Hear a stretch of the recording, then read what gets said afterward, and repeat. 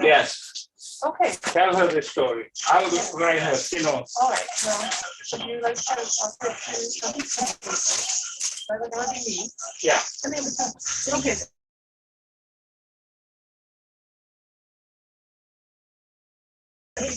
After the parade, yeah. Okay. After all this, but I'm not.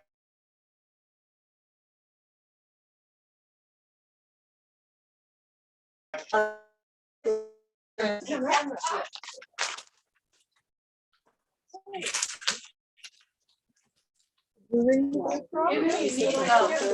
think we're all here. Let's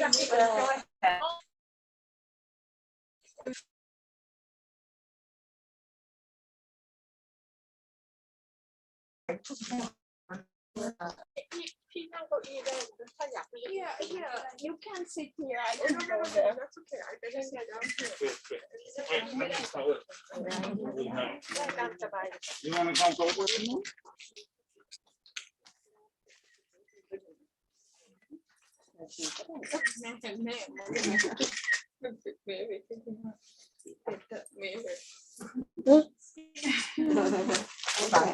Can I want to? Okay. I think it might take nicer picture.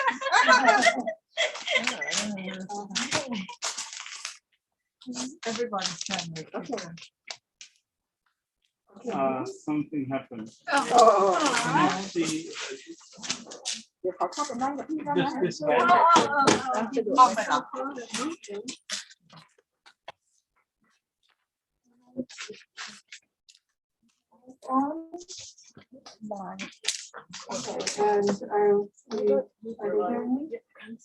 Okay, we are online. We are streaming it now. And so welcome back to everyone.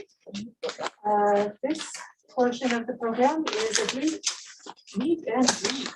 Our like some of the important community members here, those who have been offering service in various ways for a long time, and who are will be offering some Sangha Dana today also. And are recording the experience with photos, which is wonderful.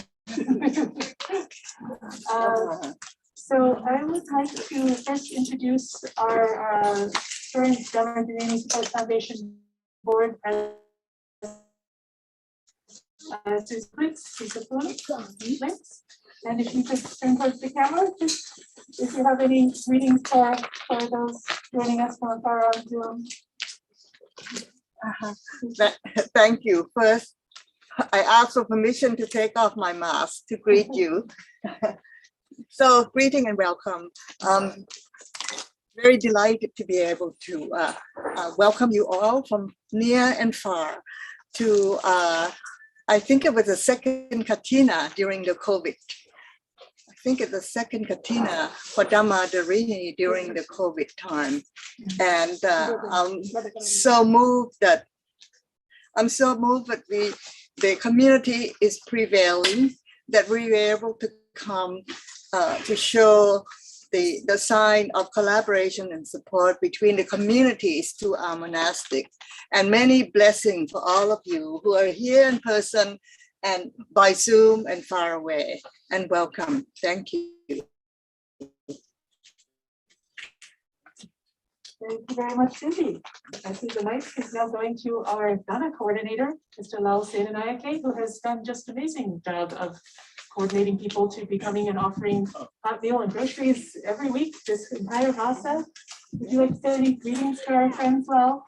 Yeah, are we okay there?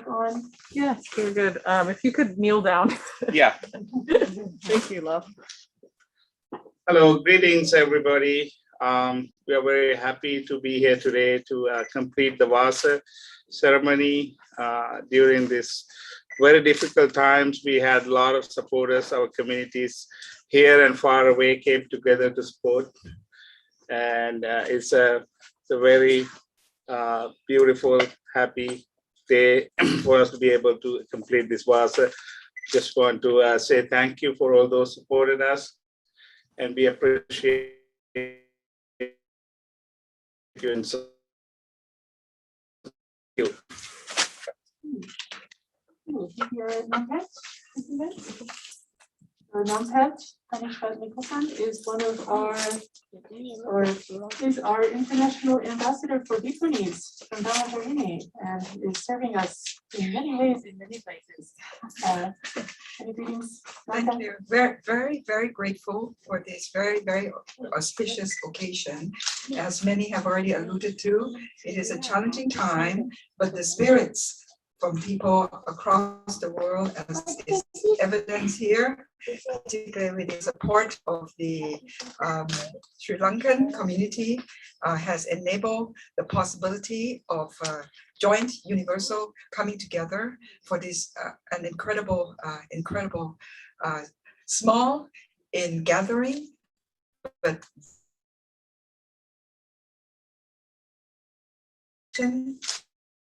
to the Dharma and make the thank you. Next, Supatra perhaps is one of the members of Inspiring Generosity, aka Friends of Dhammadharini.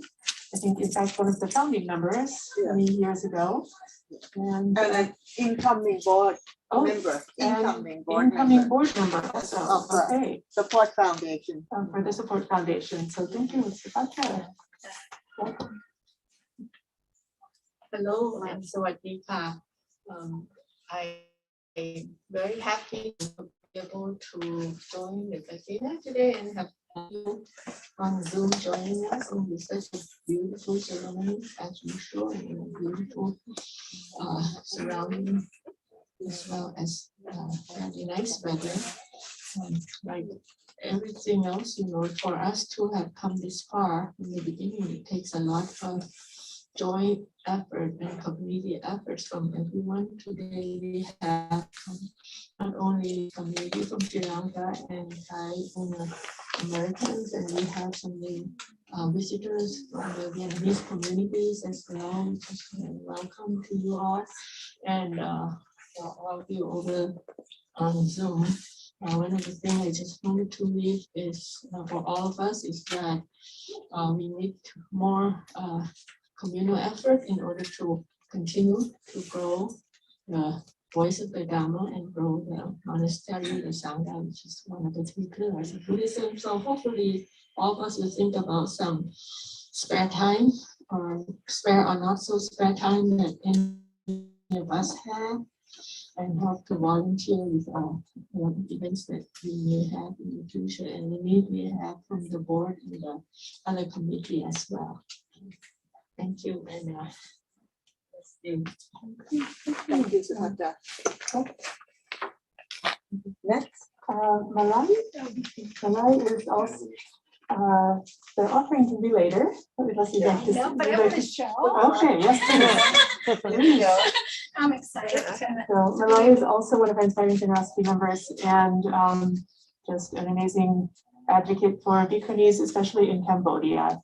And she supported our Bhikkhuni mission there a couple years ago. And thank you for being here today. Good to see you. Good to see you. Hi, everybody. I'm happy to be here, and I'm excited to see the thriving Bhikkhuni community, because it is the fourfold Sangha that can take Buddhism forward, not three-fold months or four. So that's why I'm excited. So I'm committed to support both sides Sangha. So when I do Kathina here, I do Kathina with the Bhikkhuni. Same thing with the Visakha ceremony with Megabojin ceremony. So every ceremony that I'm doing, I've been committed to both the Bhikkhu Sangha and the Bhikkhuni Sangha, because that's what the Buddhist intention, that's what will take Buddhism forward. So that's why today I'm here offering robe here to Dhammadharini, and also to other Bhikkhuni monasteries as well. So far I've offered to 5 Bhikkhuni monastery and 5 Bhikkhuni. So there's going to be more than of the Kathina festival. So I don't know how many I can do it, but I'm committed to do both. because that's what's going to take us, and that's going to give us the most merit, basically having making the offer to both Bhikkhu and Bhikkhuni Sangha. You gain the most merit as opposed to give it to just the Bhikkhu or Bhikkhuni Sangha. So like the wish earlier, I wish that we all, that we can accept the fourfold Sangha in our tradition, as well as I wish everybody's good health, longevity, especially our parents. So we need the highest merit. So the highest merit come from both sanghas. Okay, so so thank you so much for this opportunity. Okay, wonderful. Anime, would you be happy to just say hello briefly? Anime is our wonderful board member emeritus, serving here on the facilities liaison for a couple of years. Did so much to support this monastery being, and we're glad to see her here today. Hello, everyone. Being a white person, I don't do kneeling quite as well as everybody else, and I'm really old. So thank you all for being here, and I'm so pleased to actually be here in person. This is really, really, really nice, and I'm so grateful that there are this many and some very familiar faces and new faces today, and it's really gratifying to hear the level of support that's being generated so that we can look forward to having the Bhikkhuni Sangha continue to grow, as well as the Bhikkhus, as was pointed out. So thank you again for coming, many of you from quite a distance to be here. So, and the facility is, I have to say, is looking pretty good at this point. I'm glad to see that too. And soon, I guess we will be doing a Dhamma Sala at some point, and be able to use that too. So may everybody continue with good health and happiness and your personal growth in the Dhamma. Thank you. So thank you all. We have the chance all together here during the mealtime to meet and greet each other, but we wanted to have the chance to do a little of that on Zoom as well. So thank you all for joining us. Please feel welcome to find wherever is your most comfortable seat. And Shari, we will then invite you as our final speaker here. Shari is, yes, please. Yes, okay. This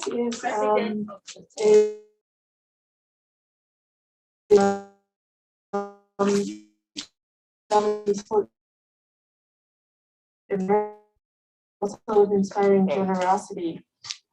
So she's been a friend and powerhouse in the community for a long time, and invite her to speak about some of our upcoming projects here at Dhammadharini Monastery and around your Bodhi Hermitage.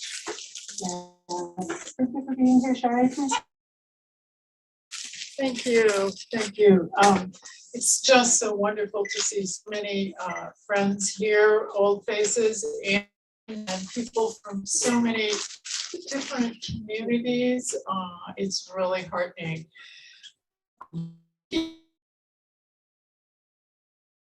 Used to be years ago, was it 16 or 18 years ago, and was also with me. I don't know, I don't remember if Susie was there, but there were many other people. You may remember our friend to Fremont, California.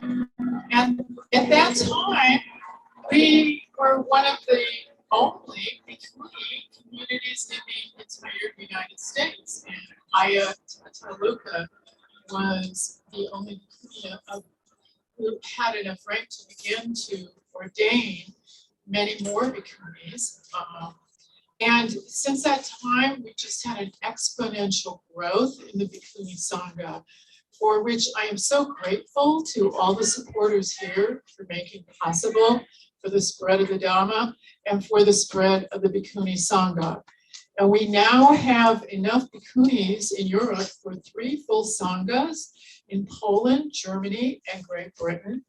And we just have had an exponential growth in terms of availability of the Dhamma. I know that we now have a Loka Vihara. We have celebrated the 10th anniversary of Ayatata Loka's serving as preceptor for fully ordaining the Aloka Vihara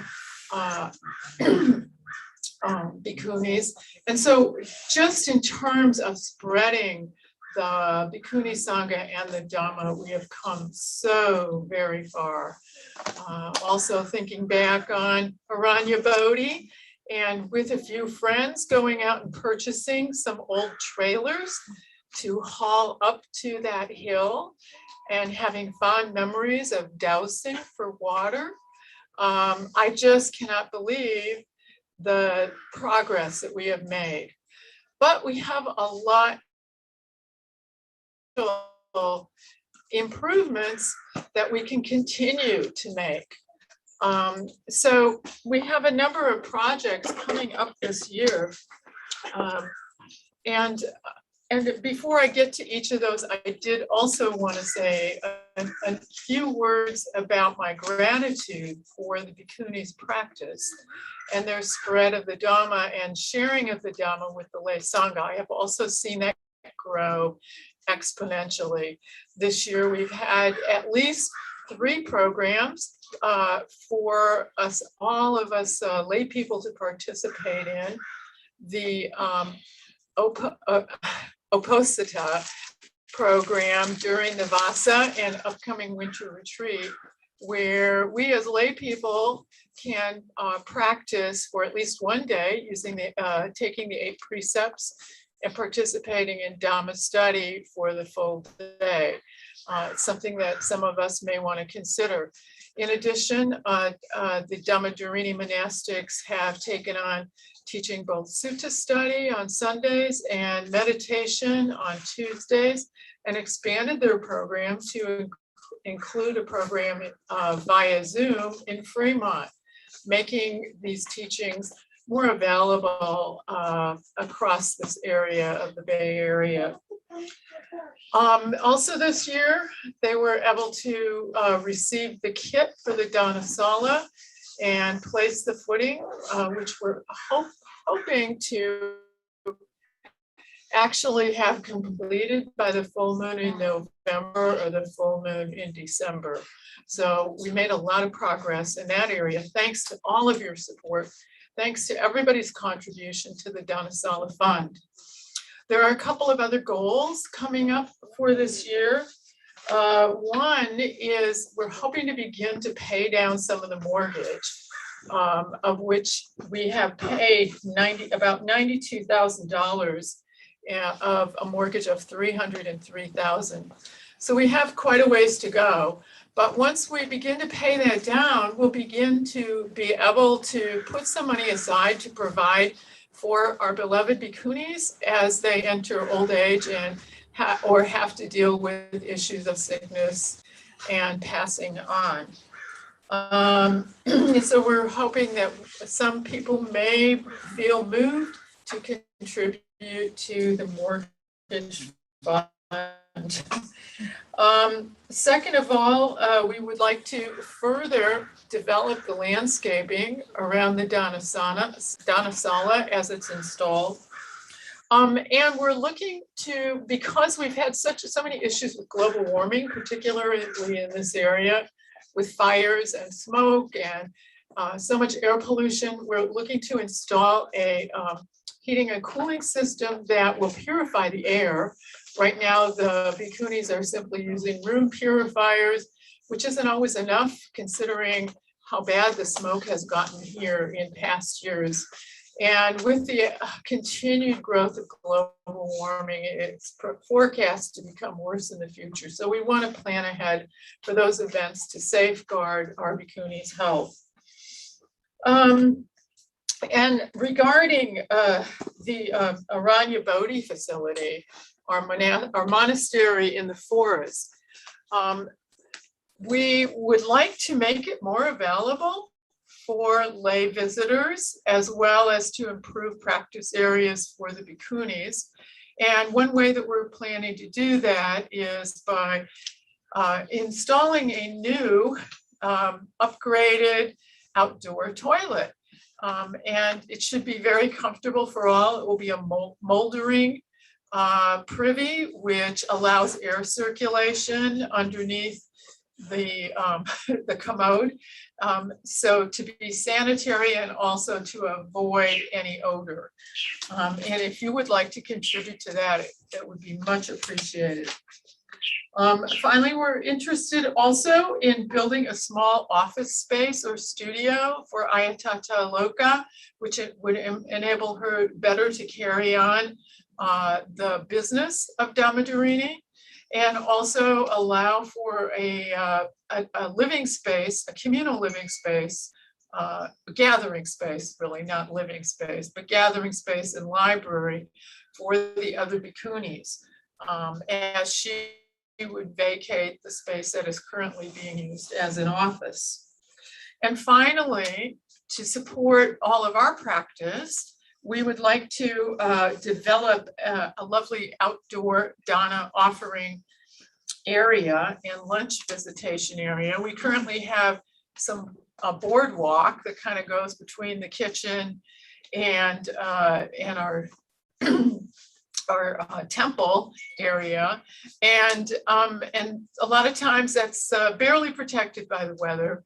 So if we can, barely protected from the weather, so if we can develop something that would enable lay people to come in, make offerings comfortably, that would be a real asset to the Hermitage.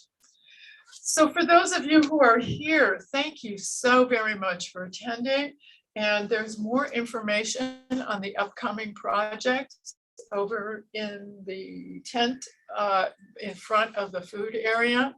For the rest of you, I hope this provided just a basic summary of what we're looking for.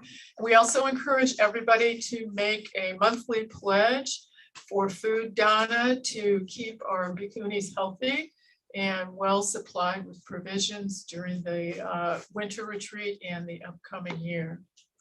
Thank you so much, everyone, for attending, and special thanks to Mala and Chanika for sponsoring this event, and also much gratitude for the practice of the bhikkhunis, and may they reach nirvana in a speedy fashion.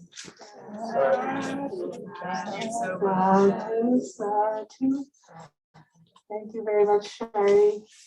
And thank you to all our school members, and generosity members, and Dana coordinator, and ambassador. At this point, I think I'm going to hand the program over to Ayatollah.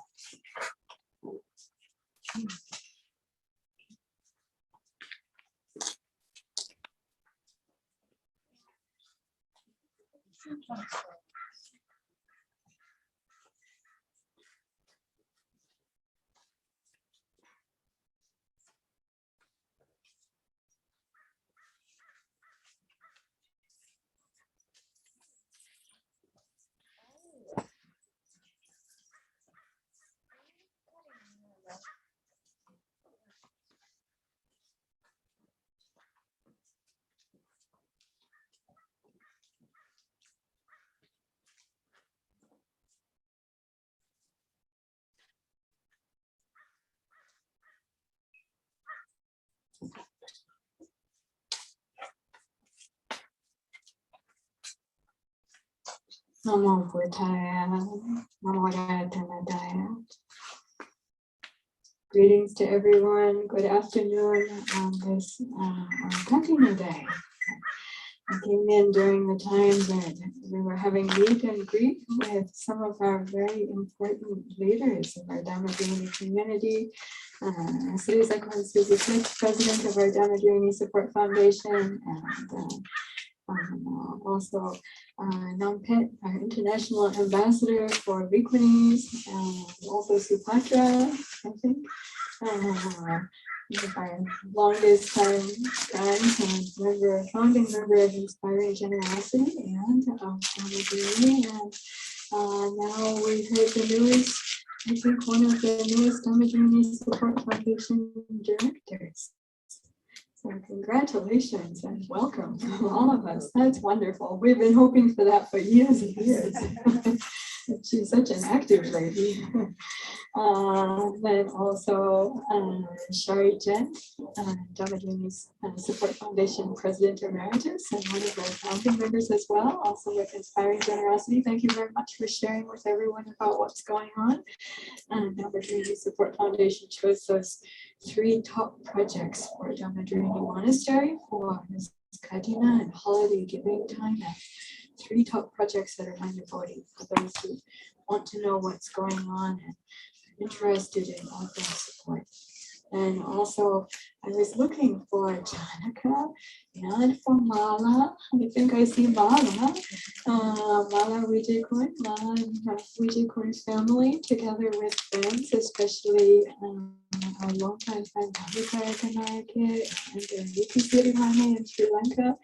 And I'm not sure if Janaka is still here. We saw him at the crack of dawn this morning here for offering the Kathina robe cloth, and we're coming up now soon on the time where that robe cloth, which has been measured and cut, is going to be then temporarily recaptured by all of our friends for Kathina robe parade before the sewing will continue. And then everyone who has robes that have been prepared, many thanks to Janaka for preparing robes for our senior bhikkhunis and also our sister monastery, Aloka Vihara, forest monastery affected by fire, and 2 kutis that burnt and robes inside there burnt also during sudden evacuation, and preparing for them as well.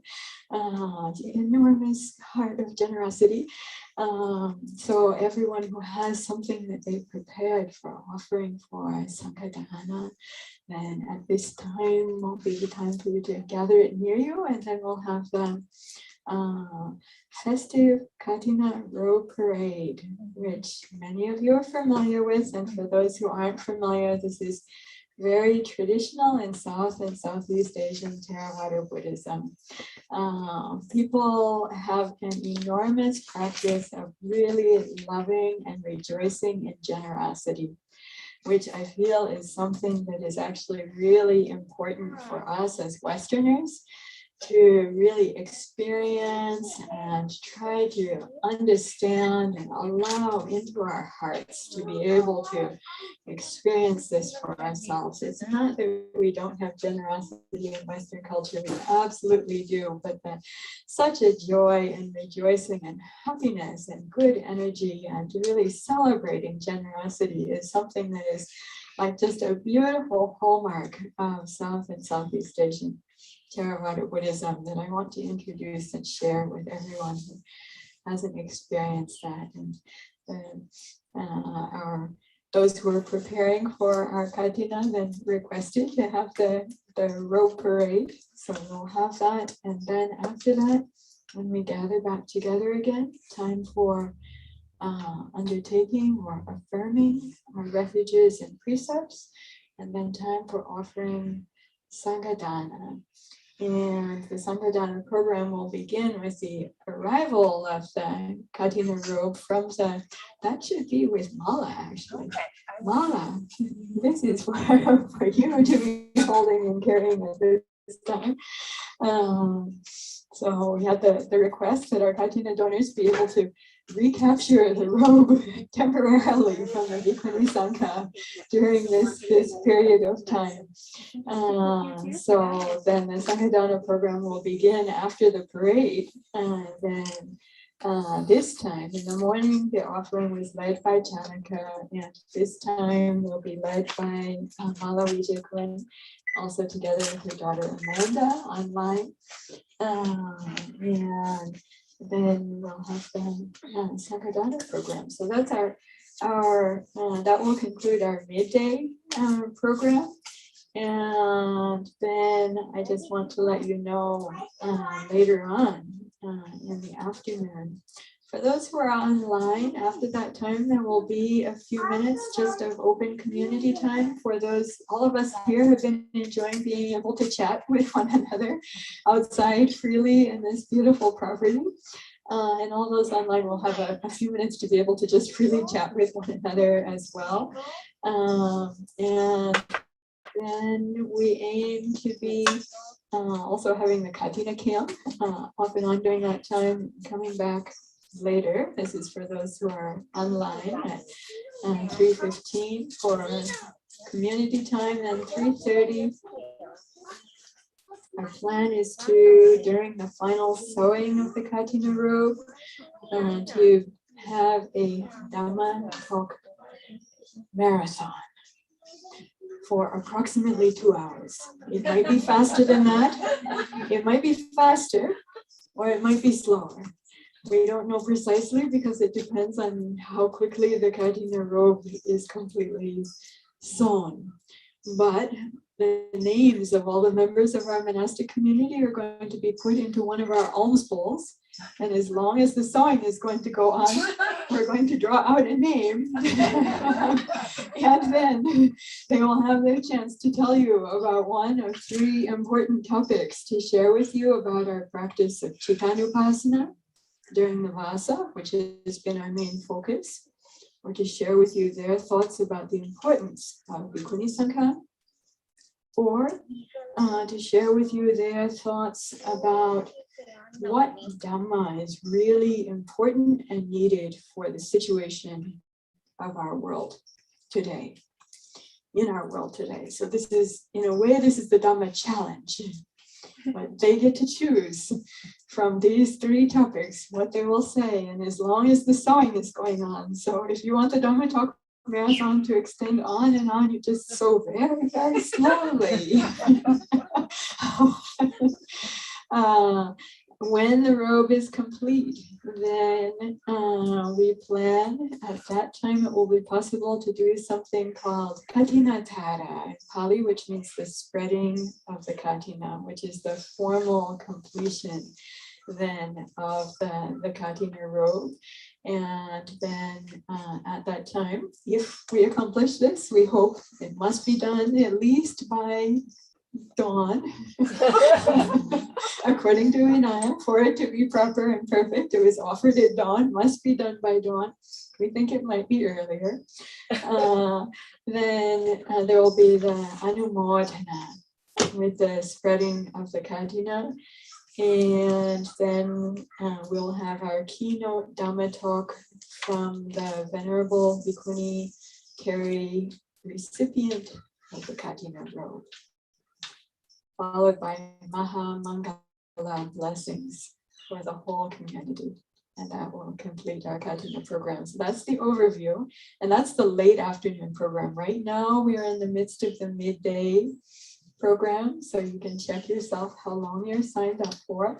And if anyone is here and wants to watch the later part online, you can. Or if you're online and coming here later, you can. We've tried to keep everything as COVID safe as possible. So rather than having a wonderful, joyous crowd of 250 people on this property together, we have limited to 40 total, including our Sangha, to have space with love and care for all of us and all of our relatives and friends and loved ones to be COVID safe. So thanks so much to behind the scenes and in-person tech support and everyone who's offered all of the support that's making us possible for us to get together in this way.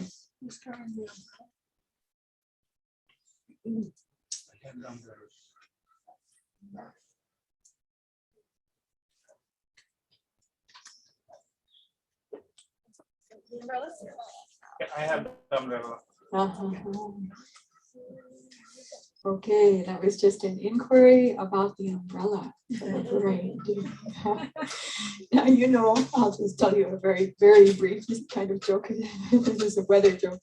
So over the last 2 weeks, then every other day, the weather said, I looked at windy, it said it's going to rain at this time, then it said it's going to be clear, then it said it's going to rain, then clear. So 2 days ago, we're talking with Mala, can we get 40 yellow umbrellas? It said it's going to rain. Then this morning said it's going to be clear. So we have at least one or more honorary umbrellas to honor the Kathina robe and this beautiful gift. So I think now is the time that we're leading up to the Kathina parade. For all those who are planning on participating in that, you are all warmly welcome. There's some flags. I'd like to just say maybe Lal can give a little introduction to what's here for the Kathina parade, as he has been one of the parade instigators. Yeah, so we have some of these flags we can carry. And then we have the umbrella that's going to be for the Kathina cloth, and all the other clothes that you are offering can, go on the parade. And I have a special rose petals. It's going to be a rose rain, flower rain for the parade. Yeah, it's going to be very simple this time because usually we have a lot of kids and this is a very fun activity, but we have been limited this time. So with all our dedicated practitioner adults, we can have, what is it? Solemn joy? Yes. Deep, mindful, profound, solemn joy with rose petals and beautiful leaves. And after a long drought, then the earth and everything has been moistened by the rain, which is a great blessing. So please welcome to have solemn joy. And be mindful, please watch your step. We want everyone to be very safe. Do we know our path? What's that? Do we know our path? Please go ahead and let know. Would you like a mic? Usually we do around the block. Circumambulate. Yeah. Yes, I think the gates have been opened up to be able to circumambulate around. Here, I think. Inside the fence? Yeah, so we are going to, it's going to be starting this way, right? So we're going to start from here. We're going to get a big line here. Obviously, the Kathina cloth is going to be the first thing with the umbrella, and then everybody else going to be in the line. We're going to start maybe around right here, and then we're going to make a little round, where the lunch tables are around outside and around this building. Then we're going to come back to here, and it's going to be a short one this time, obviously. So because of the rain and everything, we just make it short.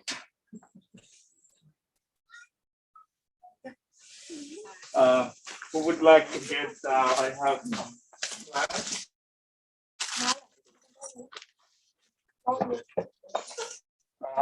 Can I get a volunteer for the golden umbrella? Dham. Yes.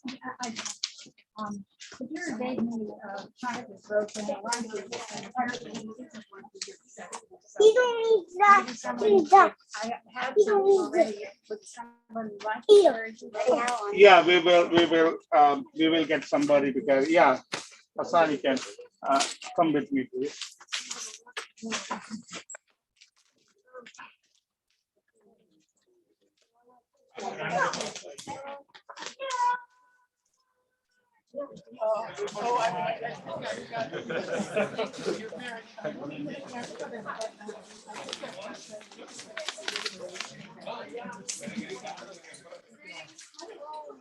Everybody.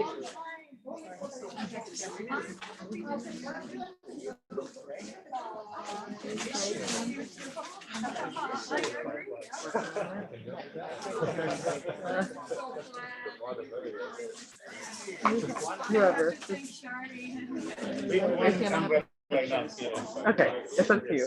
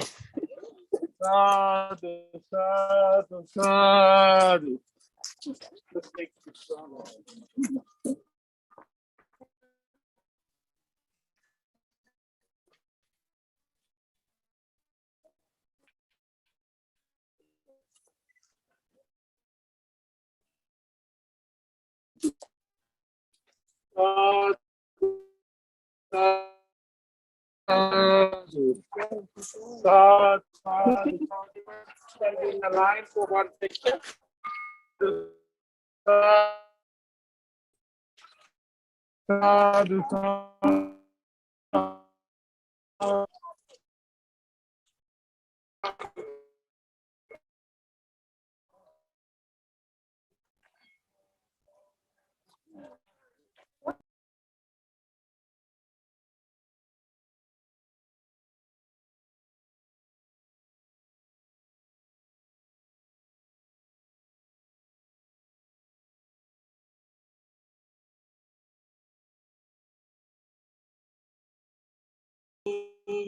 Iti piso bhagava araham samma sambuddho Vajracharana sampanno surato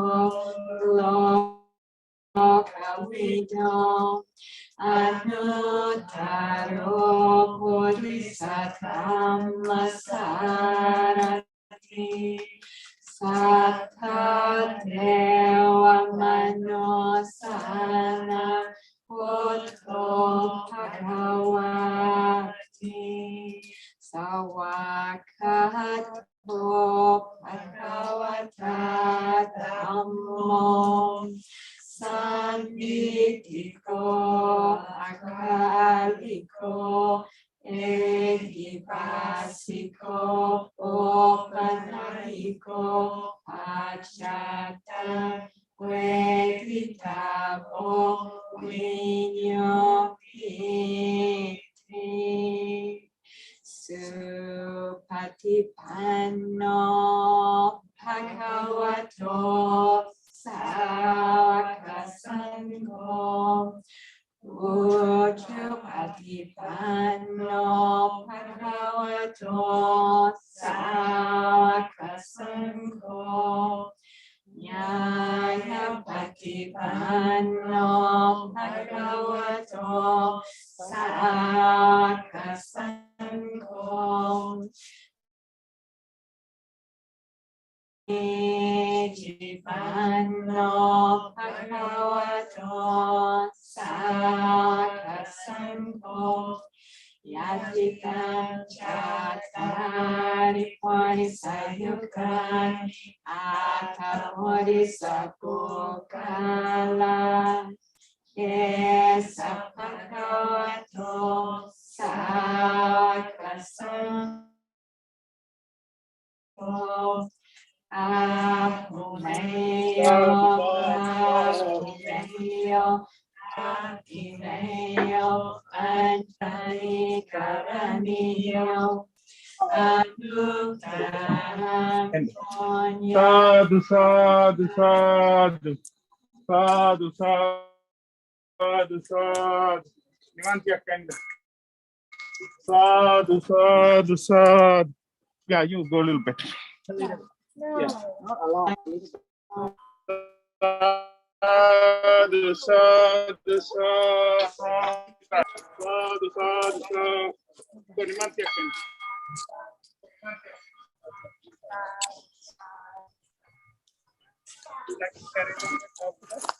Just repeat again. Sadhu, sadhu, sadhu. Sadhu, sadhu, sadhu. Sadhu, sadhu, sadhu. I think. Back to Malakka. Malakka.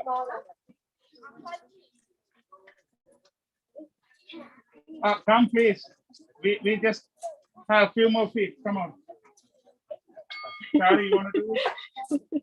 We don't have much ground. Go ahead. Sadhu, sadhu. Yeah, put it on your head, please. Yeah.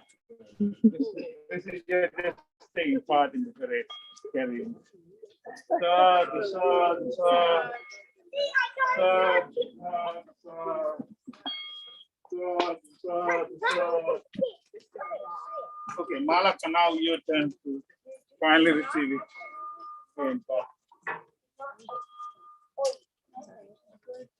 Thank you, Mala. Sadhu, Mala. Sadhu, sadhu. Can you give the conduct? Excellent. Yeah.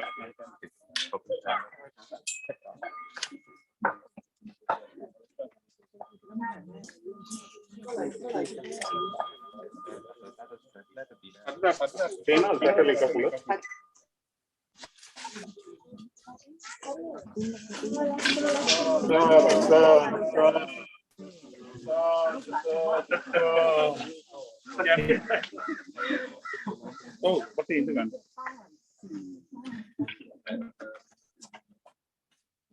Yeah, I'll do that. 4 คน 300ไม่ใช่ราคานะอายุไม่ใช่ราคานะอายุ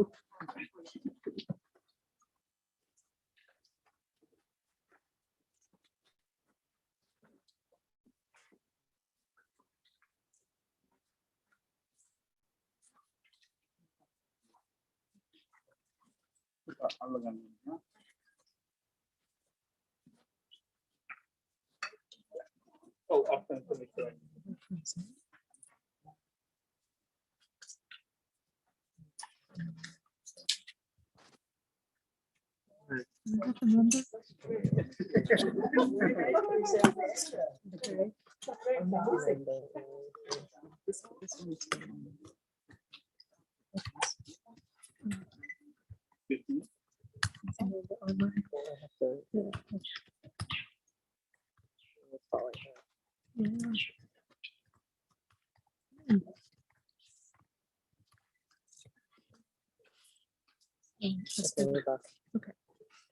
Okay, I'm gonna drop this off.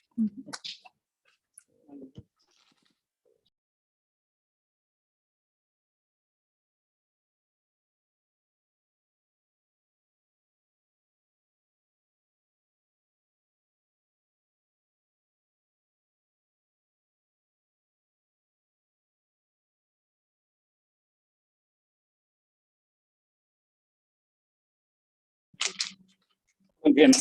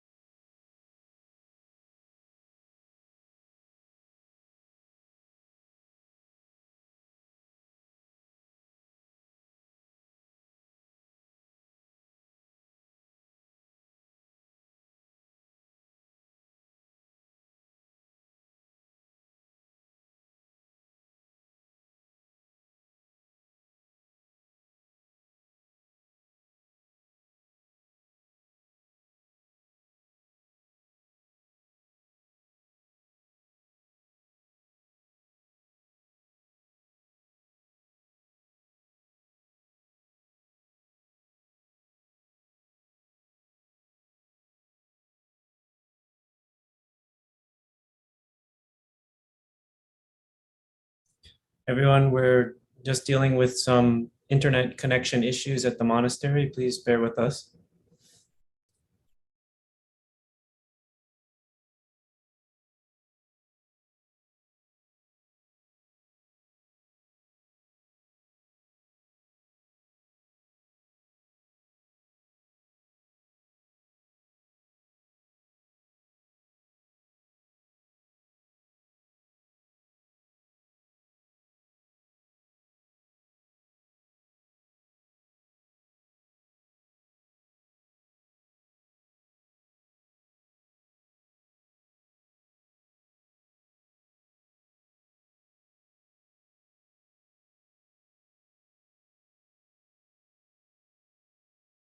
Thank you very much.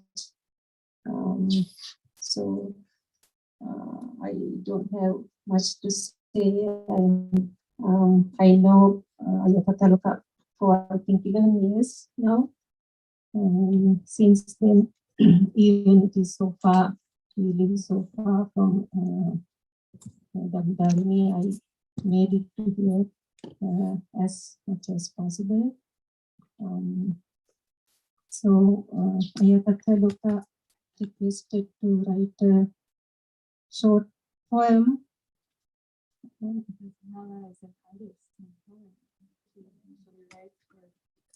Dhammadharini community in Sri Lanka has been one of the really great leaders in the Bible, Dhammadharini Bhikkhuni Sangha, and Mala has written for the Kangiri Dhammadharini.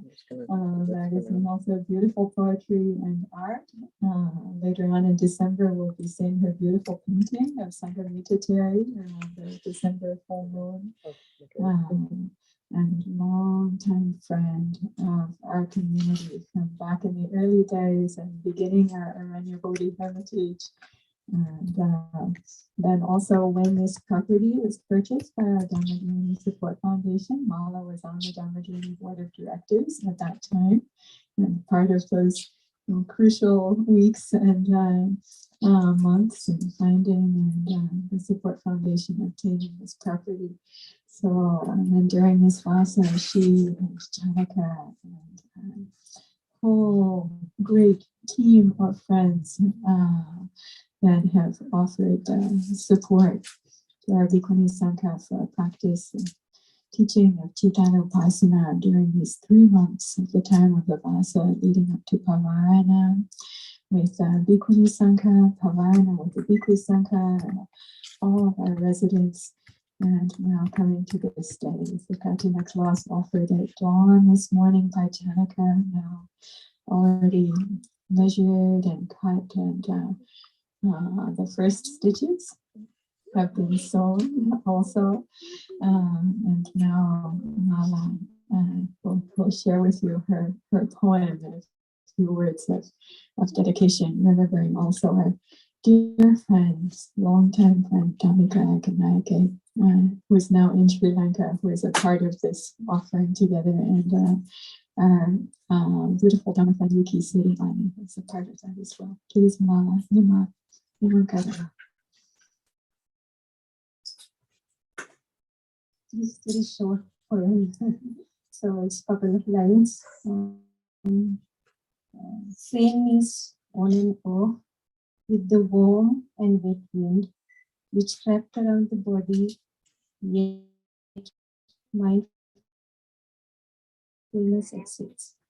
As the force unfolds, another saffron robe is getting ready to welcome bhikkhus and bhikkhunis who are emerging from this secluded contemplation. Mindfulness still exists.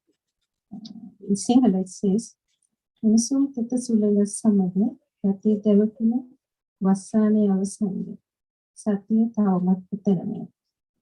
Sarath සමයත් සමගම ඉදිහළන maple පත්මෙන් එක්පිනාන කසාවතක් ඉදකලාවේ බවුන් වැඩි බුදු පුතුන් සහ දීනියන් පිළිගැන්මට සූදානම්. සතිය තවමත් උත්තමයි. Is Amanda with us?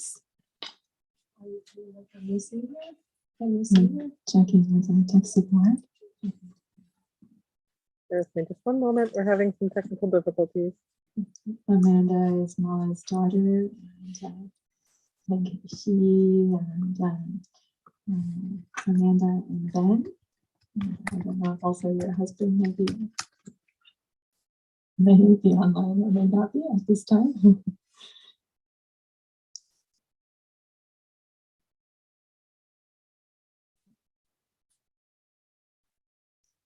If you see Amanda, come on later. I'll offer her a chance. She's online. Oh, she's on. Okay. Mala, you can keep the mic because we're going to have refuges and precepts after this. We'll just let Amanda say a word. Welcome, Amanda. Hi, everyone. Can you hear me?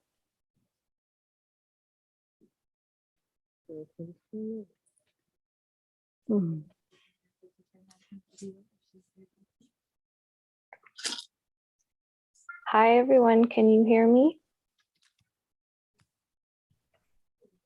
We can hear you on the Zoom. Can the monastery hear Amanda?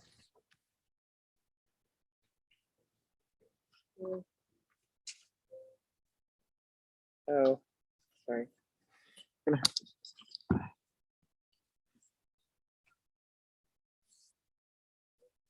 I'm not able to get audio on here because I'm not on Zoom. One second. 1 second, Amanda. Thank Okay. you for being patient.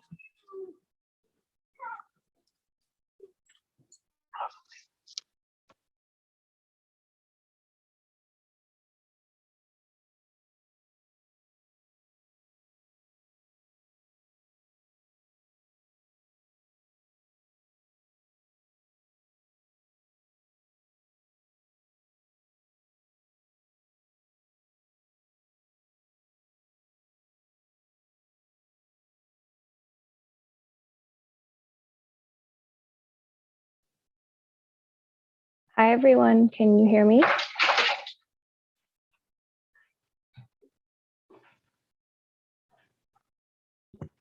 Yes, Amanda, we can hear you. Please go ahead.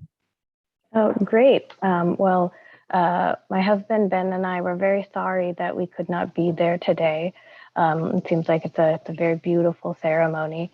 And I thank you guys so much for giving me the opportunity to make something small and have my mom and all of her peers donate that in my stead. So yeah, I don't have too much else prepared. I'm just very sorry we couldn't be there today. I'm very happy that we can join, even in a virtual fashion.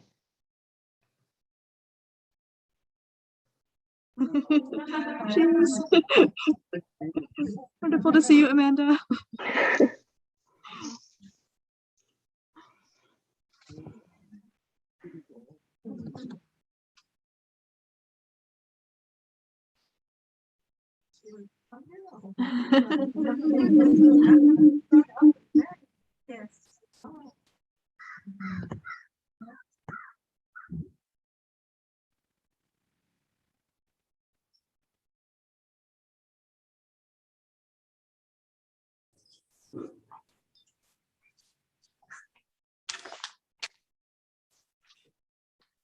We can go ahead again.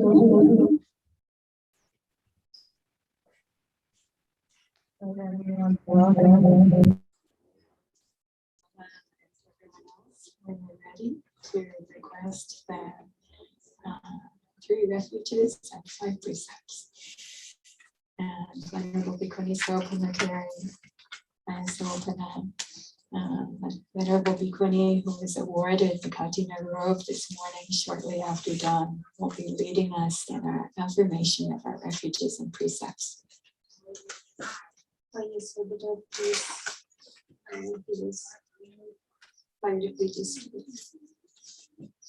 Dear friends, Can you turn it on, right? it's on. Okay, perfect. Dear friends, you have spent the past weekend with a very good heart, with wonderful intentions, preparing for this. Not only this weekend, but the previous week and the previous month and the previous 3 months of so much support and service and real care and love for the Bhikkhuni Sangha. So all of those good intentions then are in a way brought to even better focus when we remember the 5 precepts and renew our dedication to upholding the purity of body, speech, and mind, which goes along with the purity of the heart, and which then means that the gift that's being given today is a gift that's the most as meaningful as possible, because it comes with that preparation and that purity. We know that the world today is very shaky. A lot of upset and distress and different kinds of upsets. But the triple gem is not shaky, not upset, not changeable. The triple gem is timeless. The triple gem is pure. The triple gem is always the refuge that we can turn to. And when we join our voices together in undertaking our refuge in the triple gem, then we are getting a certain kind of a strength, because we are uniting ourselves together under the banner of something which is timeless, pure, perfect, and safe. And so we can have the strength and encouragement from that. So with that explanation, I'd like to invite all of you to recite the Namo Tassa 3 times, Namo Tassa.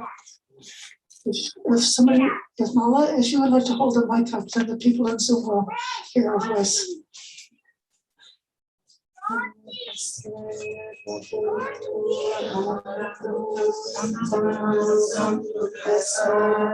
Namo tassa bhagavato arahato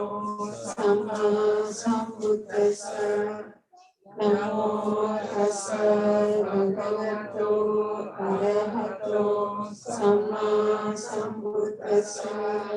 Now repeat after me line by line. Buddham saranam gacchami. Buddham saranam gacchami. Dhammam saranam gacchami.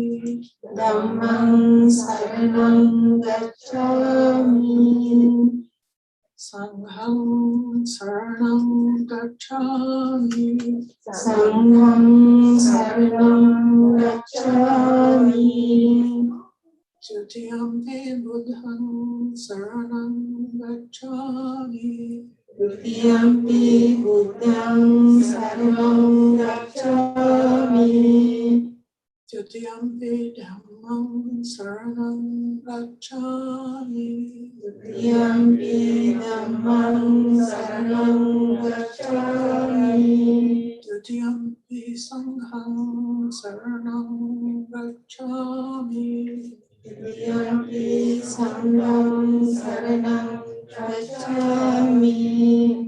Tatiyampi buddham saranam gacchami. Tatiyampi buddham saranam gacchami. Tatiyampi dhammam saranam gacchami.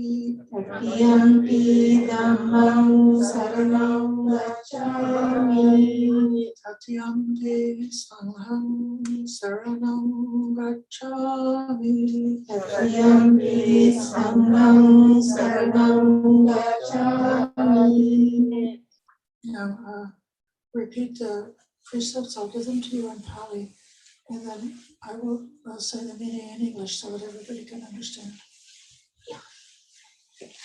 Anatipata Veramani Sikkhapadam Samadhiyami. Anatipata Veramani Sikkhapadam Samadhiyami. I undertake the precept to refrain from taking the life of any living being.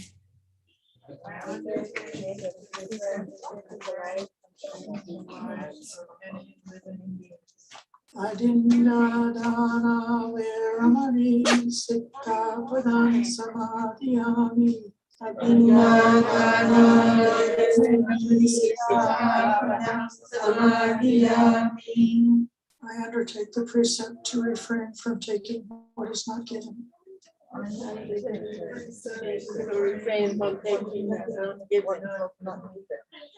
Kame Sumikchachara Veramani Sikkhapadam Samadhiyami. Kame Sumikchachara Veramani Sikkhapadam Samadhiyami. I undertake the precept to refrain from sexual misconduct. I undertake the precept to refrain from sexual misconduct. Musavada Veramani Sikkhapadam Samadhiyami. Musavada Veramani Sikkhapadam Samadhiyami. I undertake the precept to refrain from false and harmful speech. I undertake the precept to refrain from false and harmful speech. Sura Meraya Manjapamaratana Veramani Sikkhapadam Samadhiyami. Sura Manjapamaratana Veramani Sikkhapadam Samadhiyami. I undertake the precept to refrain from drinks and drugs causing ridiculous. I undertake the precept to refrain from toxic drugs causing ridiculous. Having undertaken these 3 refuges and these 5 precepts, understanding the protection from that, please strive on with diligence. Silena Sagatim Yanti, Silena Bhoga Sambhada, Silena Nimbadim Yanti, Trasama Silang Visodhaya. Sadhu, sadhu, sadhu.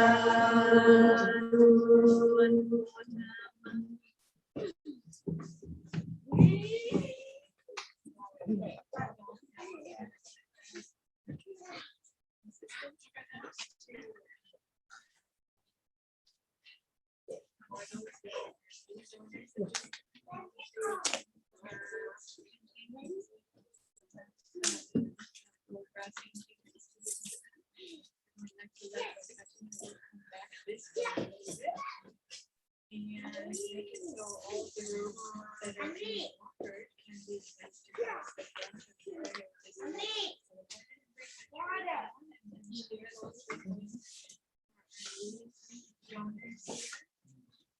For anyone who would like that, just have water on the side. And back this way. String it along the front.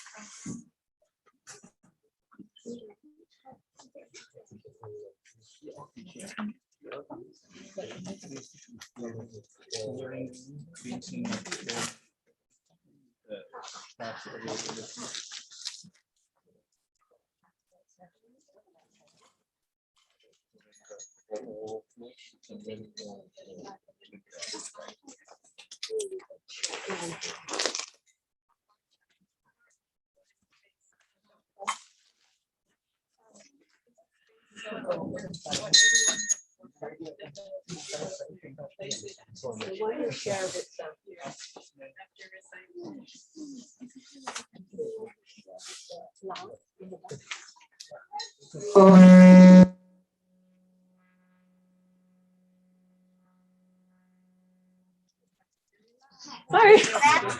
I was wondering why your mic wasn't on. Sorry. It's on now.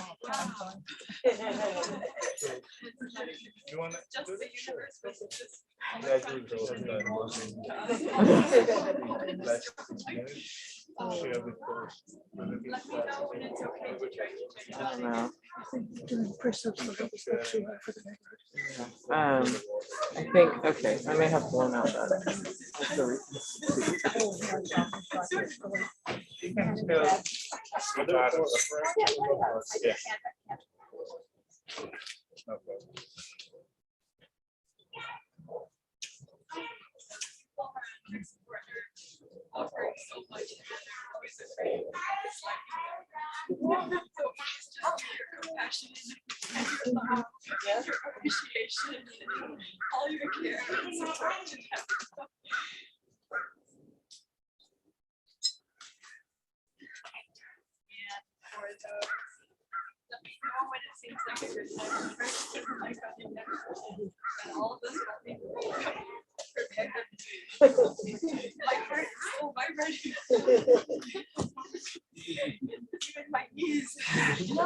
Sorry, I was trying to fix your mic, but it was off. That was. It was. And then it was on. Very much on. That's what I experienced also. Let me know when it's time to turn it on again. I have it off right now. Oh, it's off. Okay. Could you turn it on for me, Aya? I will, it's the levels are all the way as low as they go, so there's no risk. Okay, thank you, Aya. Let's see. So now for everyone who has an offering, a Sangha Dana offering, welcome to pick that up and hold that in your hands, at your heart. And this is not the time for pouring out the water yet. This is the time for the offering. So you'll pour out the water with the blessing chanting after making your offering. All right, now, and we invite Mala, leading up our whole community, also on behalf of Janica and Kanayaka and our whole team, our friends and family who have supported during the Vasa time. Then Mala, I'm going to recite Namo Tassa 3 times. Then you can recite Namo Tassa 3 times afterwards. And then please repeat after me. First in Pali, will be just short parts. Everyone else can join in repeating together. First in Pali, and then there will be English. And the parts will be brief. For some of you, this will be very familiar. So now I'm going to recite Namo Tassa 3 times. And after that, Mala and all of you are invited to join in reciting Namo Tassa 3 times together. Namo Tassa Bhagavato Arahato Samma Sambuddhassa. Namo Tassa Bhagavato Arahato Samma Sambuddhassa. Namo Tassa Bhagavato Arahato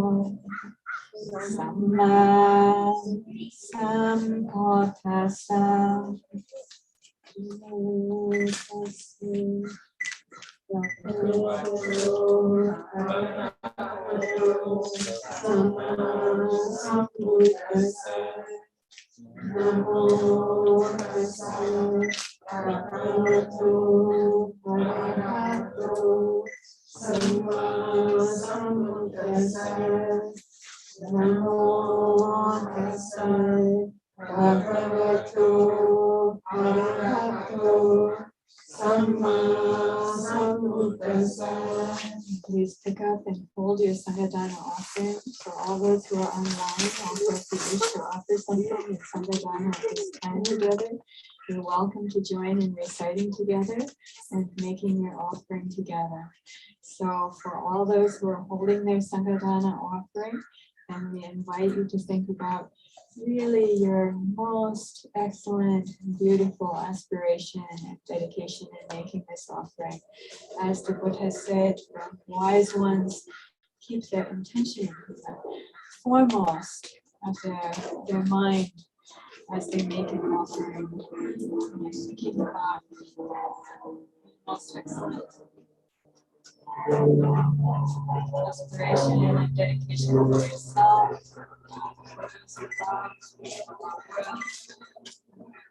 In the Buddha's way. Often to your mind, please repeat after me. Wow. Imani, Mayam, Aye, Sangha Dana, Bhikkhuni Sangha Ono Jayama, Sadhu Aye, Bhikkhuni Sangha Imani, Sankhatanani, Patikan Hatu, Amahakam, Yigaratam, Yitaya, Sukhaya, English. Venerables, we now present these Sangha gifts to the Bhikkhuni Sangha. May the Bhikkhuni Sangha accept these Sangha gifts for our long-term benefit and the happiness it gives us. Now's the time you can make it.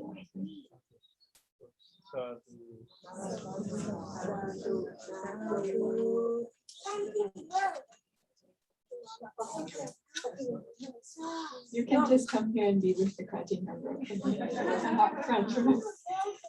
You can touch the Kathina, come to the side, and you can touch the Kathina robe also while everyone else comes to make their offering here. But let the string be up on the top of the table so everyone can place their offering on that string. Yeah. Okay. You can come up here. Yeah.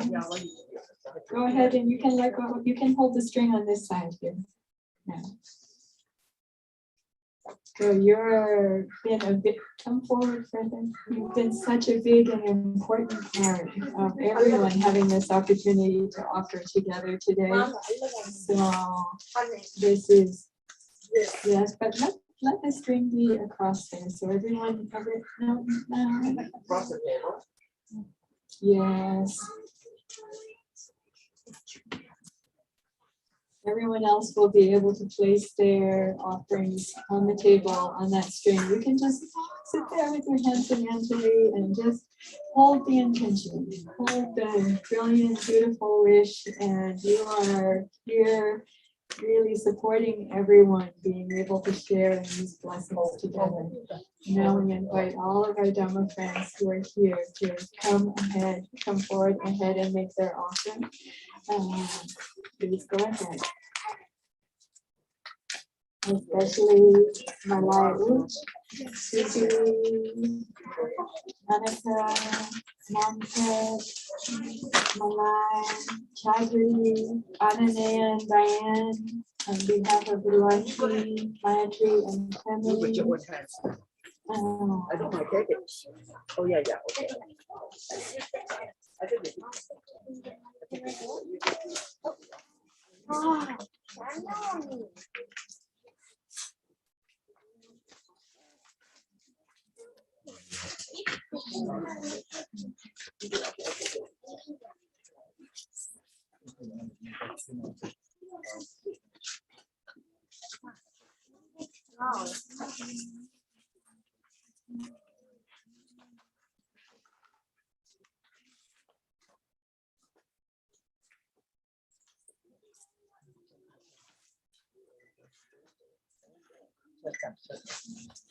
So for all members of the Sangha who are holding this string, please think about, remember that you're holding the string, you're connected, you're catching to this string, the offering of the robes and represents that's being made now.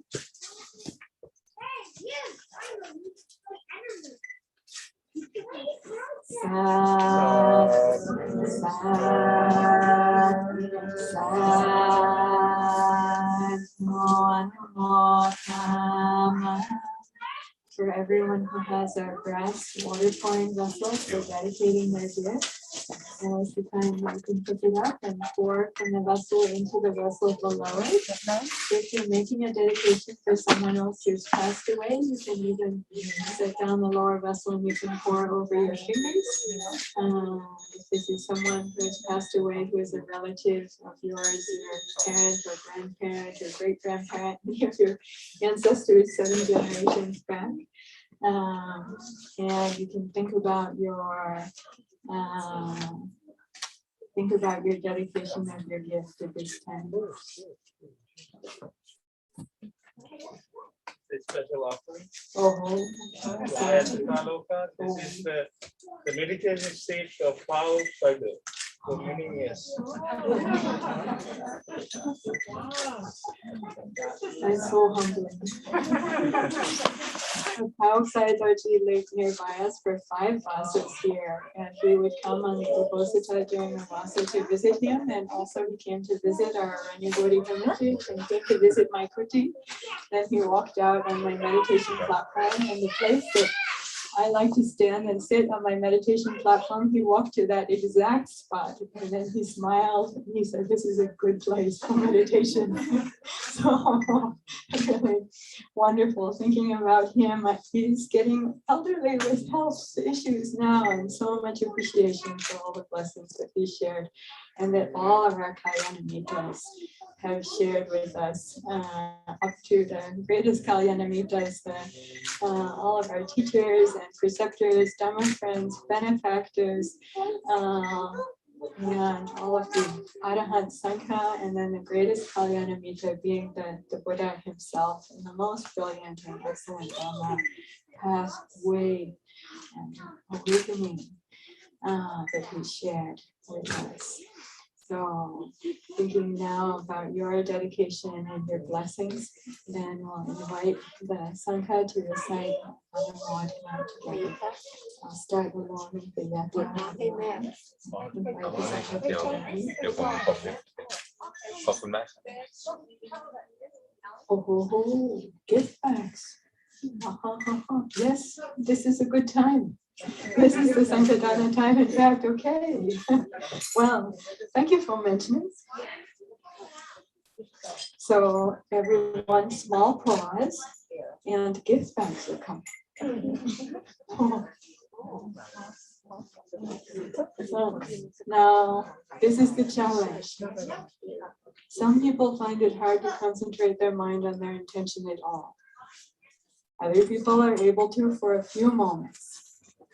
Others learn to be able to hold their intention and their dedication moment after moment, even for minutes, even for hours, even for days, and for a life. And so now you have the challenge of minutes, just minutes to hold your dedication.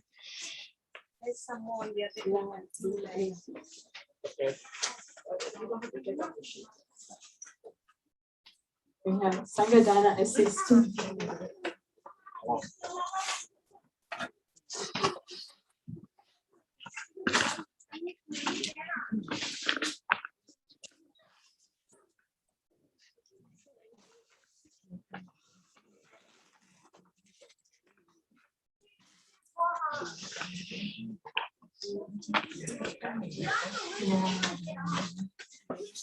So also I think we want to think about Mala, what is prepared by you and Chanaka.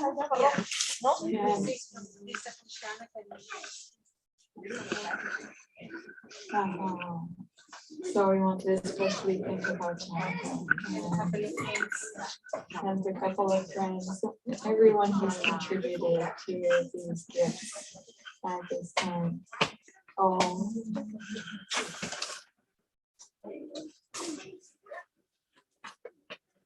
So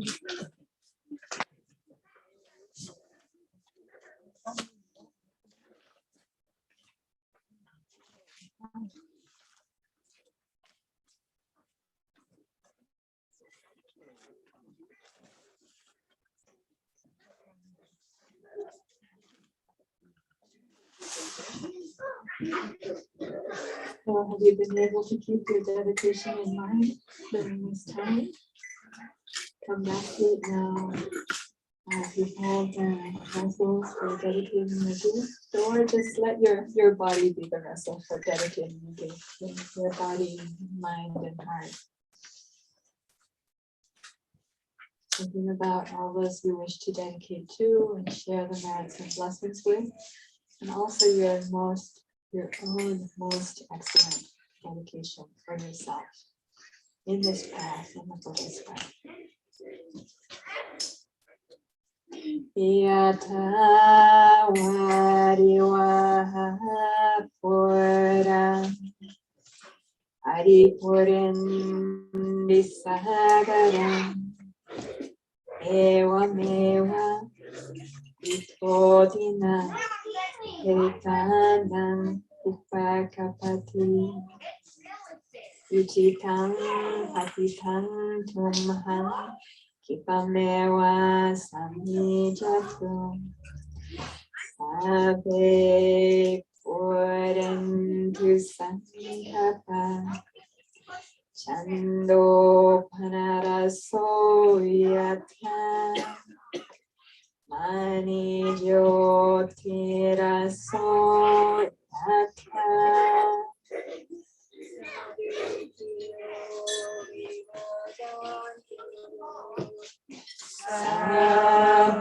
Samarogo Vinasatu Ade Pavadvarayo Sukikayo Bhava Abhivadana Saninja Uttavachayo Chataro Dhamma Vadhanti Ayuvanno Sukham Bhalang Ratnatayam Bhavanam Ratnataya Tejasam Sukha Sukha Satchupadavam Aneka Mantaraya Vinasantu Asene Sato Jayasi Krishnananda Suti Bhagayam Sundamparam Siriyayujavanno Shapogan Voti Jaya Salva Sankhawa Sarajahayo Najimasiddhi Bhavantu Te Sakathalata Sukhita Viruddha Bodhasattva Aroga Sukhita Pohi Sahasadeya Iso Atalato Sukhito Viruddha Bodhasattva Aroga Sukhito Pohi Sahasadeya Vidhe Atalata Sukhita Viruddha Bodhasattva Aroga Sukhita Putra Sahasadeya May you have every good blessing. May all the devas protect you. By the power of all the Buddhas, may you ever be well. May you have every good blessing. May all the devas protect you. By the power of all the Dhammas, may you ever be well. May you have every good blessing. May all the devas protect you. By the power of all the Sangha, may you ever be well. So,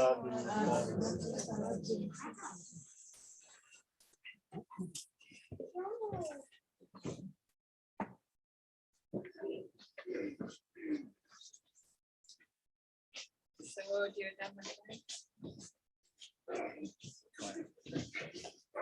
those who are here together in person and also those who are with us online together, joining in together. Now is the time that we can pass this five colors blessing string, and we come to the conclusion of the midday portion of our Kathina Sila Dana program. Now is community time. We can have community time with one another online and here in person. And we plan to be coming back together again then after a break. And at 3 p.m. for the Kathina camp. For the Kathina robe, now will be time for going for sewing on the Kathina robe for everyone who would like to join in the sewing together who is here. And then at 3:30 p.m. we'll be beginning our Dhamma Talk Marathon program. The aforementioned Dhamma Talk Marathon program. So for all those who are signed up for that, and welcome back for that. Anumodana to everyone who joined in this program, offering lunch to the Sangha and offering robes and meditation seat and other useful and helpful things to the Sangha, as well as your good words to the community, the gift of your good words. So now is community time together, and anyone who wishes to is welcome to with the directions of Ayasohana, Venerable Bhikkhuni Sangha, to join in the sewing of the Kathina robe. If you have a brass vessel with water in it, welcome to bring it to pour out on any tree or bush here. When you do so, think to share those merits again with all living beings. Sarve Sata Bhavantu Sukhita.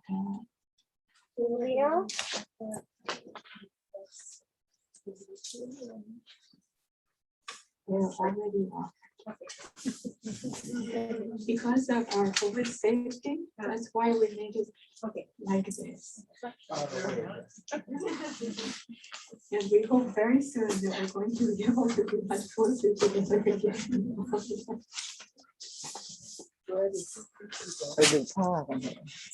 Actually,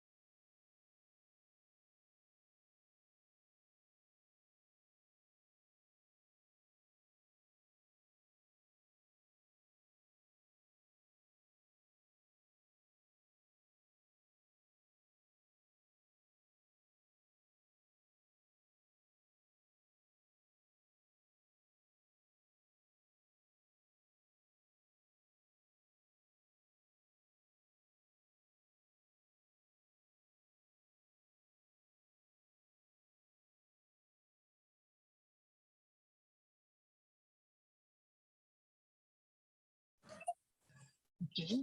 Well, I'm happy to share with you an important beginning of construction of the Dana Sala.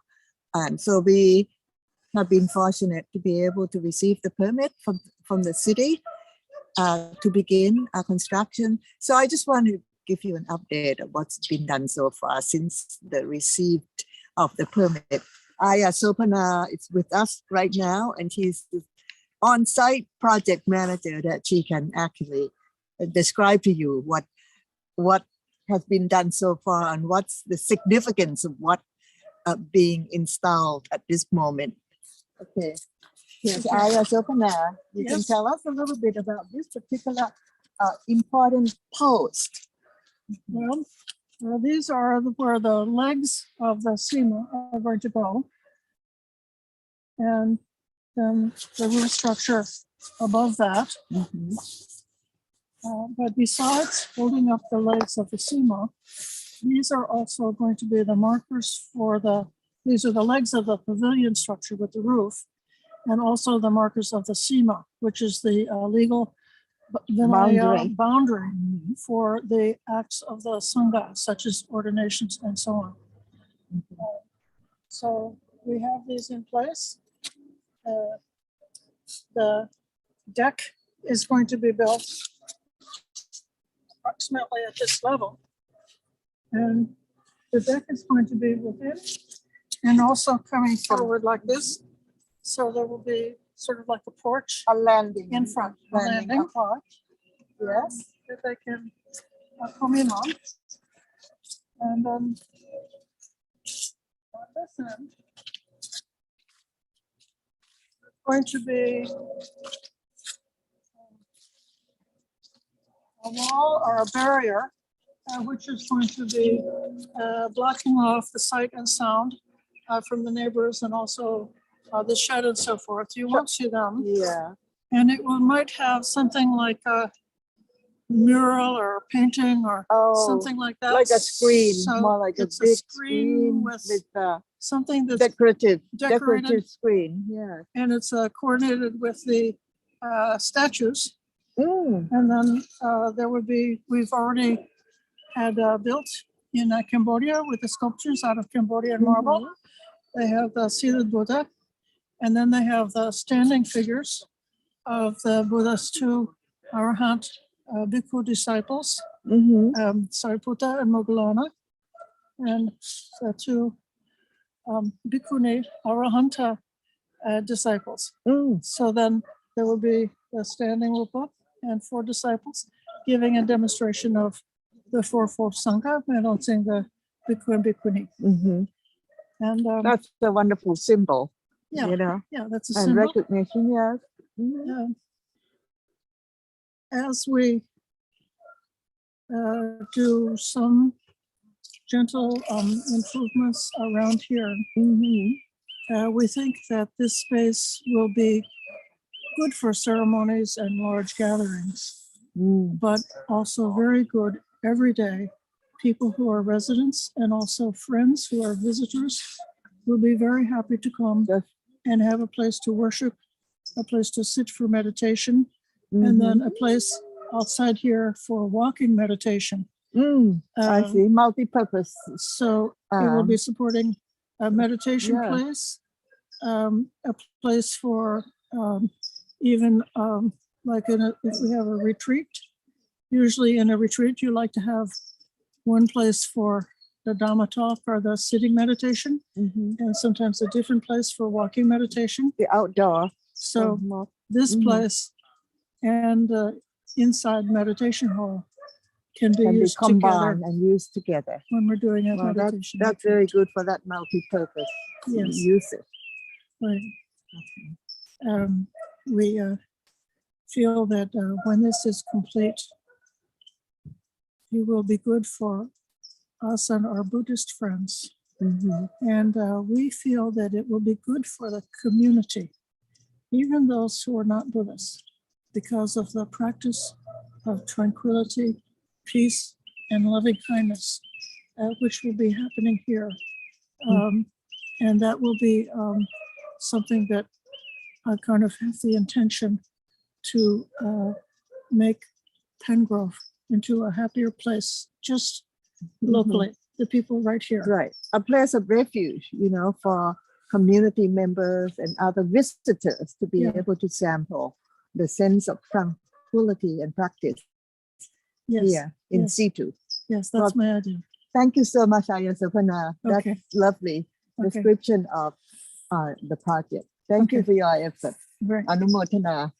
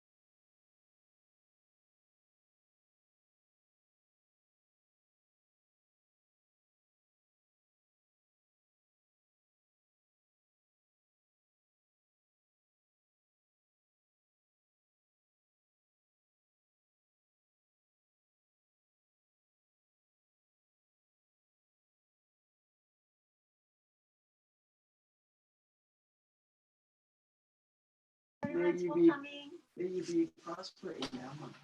May you be prosper in Dhamma. May you be prosper in Dhamma. Thank you. Okay. Okay, ready to go?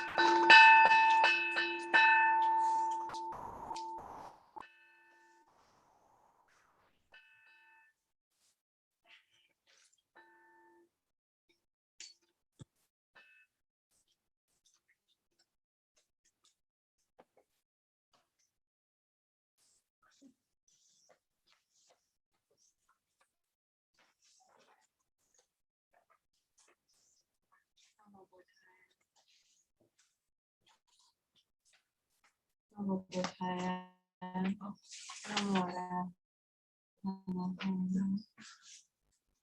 afternoon, greetings to everyone. Welcome to the fourth program of the day in our Dhammadharini 2021 Kathina Sila Dana Kathina robe offering program, offering the robe of merit. This morning at dawn,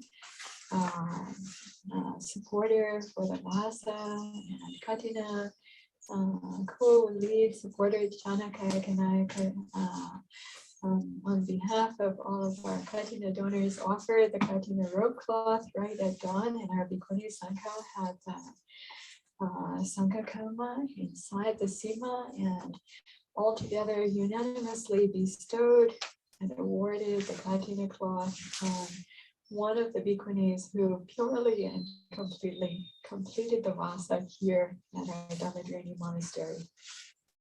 Dhammadharini Monastery's full name is Dhammadharini Sonoma-Giri, or Sonoma Mountain. That's the name of this area here. Bhikkhuni Arama, which means Bhikkhuni's monastery. And Venerable Bhikkhuni Sobhana Giri, also known to us as Ayya Sobhana, one of the main senior Bhikkhuni teachers of this community, also vice abbess of our Dhammadharini Bhikkhuni community, was awarded the Kathina robe cloth this morning. And then early in the morning, they began measuring the cloth, making the design and measuring the cloth, and then cutting the cloth. And the first stitches happened, I think, just before the lunch offering. And then in the afternoon, we had, on request of the donors, parade with the Kathina robe cloth and everyone's robe offerings together. And then refuges and precepts, and also Sangha Dana program together. So you may see the great heap of the helpful and useful things that have been offered to the monastic community here that were offered just before this time.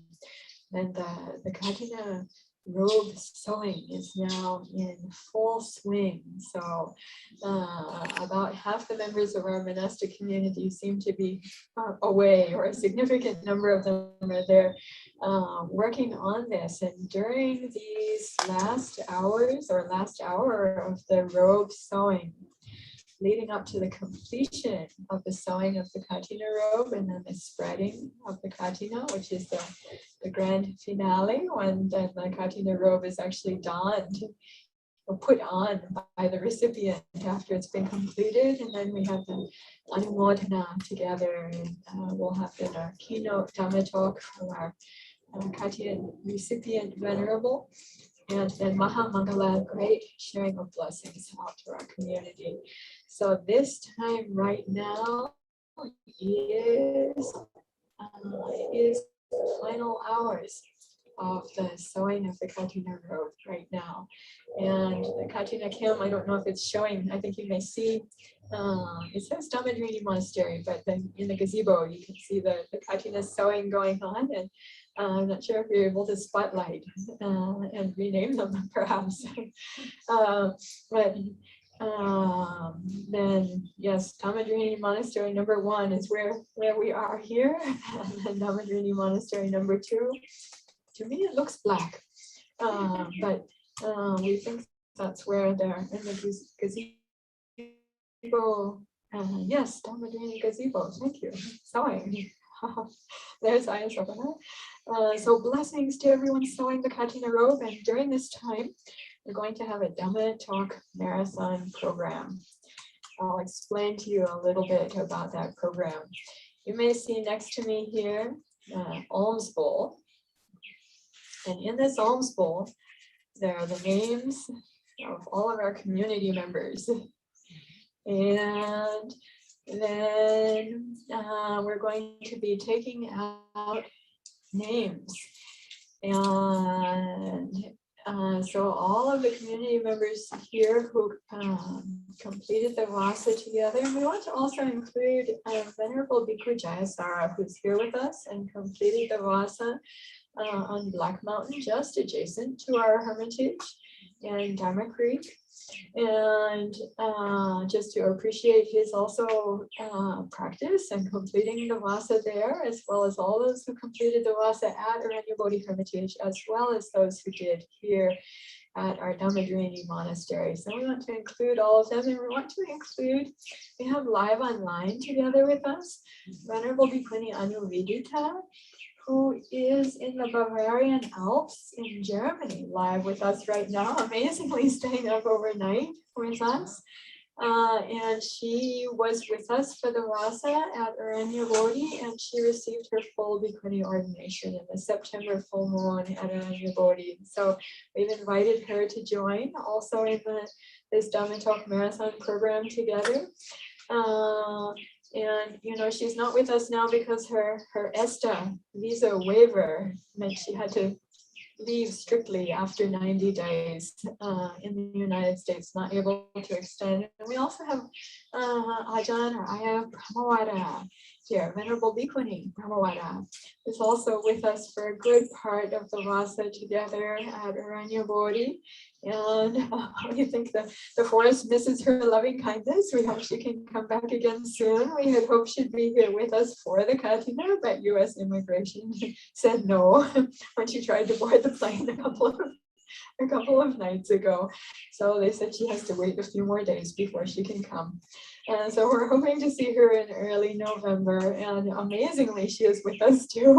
I don't know if she's managed to have any sleep or not, but she's live with us from the UK, and she's also going to be joining in our Dhamma Talk Marathon program together. And so this is not called Dhamma Talk Challenge, like a challenge grant, but so there are 3 topics which have been proposed, that those, when their name is pulled out of the alms bowl, that they will be able to choose one of 3 topics to speak about, to offer their Dhamma reflection about. And the first is Chittanupasana, mindfulness of mind and mental states, which was our focus during these last 3 months as a community together in our practice and in our teaching. And so for whatever any one of us has experienced or contemplated or feels like they would like to share from their 3 months of practice with focus on Chidanupasana, they're invited and welcome to do so. A second topic that they're welcome to speak to, these are all and or. The second topic is the importance of Bhikkhuni Sangha. This is also a possibility and an opportunity for anyone whose name is drawn who would like to speak about this. And if there are those here whose name is not inside here yet and you want to put your name into the bowl, you can also do so. And then the third topic is one that actually I think we started to discuss a little bit this morning, maybe Ayya Brahmawara and I, after the breakfast Dana, having had the energy of having a great breakfast offered today, we started Dhamma discussing about the Dhamma that seems like it's important. What Dhamma is important for the situation in our world now? This is and or. So all those who have their names in the bowl, and also then including Venerable Anuvedita and Venerable Ajahn Brahmawara, Bhikkhunis joining us from Germany, Bavarian Alps, and Anjalihara, and also from UK, invited to speak to any one of these topics. So now comes the time where we shake up the alms bowl with the names inside. What I'm going to do, because of the sewing, is I'm going to actually pull out 2 names. And if one of them is sewing, then we'll just ask someone to give them a heads up. I think they can hear us in the gazebo. And so that they're able to get ready and come here to be ready for being up second. Two names. One of them is here, and the other has gone to the gazebo but not yet arrived in the gazebo. Ho ho. So, heads up, queuing up, Seminary Tavira. She will be number 2. And number 1, Anagarika Panya Vimurti. So now we'd like to invite Dhamma reflection from Anagarika Panya Vimurti and share whatever you would like to share on any one or more of those 3 topics. And yes, there's a mic behind you. So welcome to share your thoughts on Dhamma together. Okay.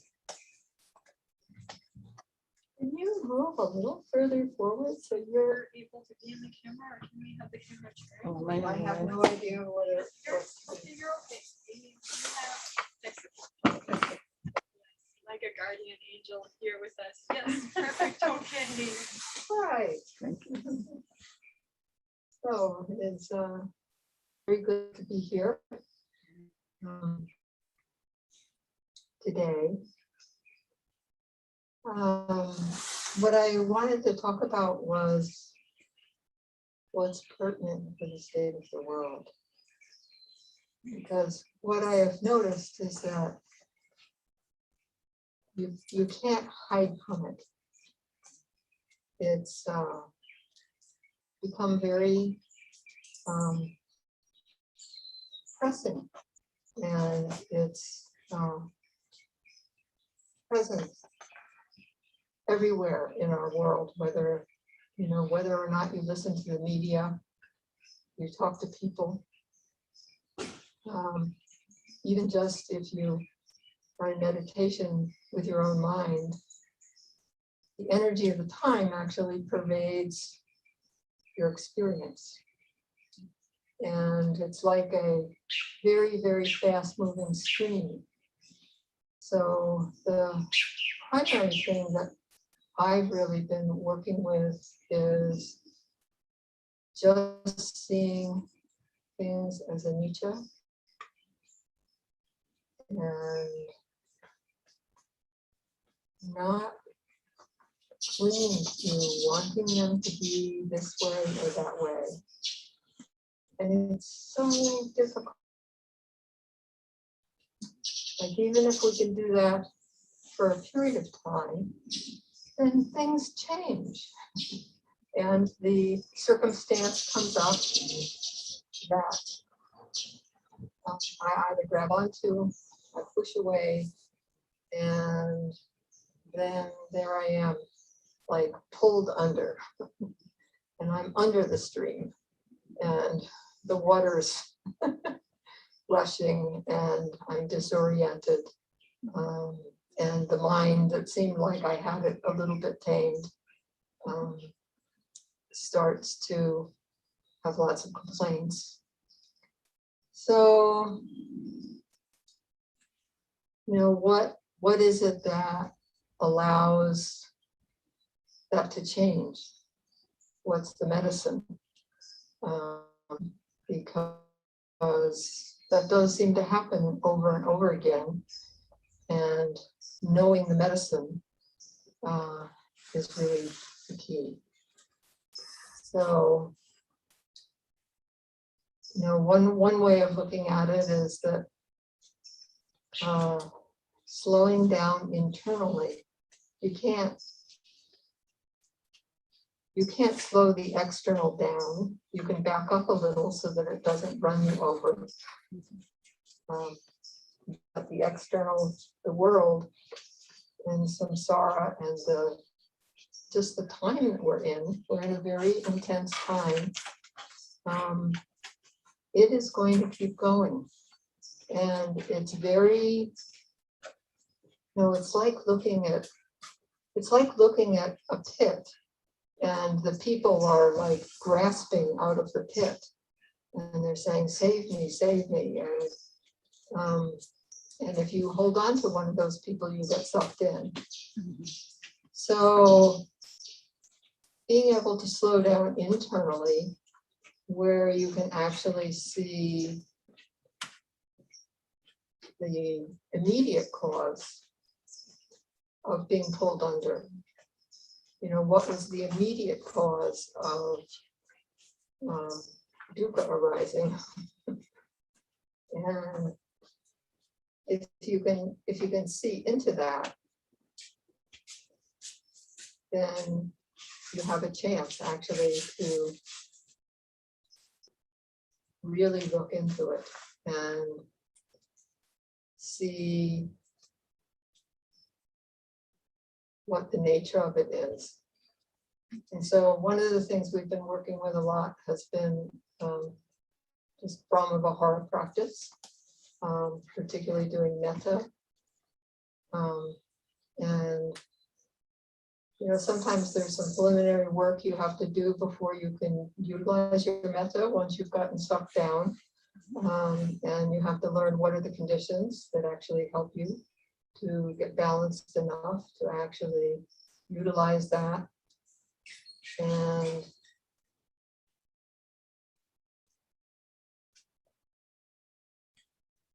just in this quiet, just like the pause that just happened.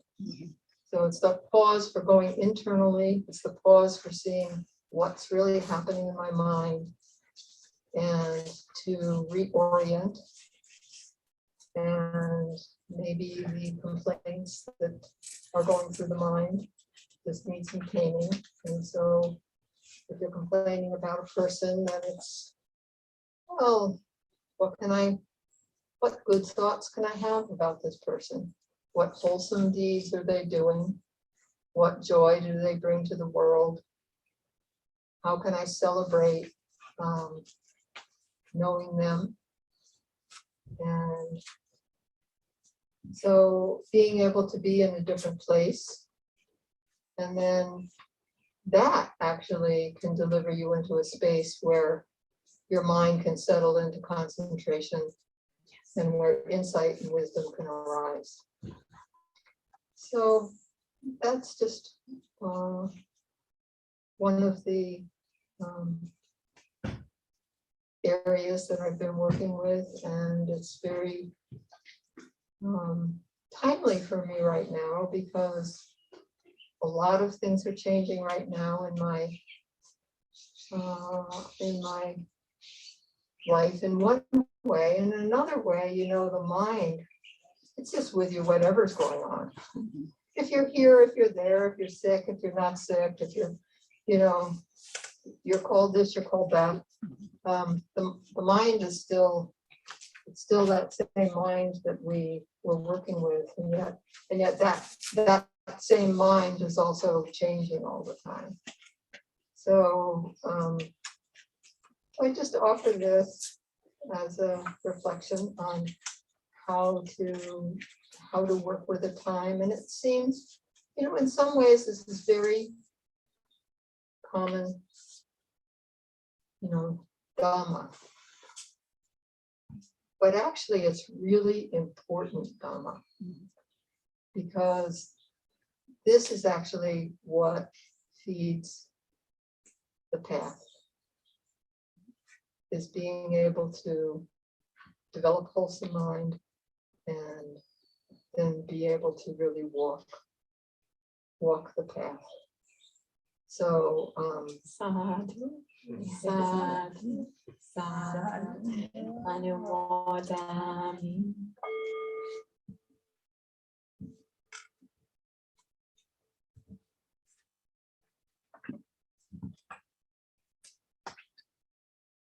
Anumodhanata Anagarika Panya Vibhuti for sharing her Dhamma reflection on the Dhamma needed in the world now.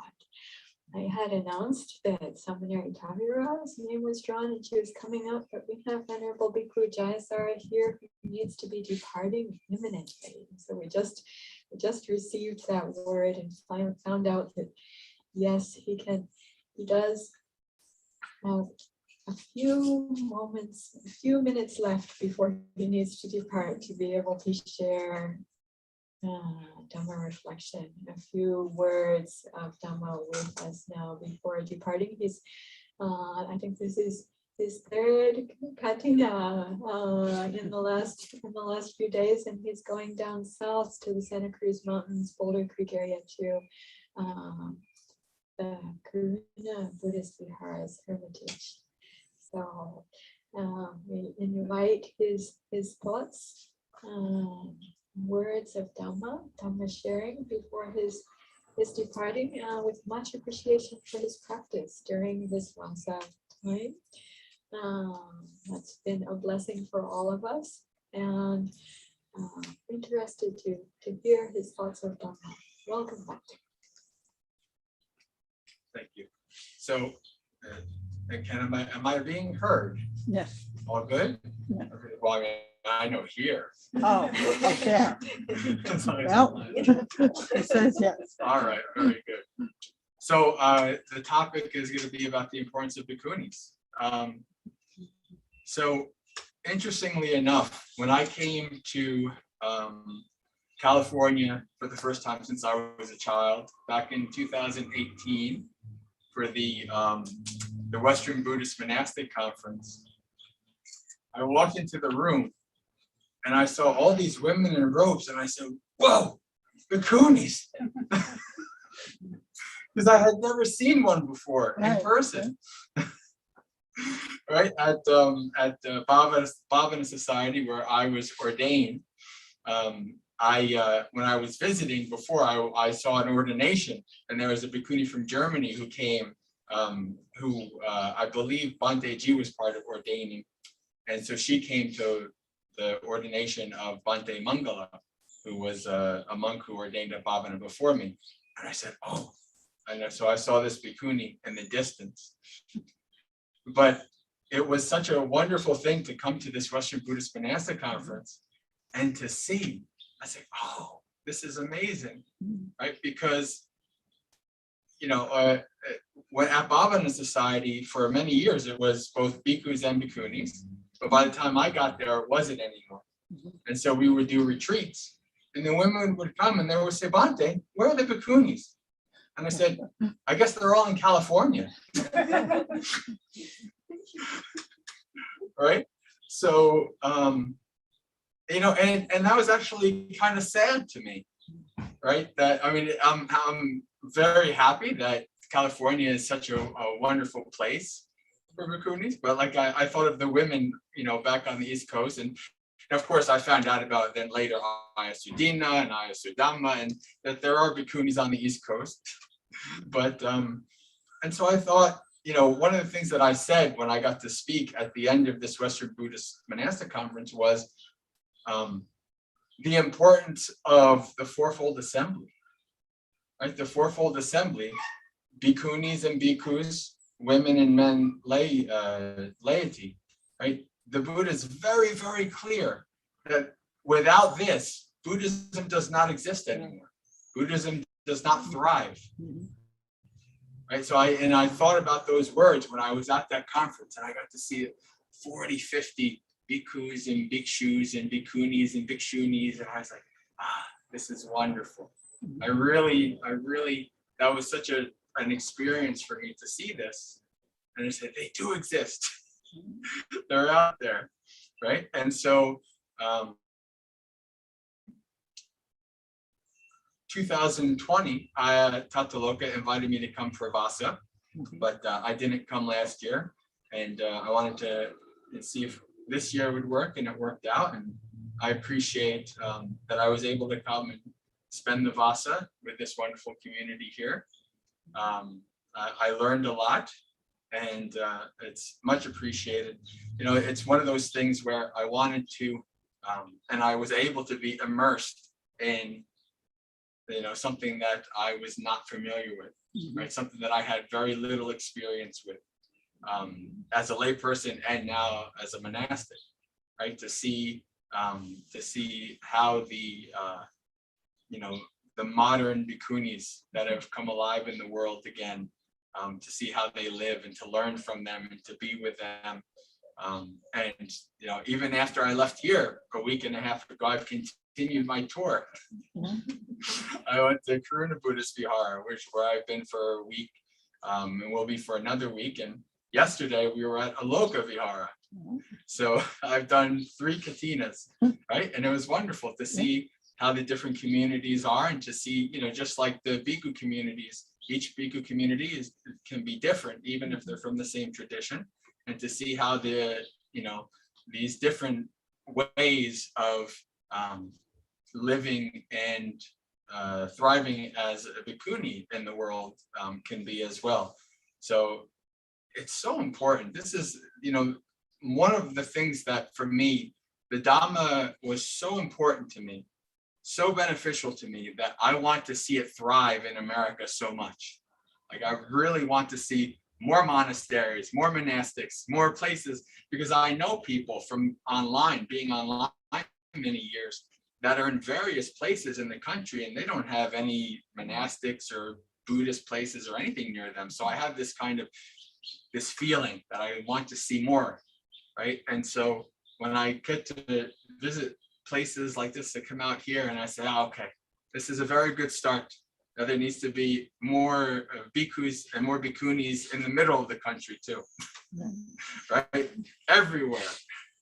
Spread out more places, so more the Dhamma can be seen and heard by people who have little dust in their eyes, no matter where they are, right? Not just on the East Coast and the West Coast. Of course, that's where most of the people are in the country, sure. But, you know, this is a very important thing for me to see. I want to see the fourfold assembly thrive in America, right? This country that I grew up in, and that my parents and my family came to, you know, for a better life and things like that from other countries. And so it's wonderful for me to see this community and to be with you all. And I appreciate all that, you know, you've all taken very good care of me. And thankfully, I've heard that I wasn't too much of a pain in the butt for them, which I strive to not be. So that's good. And so I guess that's what, you know, the importance of bhikkhunis is that they are 1/4 of the Dhamma surviving and thriving and existing, right? So that we can pass down this this Dhamma for people way in the future, right? You know, our great grandkids or great you know, grand bhikkhus and bhikkhunis that we've ordained, right, and that we've passed on the torch to. So I guess that's what I'll say, and I'm happy to see this community is, you know, doing well and thriving, and I'll definitely be back. So thank you for everything. I appreciate it. Sadhu, sadhu, sadhu. Thank you very much, Bhante, and we want to wish you every good blessing in your travels down south, and then also back up north to Abhayagiri Monastery, our brother monastery up north in Mendocino County, which we heard is your next stop on your travels and your great Dhamma Sangha tour after your 5th vasa as a bhikkhu. Just anumodana for everything well practiced during this time, every good blessing on your path. And we'll announce that then Seminary Tavira is going to be up next, and then I'm about to draw the next name to see who we're queuing up. Wow. We're queuing up after that. So Bhante, anumodana. Go safe, go well, and Mala also, every good blessing. Glad to see you, and well done, well done, well done. And this is sadhu, sadhu, sadhu in English. And what please, yes, for Bhante's gift, yes, absolutely. We want him to be able to take that. May you have every good blessing. Glad that you could join us. Okay, please be safe. Congratulations on your successful Kathina Chivara Dana offering. Also, triple gem blessings. Go safe and well. Keep Dhamma in your heart. We're saying goodbye. Chaturi is taking leave. And Chaturi and her family have pledged our 2023 Kathina. Wonderful news to share with everyone. So, and those who do this, we feel are like precious gems in our community. So you just got so much love and mudita coming to you now. We're safe and well with Dhamma in your heart. Keep everything good. If there's anything not good, you can leave it here in the compost bin. We will make something good out of it afterwards. Sonoma County tries to do that. Bye for now. I'm going to ring the bell. We'll have a moment of pause and silence in this transition, and then we'll be inviting Seminary Tavira to share her thoughts on Dhamma.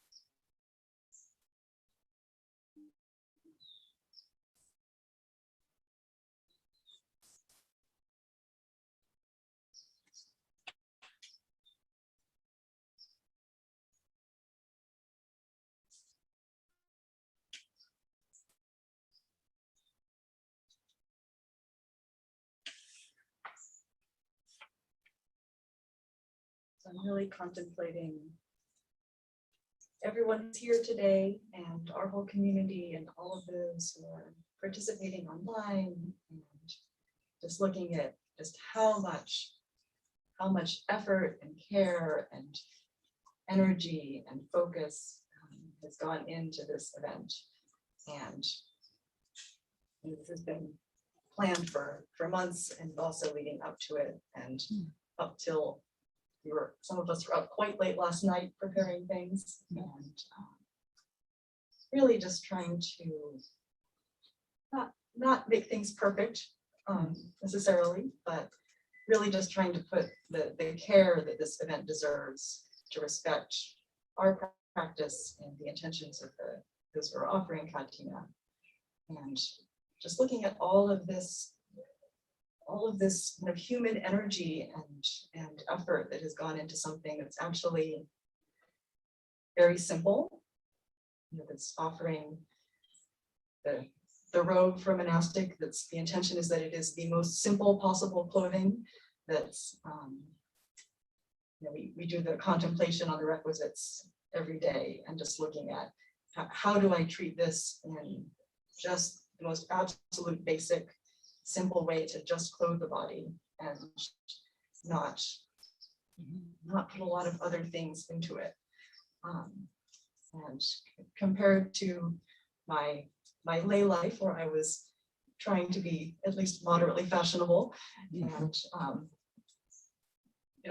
putting a lot of effort into every morning getting up and deciding what I was going to wear and finding the jewelry that matched the whatever, and just that energy that going into that kind of proliferation and that complexity, and just noticing the difference between so much of the worldly attention that is just all of this energy that goes into just endless complexity that really is endless. There's just kind of more and more and more and more of it.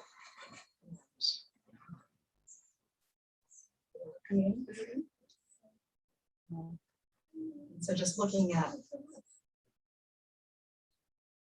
the way that just feels so endless, and there's no bottom to it. It's just like you can just keep pouring out all of this energy and just goes into more and more. Versus this, where we're trying to really kind of focus and bring ourselves to something very simple, and it feels to me like looking at renunciation as I don't know, like there's a way, and maybe coming from a Christian background conditioning, there's a way it can look like denying yourself, or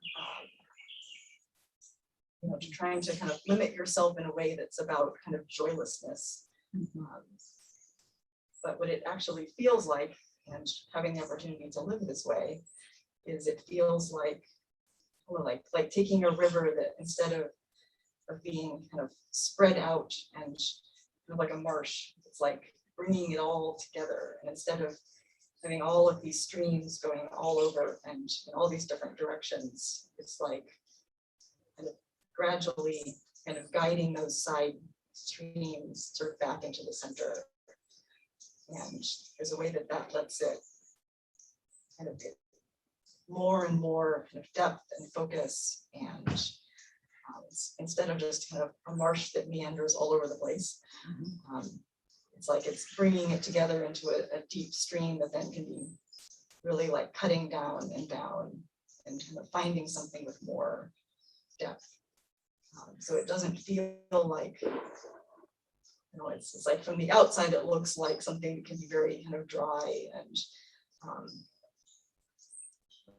it's like you don't have all of the color and the excitement of all of those entertainments and all of those things, but it actually just feels more like taking all of that energy and bringing it to something central, and then letting it find something that feels really like true and connected and deep.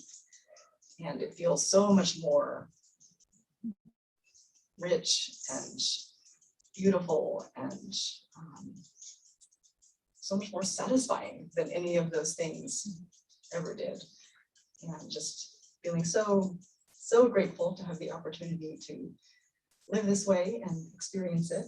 And so appreciating all of our friends who join us and support this, and also see the value of it and benefit by drawing near. And as Bhante said, like it is a fourfold assembly is what has brought the Buddhist teachings this far and will keep carrying it forward. And it is, you know, all of us reflecting these values and this way of life in our own ways. And I think this is what the world needs. It feels like there's so much,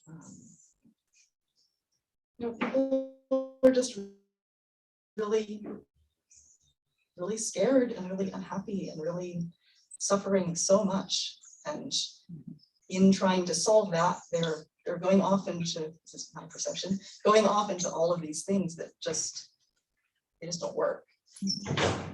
And so appreciating having those near us who are willing to look at all of that and say, you know, it doesn't work.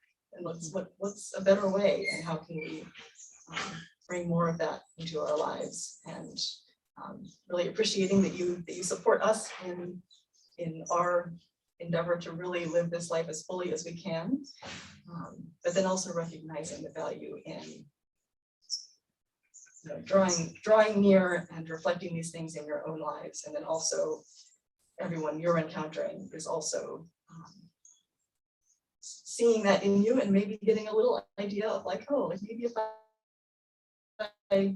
if I shift these values a bit, then that will actually lead me towards something that can take me out of all of that fear and into something that is more real and true and just in line with the way reality works. And conveniently then also brings happiness.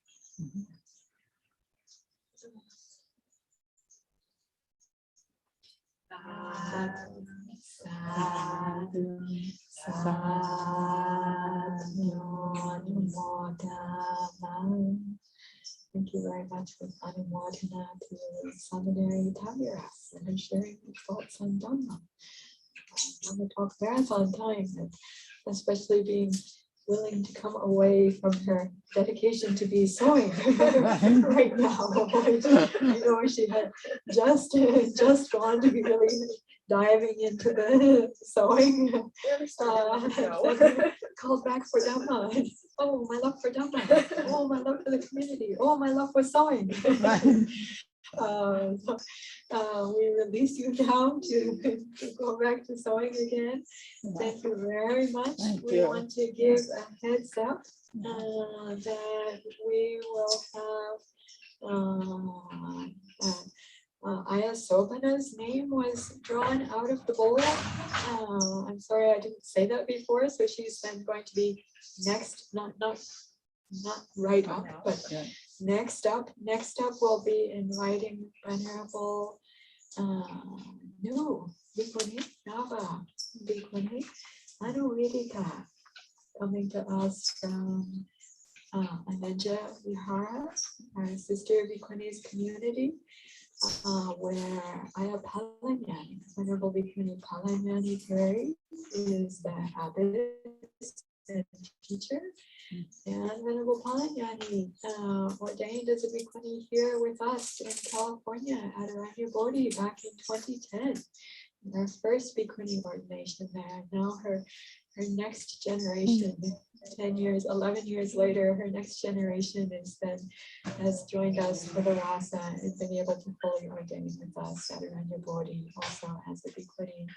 And it was wonderful having you with us for the Vasa, Venerable Anuvedita. I think of our Vasa time together, and you know what an amazing group of sincere and dedicated, very different people.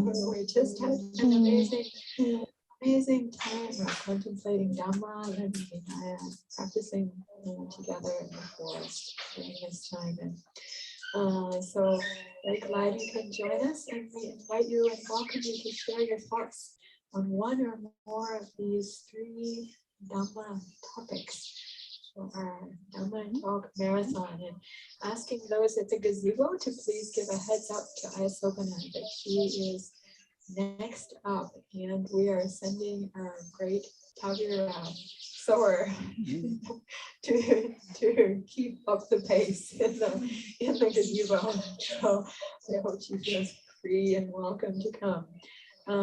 She's next up after inviting Venerable Bhikkhuni Anuvedita. leise machen gleich. Mine too. Did I ring the bell? No. One more time. Transition, a moment of pause. I'm going to ring the bell and welcome to Venerable Bhikkhuni Anuruddha to share thoughts of Dhamma with us.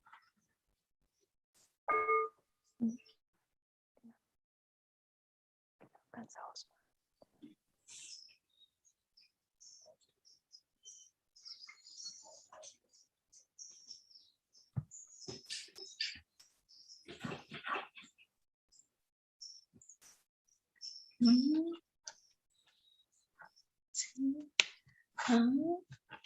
Can you hear me? Yes, all the way from the very end. Good. Well, first of all, I wanted to thank my most venerable Pavatini, Venerable Ayatthha for inviting me for this occasion. Because I don't know, I thought, well, I'm still such a how is that animal called? The small chickens, the yellow fluffy one, you know.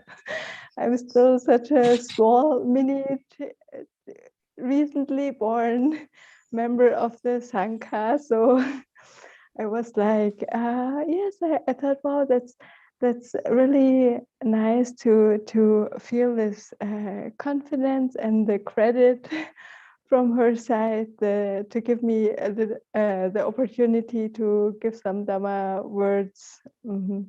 And well, I'll try my best. Yes, I thought a little bit about the topic, what would be useful for the world right now. And the first thing that came into my mind was quite in the beginning of the Vasa, with Venerable Kachayana, we talked about the, I think it is Rohitassa Sutta, where the Buddha has this conversation with this Deva, and he says, for it is in this fathom long carcass with its perception and mind that I describe the world. And because my contemplation was a little bit, well, what is useful for the world, and the next thought I had, well, what is the world? Yes, but when I remembered this sentence that we talked about in the Vasa together with Venerable Kachayana, then I thought, well, that's still one of these nuts that need to be cracked and probably will need some time to crack. So, but it just, I don't know, it was just a thought that came to my mind. And the next thing that arose was that Venerable Lungpo Pasano and also Ayatthha said, both said, well, what is, well, Venerable Lungpo Pasano, he said, he what is most needed right now in the world are samanas. And he said quite similar things. She said her vision is to see Arya Pukalas, you know, noble ones, to see Arahantas, and to see, well, samanas too, I guess. And yes, I contemplated a little bit about that, and I thought, well, probably, I don't know if it's so different what the world needs today than what the world needed 2,600 years and a little bit more ago. Probably it's more or less the same. Maybe some outer circumstances seem to change, but in the essence, it's amazingly the same. So yes, and when we look at the Buddha's teaching, he's just talking well, he's saying it over and over again when we contemplate what is a samana, what makes a samana, or what is a person that is how's it called, worthy to give gifts or things like that.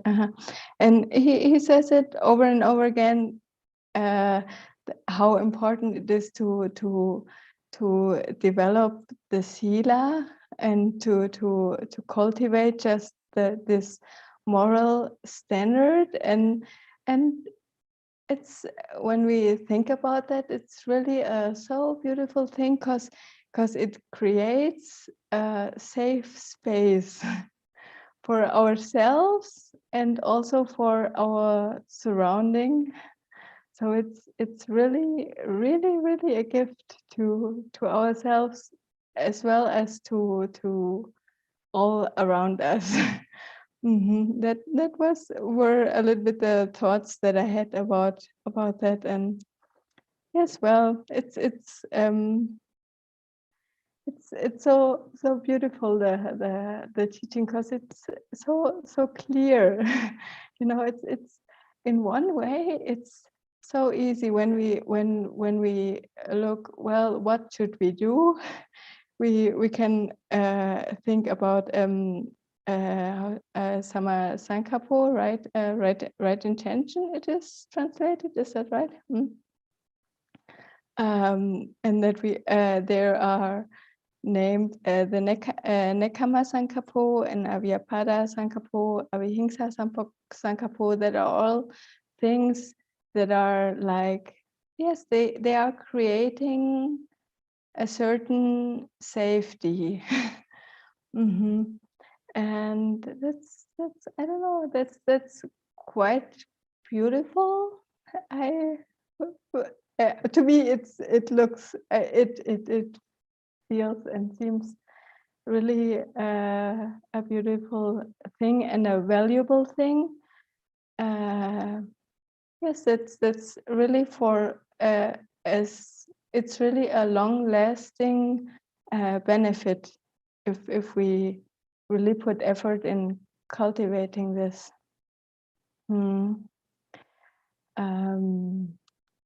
Yes, well,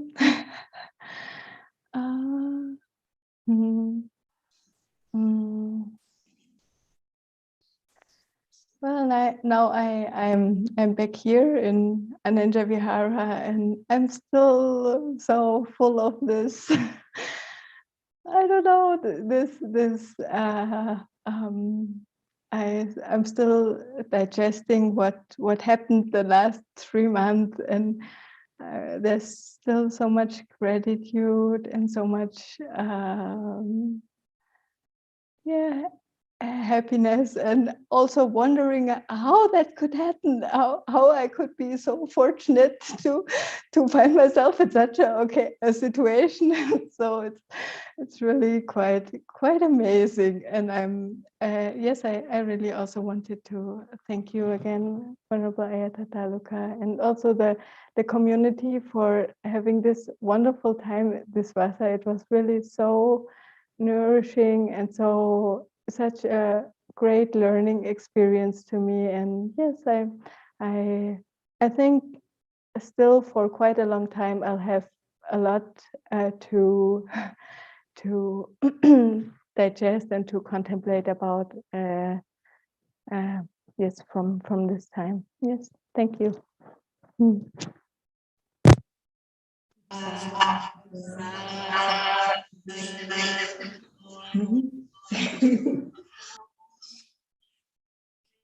much in Dhammadharini to Venerable Bhikkhuni joining us now from afar in the Bavarian Alps in Germany at Ananja Vihara, and here at heart. I appreciate hearing your Dhamma reflection. Likewise, in my heart, listening, I feel this great call out for sila in the world. A few years ago, I felt this also, and the words came to mind: moral awakening. And like just really feeling the need for this in the world, and the sense of just how when we see beautiful sila in people, how important and how valuable that is. And even I have to say for myself, it feels like there's something that can even in a way, like there's so much that seems so deadening and so deadly in our world, so deadly and so deadening. And something about beautiful sila when people really turn to it and open it up and inhabit it and work with it sincerely, their best, not to be perfect, but just really giving their hearts to the past work, the sila fold of the past work. What a great thing that is in our world, and how much power it is. I feel like sometimes seeing that in people, in their eyes, or their behavior, or their pause, or their silence, or their contemplation, or just how they're being present with other living beings is just the opposite of that deadening somehow. Something very deep there. It's not like craving and seeking and clinging, not like that kind of life energy, but another kind that is just, let's just say, the opposite of deadening. So my appreciation for that. I didn't want to know. And may these contemplations continue and deepen and further unto Nirvana for you, Venerable Anuvedita, and all of us. And before we take a moment of pause, and I just want to recognize that Venerable Bhikkhuni Sopana, our Kathina recipient, has kindly, as we drew her name out of the alms bowl, she has kindly stepped away from sewing the Kathina robe for a few minutes to share thoughts of Dhamma with us. Before we invite her and invite the bell, we're going to put our hand in, and we're going to find out, queued up next is Venerable Kachan.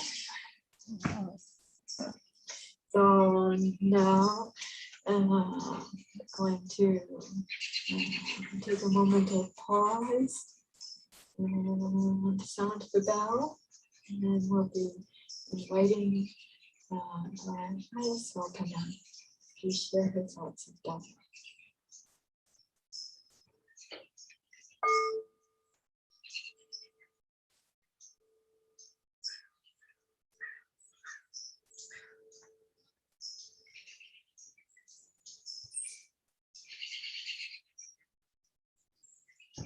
How long should I speak? As long as it is giants. Not more than 2 hours. We've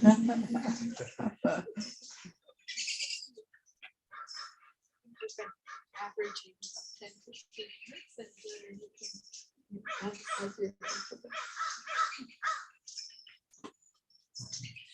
Namo tassa bhagavato samma sambuddhassa. Namo tassa bhagavato arahato samma sambuddhassa. Namo tassa bhagavato arahato samma sambuddhassa. Dear friends, this moment is special for me because we have in our live audience a lady who has regularly attended our Zoom classes for the past 2 years of COVID. And I think that Barbara Mann and I have a kind of a mutual appreciation society. Yes. Like the other regular participants in our weekly classes, I find that Barbara and the others are so excellent in the sincerity and honesty of their reporting about how the Dhamma is manifesting in their own life and what the real things that they're experiencing and struggling with in their own life, their real victories, their real successes. in a way that's just full of sincerity. And then also that the questions asked are also very, really sincere. Sometimes the students in the group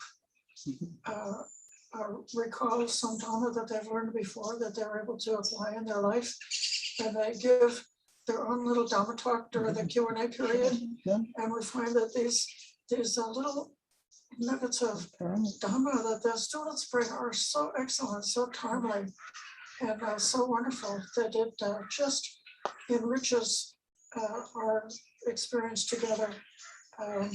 Dhamma Sakacha, Kalina Dhamma Sakacha, Etam Mangalam Suttama. To discuss the Dhamma at the right time is the most excellent lesson.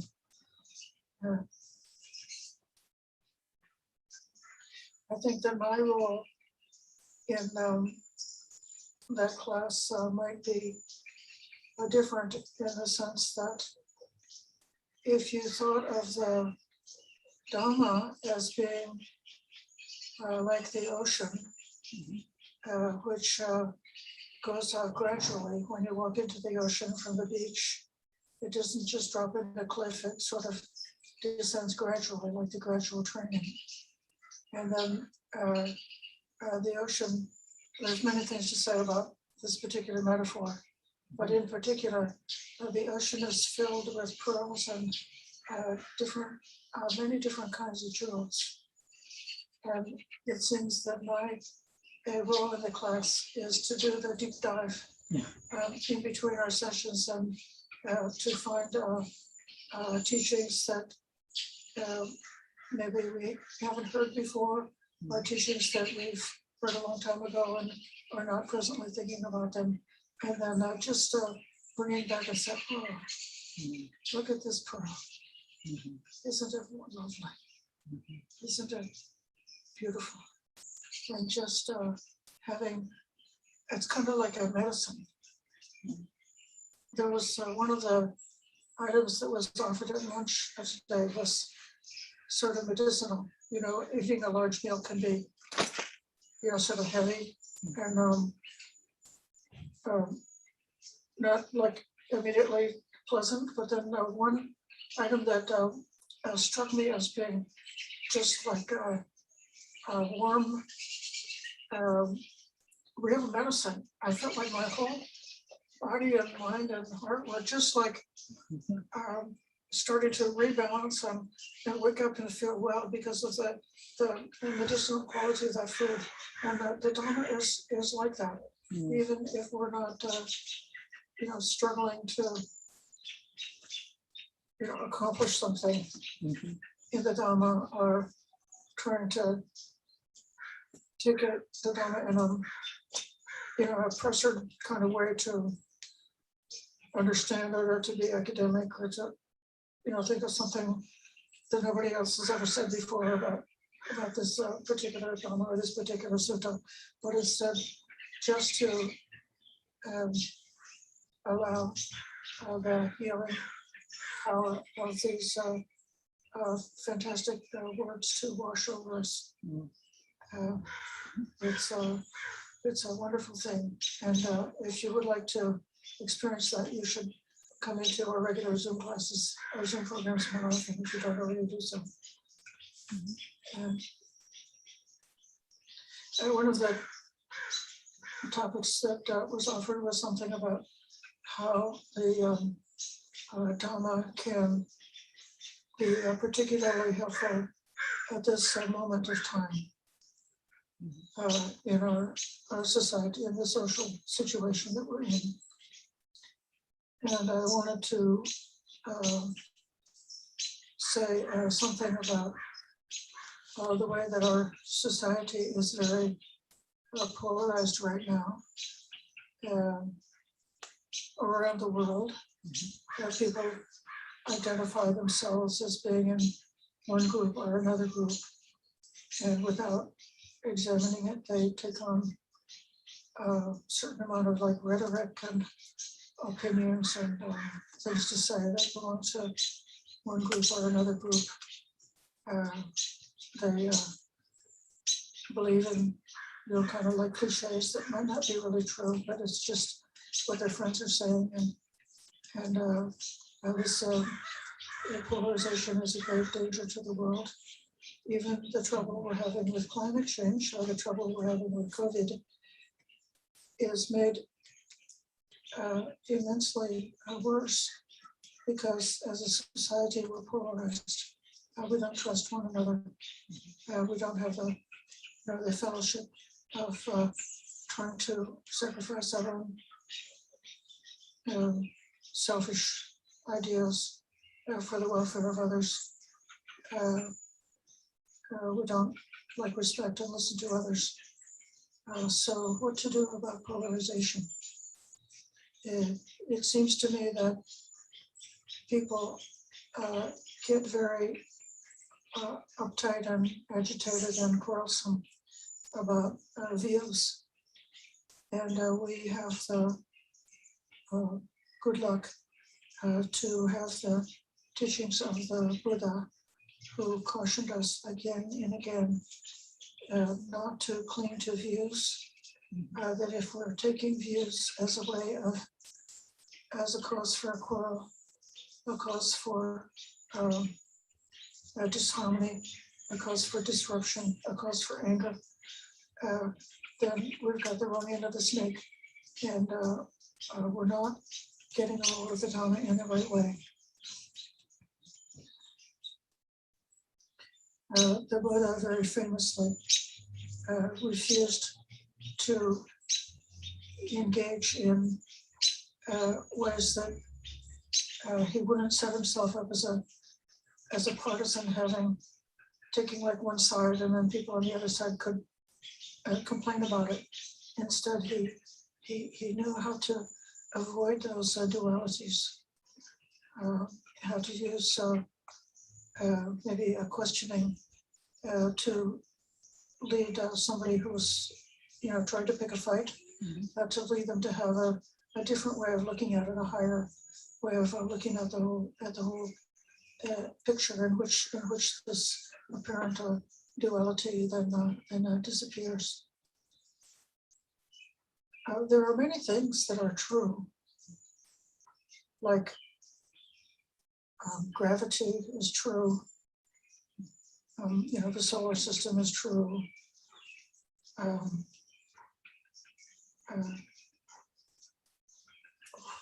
Nutritious food, good medicine. All these things are, true at some level. But why is it that the Four Noble Truths are set apart as being different from all of the other truths and ones that we do hold foremost?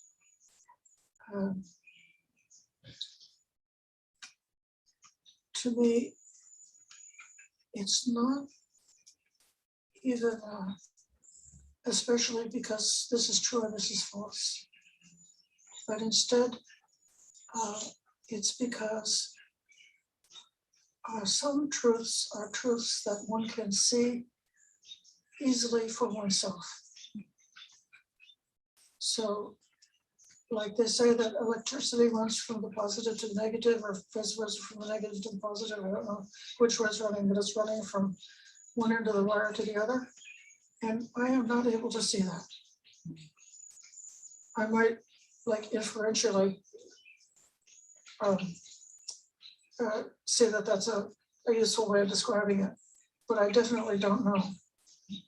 There are many, many, many things in this world that I'm willing to agree to that I don't really truly know for myself. I'm just willing to go along with them. But the truths that are offered in the Four Noble Truths are ones that invite one to come and see. Anybody can experience them for oneself. And second of all, these Four Noble Truths are onward leading, that they are creating, once we see them, and we have the condition and the opportunity to allay and subdue the causes of dukkha, the causes of suffering. We have the possibility to gradually, bit by bit, see big pieces of dukkha fall away and be able to be put down, even being able to be put down in a way that's, it doesn't come back again. So the truth that is useful, the truth that helps us to realize this Dhamma, which is good in the beginning, the middle, and the end. So the newcomer who never knew anything at all, who didn't encounter anything about the Dhamma, who has a completely different worldview, a different cultural background or something, and has not been exposed to the Dhamma at all, it can happen that if we have an opportunity to meet people who are really new and offer them this Four Noble Truths, that a person can have a tremendous progress, tremendous release, a tremendous experience. This is even something that as teachers, we have to be cautious about. I used to, before the COVID, I used to go east into the southeast and teach once a year over there.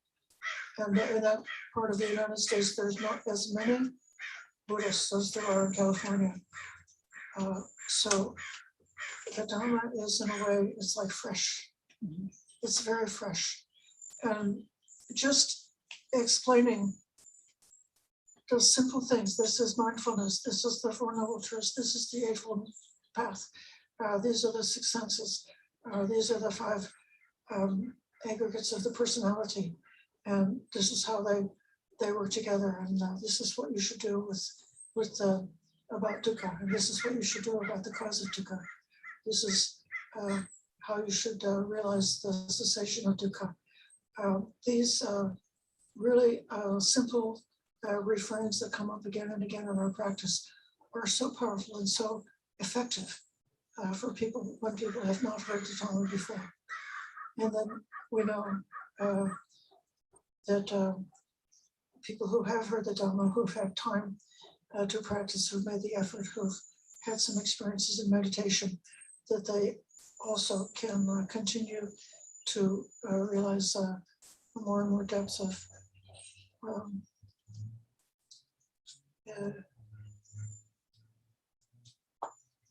successive levels of having a peaceful and harmonious, tranquil heart, which is able to be at ease in the world,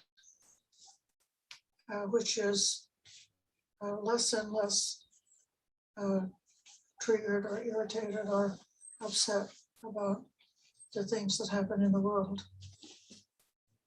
And then within that space of peace and tranquility, we see how the practitioners can become more and more clear, more and more able to see things in a way which is like fair-minded, which is not falling into cliches, not falling into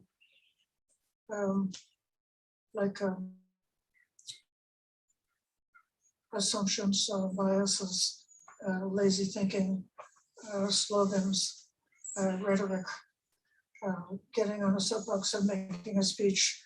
Oh, that so-and-so always does that to me. That's the little person that I used to have on my little soapbox inside, was always jumping up on that soapbox and making that speech again and again.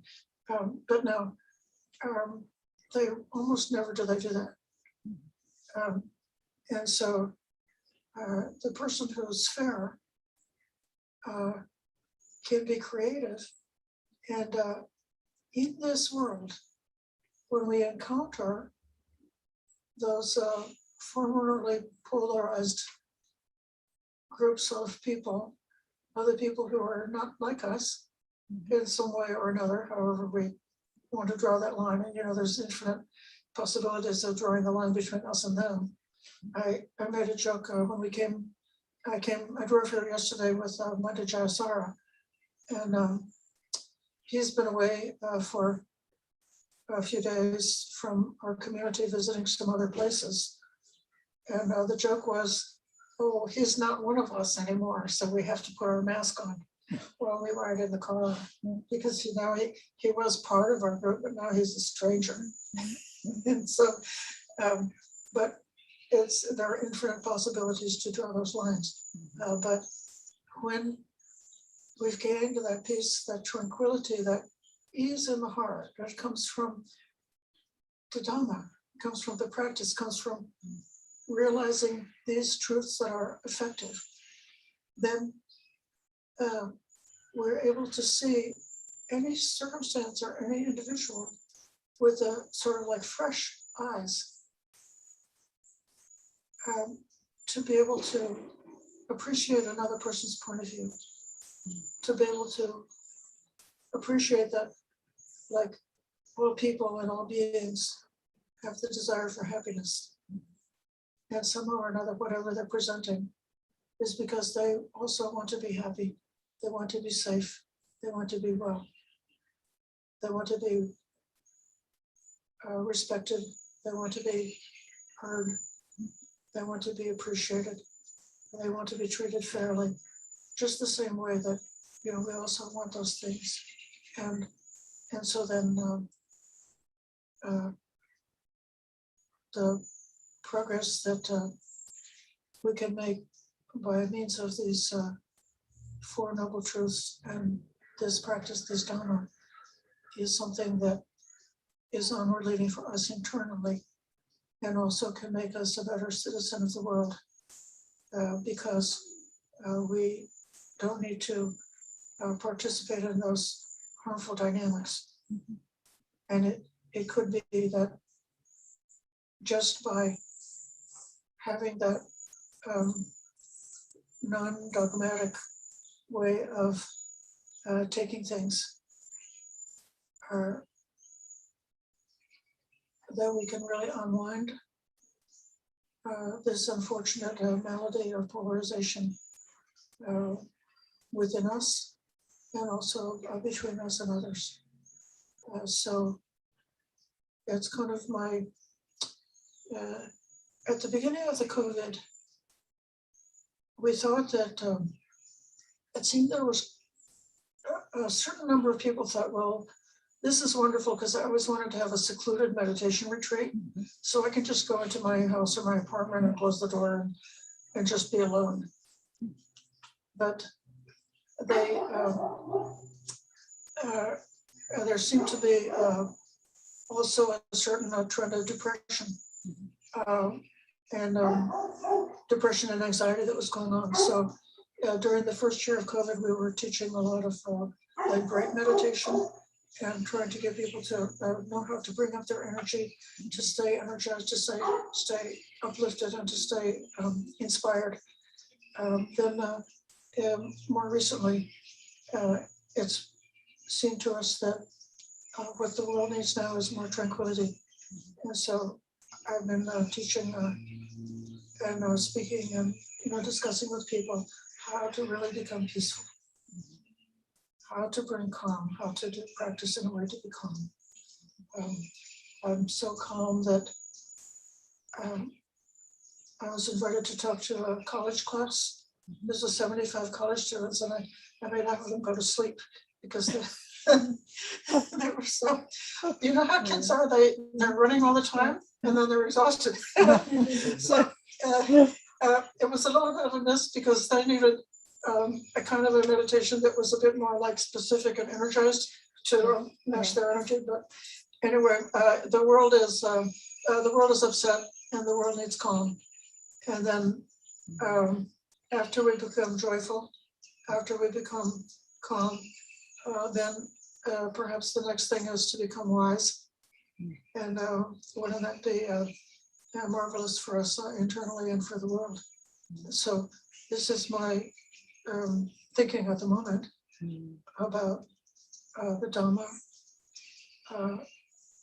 that we have, that we practice, that we know. We're so blessed and so fortunate. I mean, it's such lucky. We're good and lucky. We have that lucky rabbit's foot, or the lucky sign, the lucky omen, the lucky star. So we've got that lucky star that made us be in a world where we had a chance to hear this Dhamma and had a chance to learn and understand and practice this Dhamma. And so this is the reflection that I have now at this moment.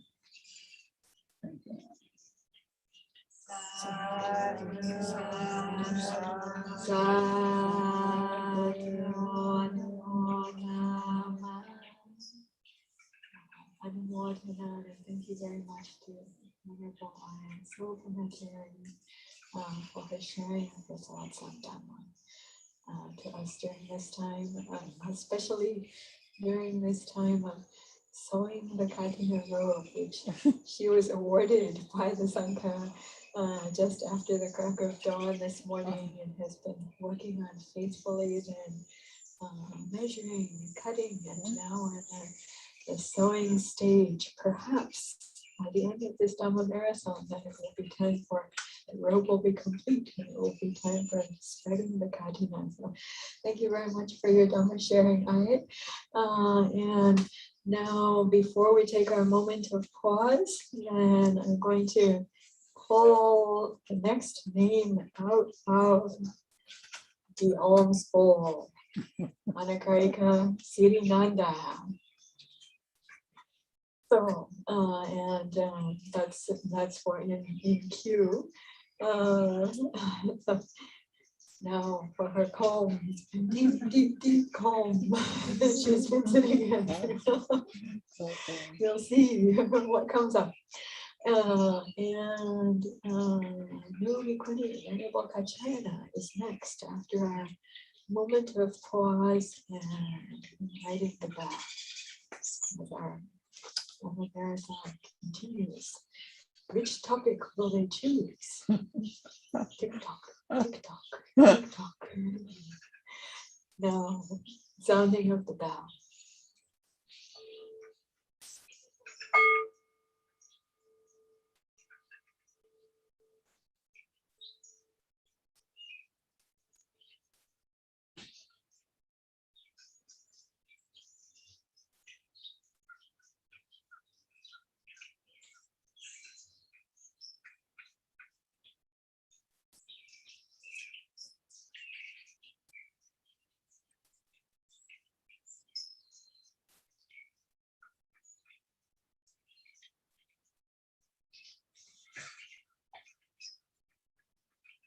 Welcoming Venerable Kachayana's thoughts on Dhamma.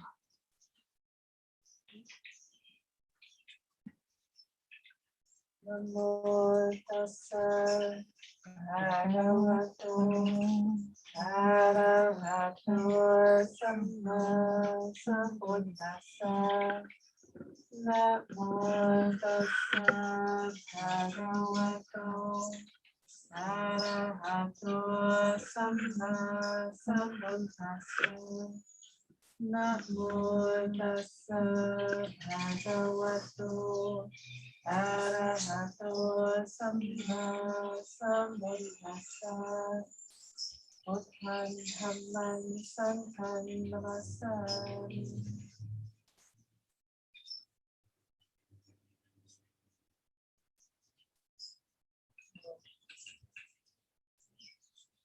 I'm thinking of these two Anupasana. The reason I'm thinking of that is because this mind is in a sort of sluggish state at the moment. I'm aware of that. So this is awareness of the mind. As Seminary Tavira was mentioning, that there's been a lot of energy going into making this event happen today. And up late last night, up early this morning, all of that. And myself, and I was mentioning about the college students, how they're just going, and then they sit down to meditate and they just pass out. So I think we can all probably relate to that in some way or another. So I'm contemplating this sluggish mind of mine at the moment, and trying to tease it apart. Like, which part is the mind? Which part is the body? So there is this sense of tiredness that's just in the body. And then there are other things too. I've been sitting here as we're coming to a quieter part of the day and listening to the birds in the backyard here. It's very quiet and lovely here right now, actually. Usually there's cars, there's all sorts of things. So I'm having pleasant feelings related to the birds, having unpleasant feelings related to the body. And all those feelings, all those sensations are falling into this mind. And so then the mind then is the thing that holds them. And you can hold them in all sorts of different ways. If you have a really irritated mind, then something even small falls into it and it gets big. Like a calm mind, an expansive mind, it can hold quite a lot.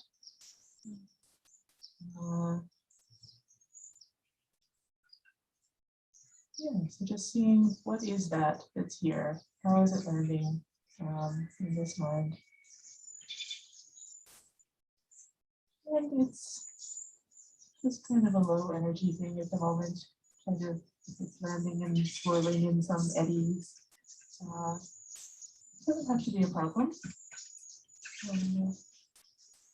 It's just where it is.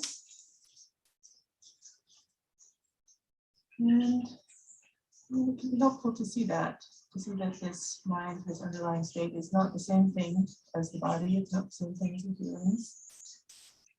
And I have been contemplating this during this past process of seeing, what is this underlying state? And to what extent is it possible for that itself to, how can that be shifted? It's not generally helpful to try and deny it or push it away or fail to acknowledge it. But there are times when you can just see it and say, oh, that's why I'm having this reaction to this thing at this time. Is there a way that this mind could be frightened or calmed or whatever it is that's called for at that moment?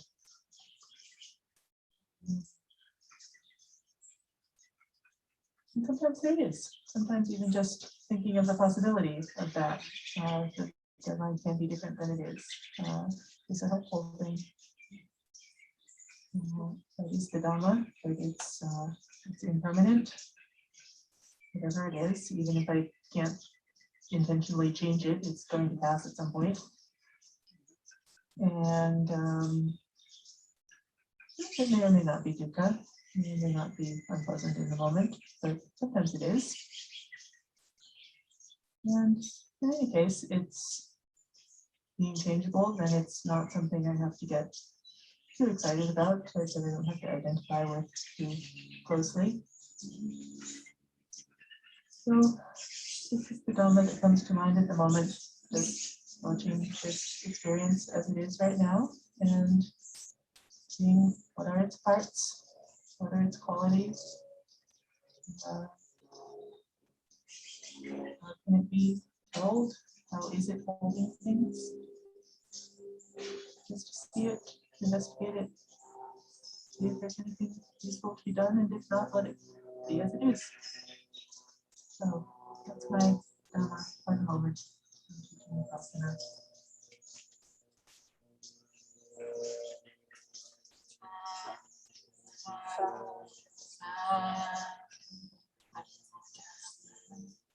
Thank you very much, too. Wonderful. Kachayana, also for a very calm Dhamma sharing. In fact, it is a lovely, calm time here in the meditation garden at Dhammadharini Monastery with drenched earth and golden autumn leaves that have fallen in the fresh air and late afternoon golden sunshine through the trees. And so I'm also really enjoying just having a chance to just sit here and breathe and be present and enjoy listening to the Dhamma. Thank you very much, Venerable Kachayana, for sharing that reflection on Chitanupasana in the present moment. Then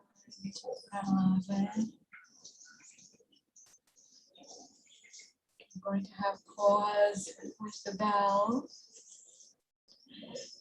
Nagarika Siddhinanda, her name has already been pulled out of the bowl, and before the bell, then we're also going to reach our pause to pull out one more name who will be in the queue up next. And we have pulled out the name Aya Pramawada. I see Aya Brahmawada responding in UK only just by the miracle of Zoom, just a moment later with Angeline and a smile.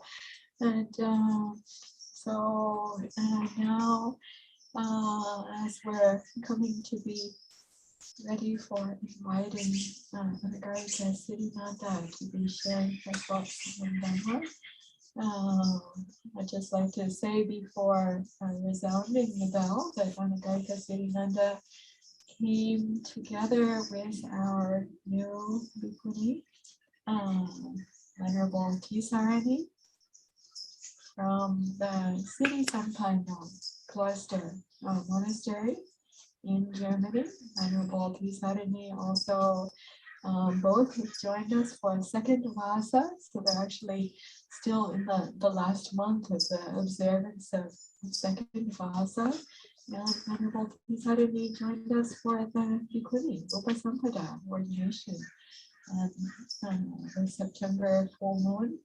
And Nagarika Siddhinanda, I feel like she has just kind of billions of Dhamma in her, and so I'm interested to hear what she has to share, and I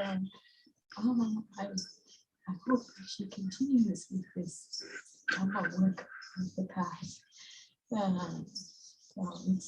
it's good to hear from our fellow monastics and fellow practitioners. They're reflecting upon now the completion of this Vasa. And for those who are still in their last month of the Vasa, like Nagarika Siddhinanda, I'm going to now invite pause and welcome Nagarika Siddhinanda to share her thoughts. Any more topics.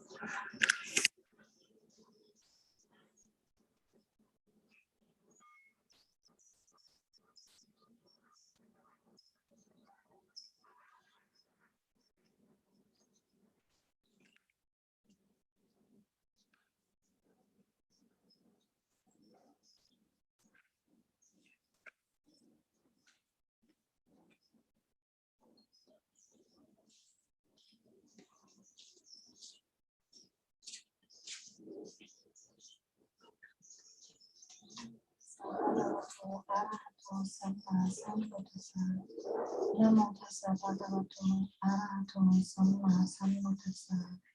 Namo tassa bhagavato arahato samma sambuddhassa. Buddham dhammam sangham namasami. So, two verses of the Dhammapada about Chitta, because Chitta, I also wanted to talk a bit about Chitta Pasana. So the verses are verse 35 and verse 36. And wonderful indeed it is to subdue the mind, so difficult to subdue, ever swift and seizing whatever it desires. A tamed mind brings happiness. Let the discerning man guard the mind, so difficult to detect and extremely subtle, seizing whatever it desires. A guarded mind brings happiness. So, yeah, to the last 3 months or longer, not only this 3 months, it's just this observing the mind, observing the states of mind, and making like a checklist. What is there, like which kind of wholesome states are there, and which kind of unwholesome states are there, and trying not to judge, but to see them as they are, and to and then yes, and that's for me one part. And then the other thing is to try to make effort and to like, how could I, when I see there is an unwholesome state of mind, what can I do how can I respond to it? What can I do to it that it decreases? So we had this wonderful talk about how we could that we have different ways of receiving, holding, and responding to sense objects, and this part of holding and also responding. So just asking yourself, if you see there is the tendency, there is an unwholesome state of mind, or like, for example, when you see there is judging, then just ask yourself, what would it be to have appreciation now instead? And just so changing your view in that particular point, and so making the effort to change these states of mind that you detected beforehand, and to look after the mind, to guard the mind, as it is written here. I thought about how is Chittanupassana related to the so how is it included in the Noble Eightfold Path? And so the right effort is the 7th, is the 6th.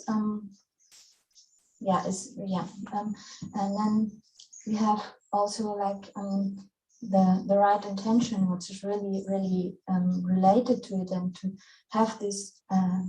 Yes, when you look on your intentions in the mind, then you see the wholesome and the unwholesome intentions, and try to change your intentions, and to make to bring up wholesome intentions. And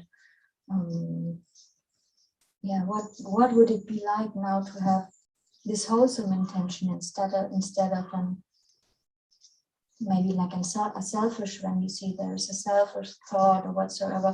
What would it be to step back and to give to let somebody else to have the benefit out of it or whatsoever? Yes, and so that's one part. And then also, how is it the Chittanupassana, how is it related to our speech?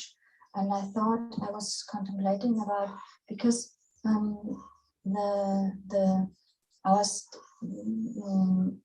what we are thinking that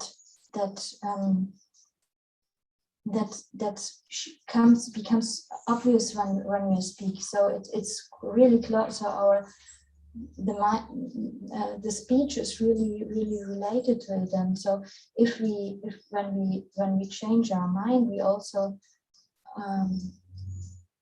speak, and we also work on a speech which is not which which is not anymore, which gets more wholesome also to others, which not hurt others anymore, which yeah.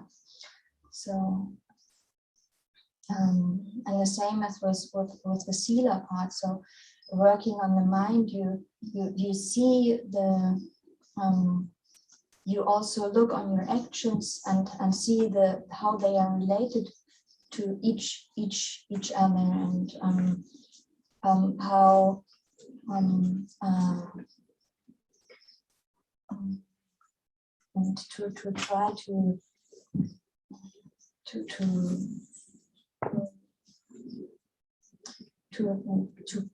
match them, to try to be authentic, not to act in another way than your own thoughts are, or than the state of mind is, just to try to bring them together and yeah, make the effort of a wholesome state of mind, and then this comes into a wholesome act of body also shows up.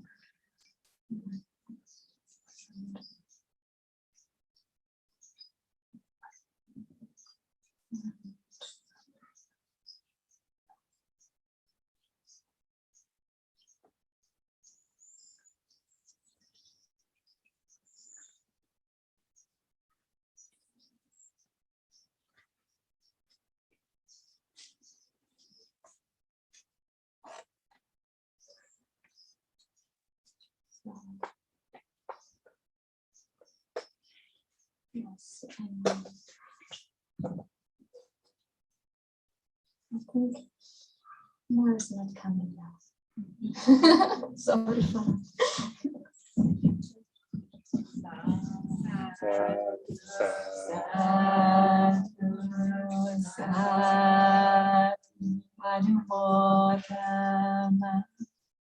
Thank you very much for sharing those thoughts on Dhamma and on Chitta-nupasana, and also weaving together some of the elements shared by the speakers who shared before, and from the teachings during the time of our Vasa together. Of course, it's still your Vasa time now, together with wonderful Dhammadharini. And yeah, such an important Dhamma teaching that Anagarika Siddhananda was referring to. I found it very helpful and important myself over time. And thank you very much for sharing your thoughts on that. Rejoicing in that. And then we're going to be taking just a moment of pause together with the bell very soon. With appreciation for the Dhamma that we have heard already, letting that sink in and resonate with us. And as this is like a Dhamma wheel that's turning, then now the hand goes forward, and then the wheel connects with the paper that's inside the alms bowl, and then the wheel turns back up, and it brings the paper up, and then that turns forward and up again, and the paper says, Venerable Dhammadharini. It's in the queue. Then we're coming up after Ajahn Pramawada. If we have time, we hope that the gazebo Kathina camp may give us an update. We thought maybe sewing might be done around 5:30 or 6. Now it's coming near to 5:30. So we can have a check-in there with them. And also just we'll have a moment of pause with the bell, and then I will invite and introduce Ayya Pramawada, who will be our next Dhamma speaker.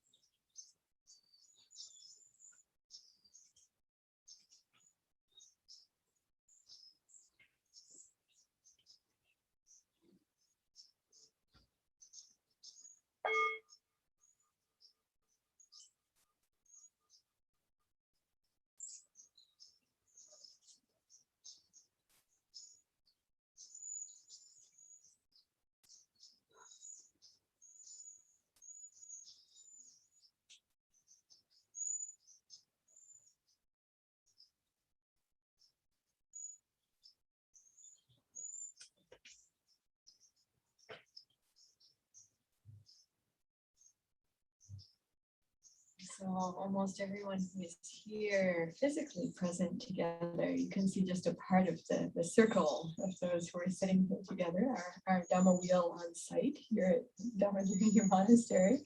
You can see just part of this. There's the other part of the wheel that you can't see. For all of those who are joining together online,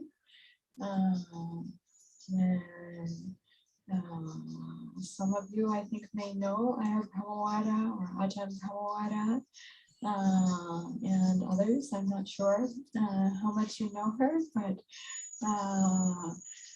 Ayya Brahmawada has been in monastic life for about 20 years now, since Anagarika time at Amaravati, and then about 17 years as a sila, and then the last maybe not quite 2 years, a bit more than a year in Thailand with Mampur Ganha, who used to be known as Ajahn Chah's nephew, and now is, I think, much better known just in his own right as a living Buddhist master.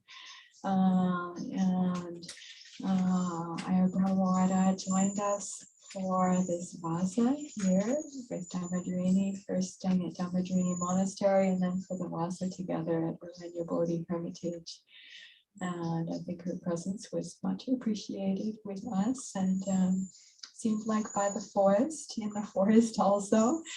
And then she went back to UK when her dad had a big surgery, and was hoping to be back in person with us for this Kathina, but no can do with the ESTA visa waiver for that flight.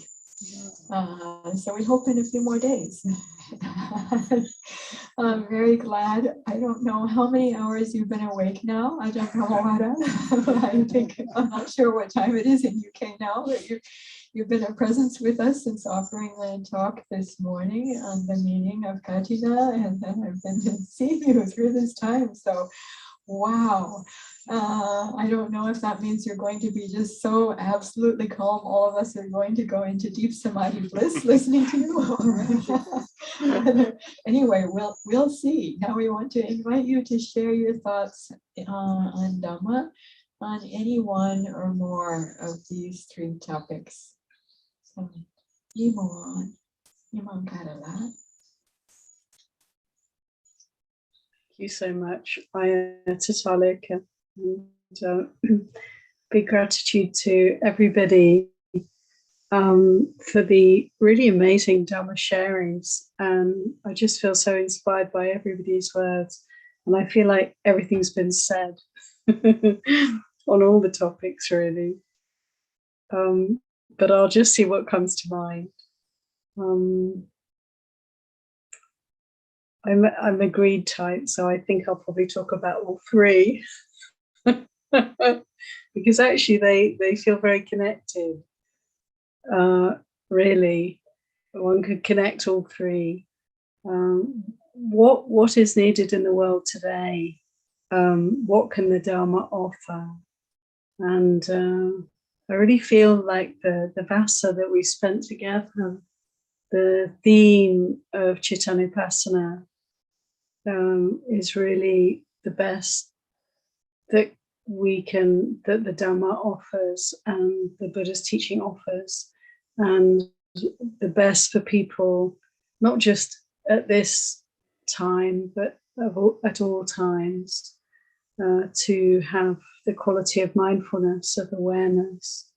And just as people have so beautifully said, again and again, it's through the awareness, through mindfulness, we can look at the way we think, look at the way we behave, and we can moderate our behavior. We can choose, just as Anagarika Sirananda was saying, if we have negative, say, or critical thoughts, we can notice that. If we're mindful, we're not caught up in that, we're able to see what's going on And then we can choose, do I want to pursue this and create pain and suffering for myself and other people? Or shall I try not to go there? Shall I try and think differently, bring up some more positive mind states? And it's always possible with mindfulness to kind of channel our energies and apply that right effort and avoid harm. And the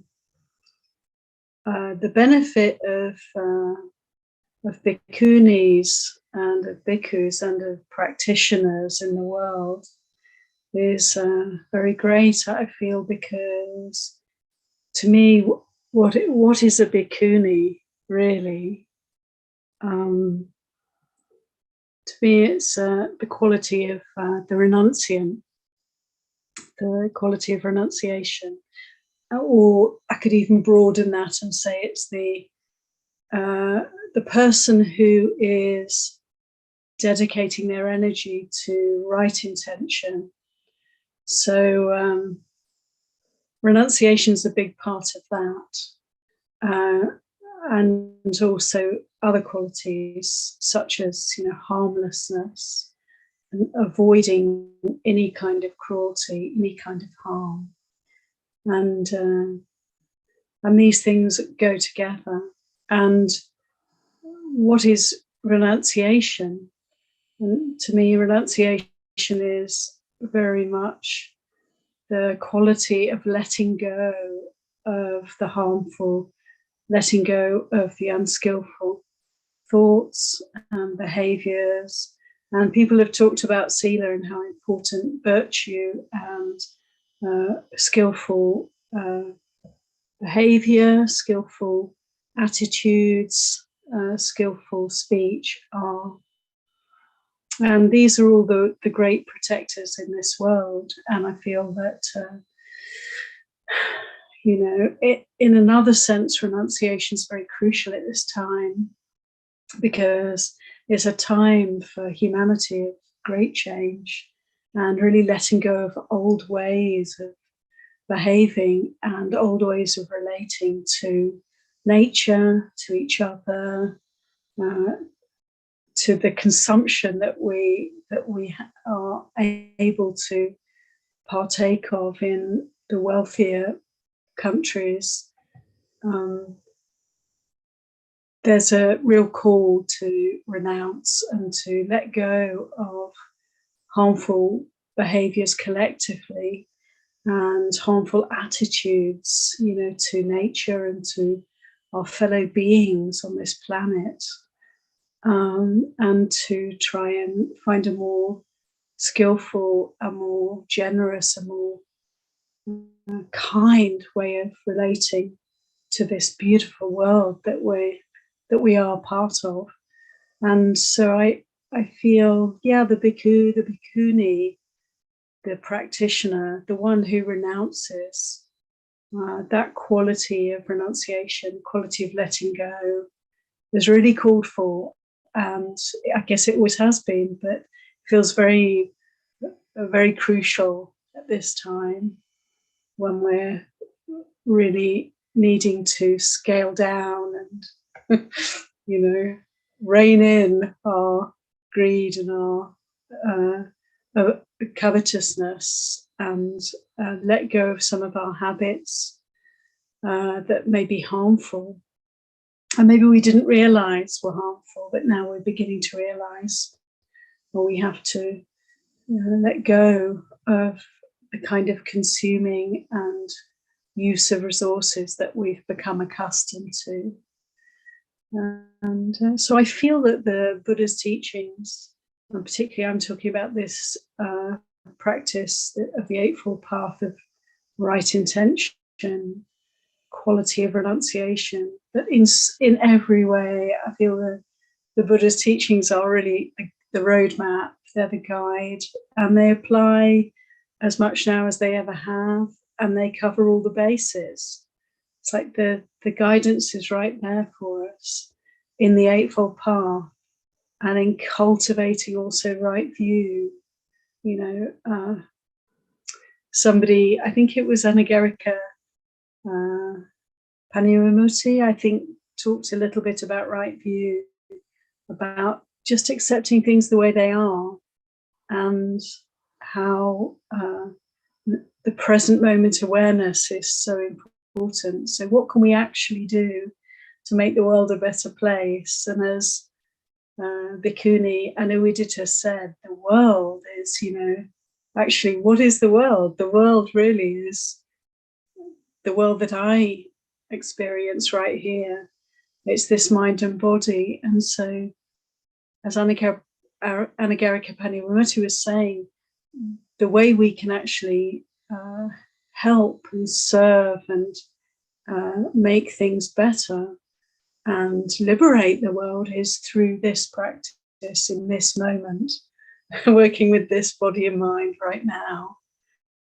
And so having spoken a bit about maybe the bigger picture, I think it's really important to finish by saying that actually the place of practice is always here, it's always now, and it's always with this mind state. It's with this situation. And that simplifying is so important, because this is where we can be really effective, and we can purify, we can turn always towards the good and towards letting go, towards renunciation, towards harmlessness. And in each and every moment we have this wonderful power, if you like, or this choice to have the right attitude and attend to this moment. And I do feel that the bhikkhuni, the bhikkhu, the practitioner, the renunciant in all of us is the way to come out of all the suffering, and one step at a time, one moment at a time. And we know how to do this when we are present and following the Buddha's teachings. So I don't know if that really makes any sense, because I'm kind of half awake. It's quite late here, but it's really a great honor for me to be able to share and be part of this group, and to share in this beautiful Kathina day. And just seeing you all there practicing together is really, this is a very wonderful moment for me, a very uplifting one. And thank you all, and thank you for great inspiration, great support, Kalyana Mitta, spiritual friendship. Sad, sad, sad,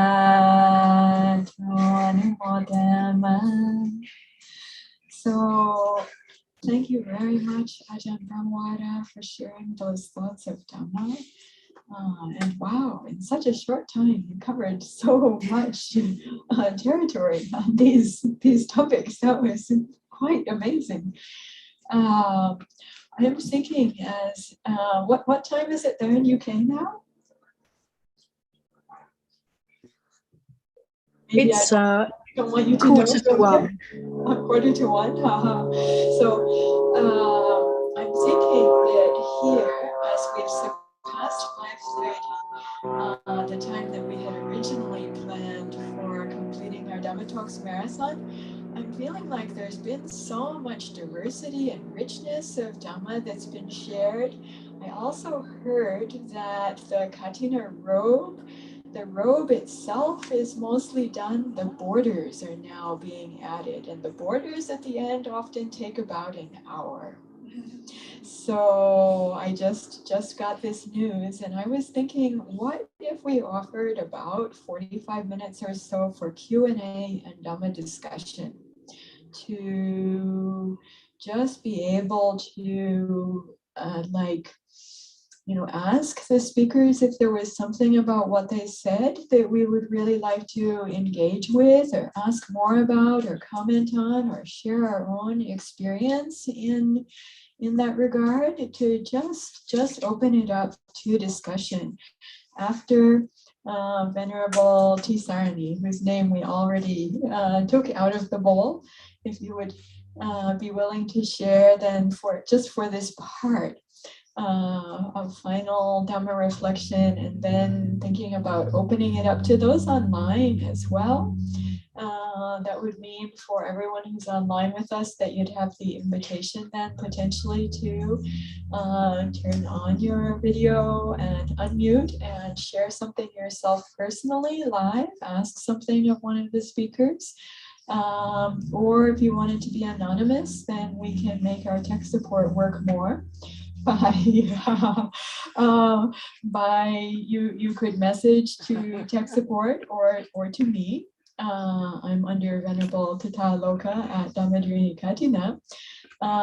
You could private message to me or to tech support if you wanted to ask something of a particular speaker anonymously. So you have those options that will be coming up. And now then we're going to just invite just a moment of pause before inviting our final Dhamma speaker for this particular section, at least, of our Dhamma Talks Marathon. I'm thinking actually kind of like our Dhamma Talks up to this time were like the creation of the robe and its patches stitched together as we have, and then now also the for putting on the border, that offering this the Q&A and the discussion that will go all around it and encompass it and hold it all together. So I'm thinking about offering this time of Dhamma Sakacha. Dhamma Savana is listening to the Dhamma, and the Buddha mentioned this as one of the highest or even ultimate blessings. And then Dhamma Sakacha, likewise, Dhamma discussion, the Buddha also included in his short list of the highest blessings in life and the highest blessings of the path. And I know this is one of the things that actually during this particular Vasa at our Aranya Bodhi Hermitage, with the group of those monastics and practitioners who were gathered together, we actually had Dhamma discussion until midnight, every single full moon and new moon. It was amazing. The time passed by so fast. There was such a richness of discussion and sharing that it was almost like the time didn't exist at all. After the Uposatha program, which ended at 9 or sometimes 9:15 or 9:30, then we just discussed Dhamma avidly together up until midnight. So I know there's some kind of special power in those who were present with me at Aranya Bodhi Hermitage during this Vasa in terms of Dhamma discussion, Dhamma Sakacha, and merit for Dhamma Sakacha also being just really, really valuable and rich. And so I want to bring in those merits at this time to offer them as part of our Kathina robe Dhamma Marathon. So first, though, we're going to take a little pause now. I've got people perhaps a little energized. This is the thing, practicing with the various factors of awakening and also practicing with the Chittanupasana, mindfulness of mind, and whether the mind is sluggish or whether the mind's energized. Now, I found sometimes recognizing the mind is sluggish, then there's the way to also like just be with that and see and know it and feel it and look into it and understand more about it. And also sometimes there's the possibility, at least at some particular stages of training in this path, to just decide to bring up energy. And just by that decision, then to just start to apply oneself in a way that is like bringing up energy of body and mind, and to just choose to do that and then actually just be able to do that amazingly. sometimes even when one is very tired, it may or may not be a wise thing to do, but to just know then it may be a possibility. So then you don't feel like you're, at least you don't have the sense of being a slave to sluggishness or a prisoner of sluggishness. You can choose. Is it wise to be more calm and restful and still, or is it wise to be bringing up energy in this situation? And you can then do that. And so then, rather than feeling oppressed by tiredness or sluggishness, then you can feel more being in a position of free and choiceful and just able to engage in the way that you yourself discern is wise. Wisely choiceful in that situation. You may or may not discern that correctly, who knows? I check myself. You have to check yourself afterwards also. When you make a discernment, then see the results and look back and like, was that the right decision? How did that pan out? How did that work? Would it have been better to be more calm at that time and just go deeper, or was bringing up more energy at that time the right thing to do? But at least you can. And that's actually a really amazing and powerful thing to know, that you can choose to go more deeply into calm, or just to be watching things as they are, or choose to be bringing up other elements or counter elements, other dhammas in the past. So wow. I'm just trying this experiment, and you can see also, does it have, can you do that to other people as well? Can you calm them or energize them through your intention? For example, if I were to start to be much more quiet now and smooth and tending towards calming, now we're going to have a moment of quiet and pause, listening to the bell. Oh, right? You can sing and then pick up again. We're so sensitive and responsive to thoughts and then sounds and feelings. And that's what's going on here. So we ourselves and then others together with us. We're just being as we are, sensitively responsive to these ideas and actions of body, words, and mind. But now again, the bell is coming. And then it will be our time for quiet wakefulness. Quiet wakefulness. We'll listen then to one more invited Dhamma talk from Venerable Bhikkhuni Sangha, and then open up Q&A, Dhamma discussion.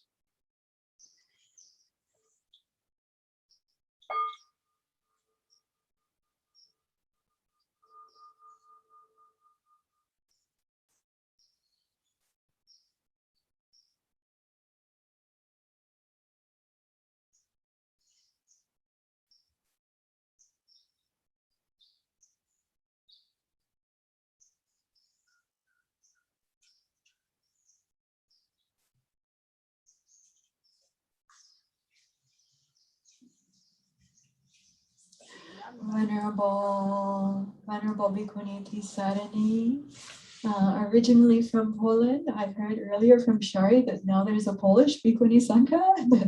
Wow, really? That would mean that you were able to multiply your body. I have Polish or Pomeranian heritage and ancestry as well, but I don't know if I would count. But Venerable Bhikkhuni Sangha has founded a monastery in Germany called the Siddhi Sampano Cloister. And after years as a white-robed Meiji, Anagarika, and then also dark brown robed 10 precept nun and seminary Pabaja in Sri Lanka. Then Venerable Bhikkhuni Suchinta Terry, who I think Bhante Jayasara mentioned earlier in his talk as being the senior German Bhikkhuni who came to Bhavana Society, who Bhante Ji had supported her ordination. She is back in the very early time of the 1996 ordinations 25 years ago. Then mine was in 1997, and then she was in 1998 in Bodh Gaya, India. She was the only Westerner in Theravada Buddhism who joined in that ordination, which revived the Theravada Bhikkhuni Sangha in India and contributed to its revival in Nepal, and also really furthered, really helped put down the roots then in terms of the revival of Theravada Bhikkhuni Sangha in Sri Lanka, when those Sri Lankan Bhikkhunis ordained there in 1996, 1997, 1998, returned to Sri Lanka.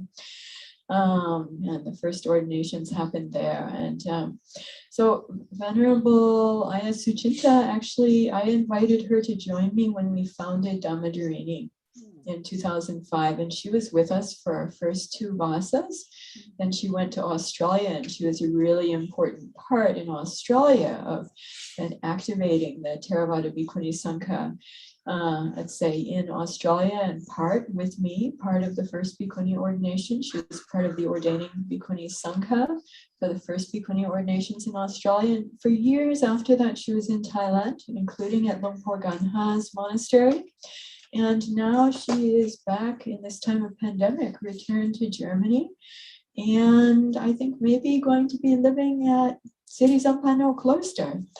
Perhaps she served as the teacher for Anagarika Siddhinanda's Anagarika precepts. So, you know, how these connections have come around. She then recommended, she gave her formal and strong recommendation to me to accept Venerable Bhikkhuni Tisarani for Bhikkhuni ordination with us during this Vasa together. And because of our old connections, then I really wanted to accept that, together with having a very good impression from Venerable Tisarani, who I had never met before, but just had some online connection with. But because of Aya Suchinta's recommendation and the power that had with me, then wow, another, maybe the first Theravada Bhikkhuni from Poland.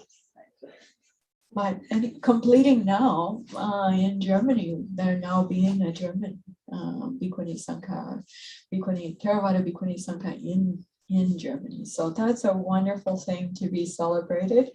And Venerable Tisarani has been just a beautiful part of our Vasa together at Aranya Bodhi Hermitage. And she is still in the last month of that Vasa. I need to recognize.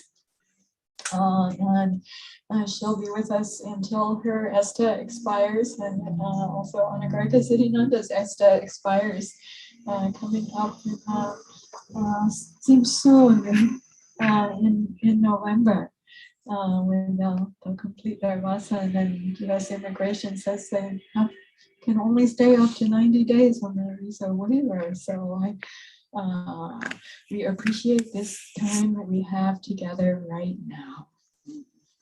And thinking about that, let us invite Venerable Bhikkhuni Tisarani to share her thoughts on Dhamma, on these, any one or more of these three topics.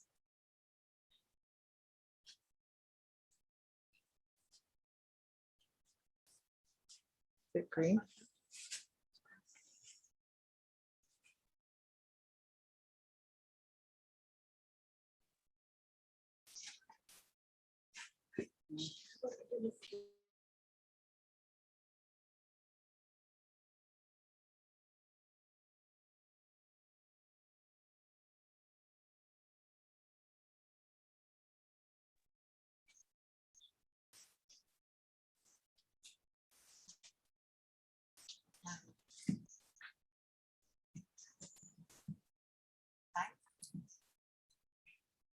One side in California, Bhikkhuni monastery, geht langsam zu Ende. Und das war sehr wunderbare Erfahrung für mich, mit Nonnen und Frauen zusammen zu sein. Venerable Tisarni says that the time in California is going slowly to an end, and that it was really an enriching opportunity to practice in a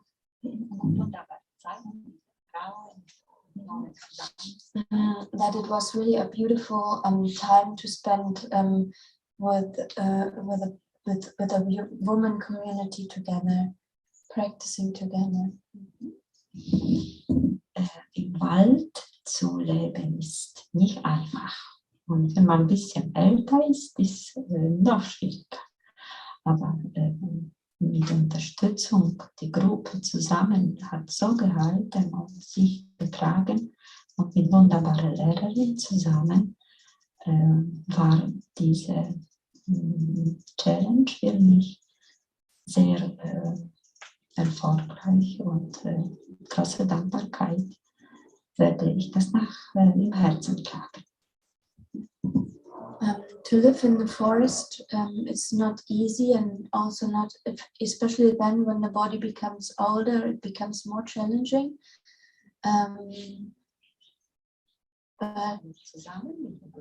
But together with the group, it was with the support of the group, it was and together with a wonderful teacher, it was and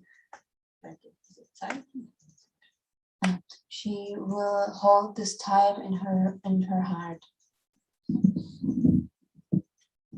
Ich habe sehr viel gelernt.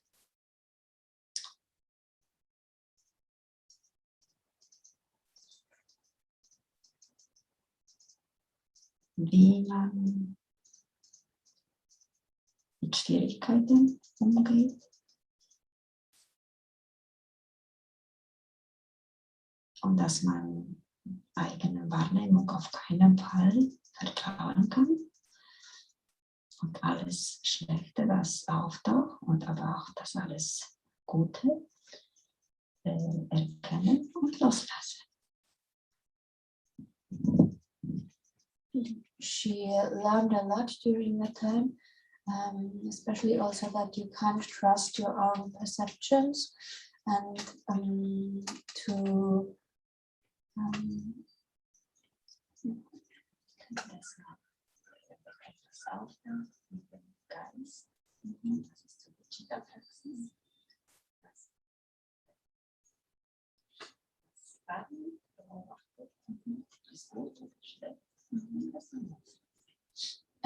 that you observe what pops up in your mind, then you discern between if it is it good or bad, and then letting go of it.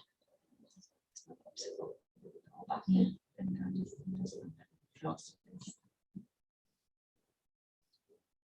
Dass man mit den Tieren, die Ayatollah hat erzählt, wie man mit Meta im Wald gut leben kann. Und das funktioniert. Die erste Zeit habe ich keine Tiere gesehen, aber dann plötzlich die Meditation und mit dem Herz, der weicher wurde, sich öffnete, kommen so viele Tiere.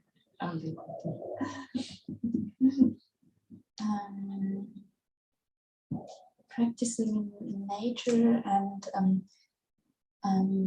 be with the animals. At the beginning there were no animals, but then she am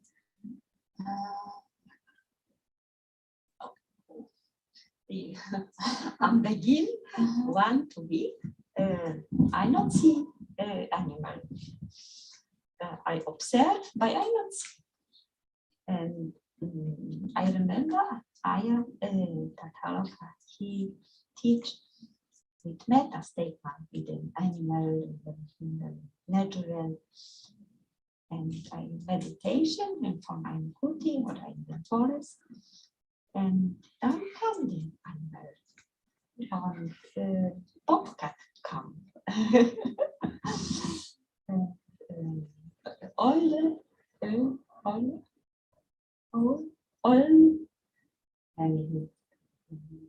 die Waschbär, Pushing Bear. We're going to find out what this pushing bear is. So much animals. It's German pushing Yeah, we don't talk could stay in the forest and that's not that. Ja, also für die Zukunft denke ich, für die Welt ist es wichtig, dass unser Geist rein ist und in Frieden, damit in der Welt auch Frieden sein. Also friedliche Geist haben. For the future of the world, she says it's important that our mind is is peaceful and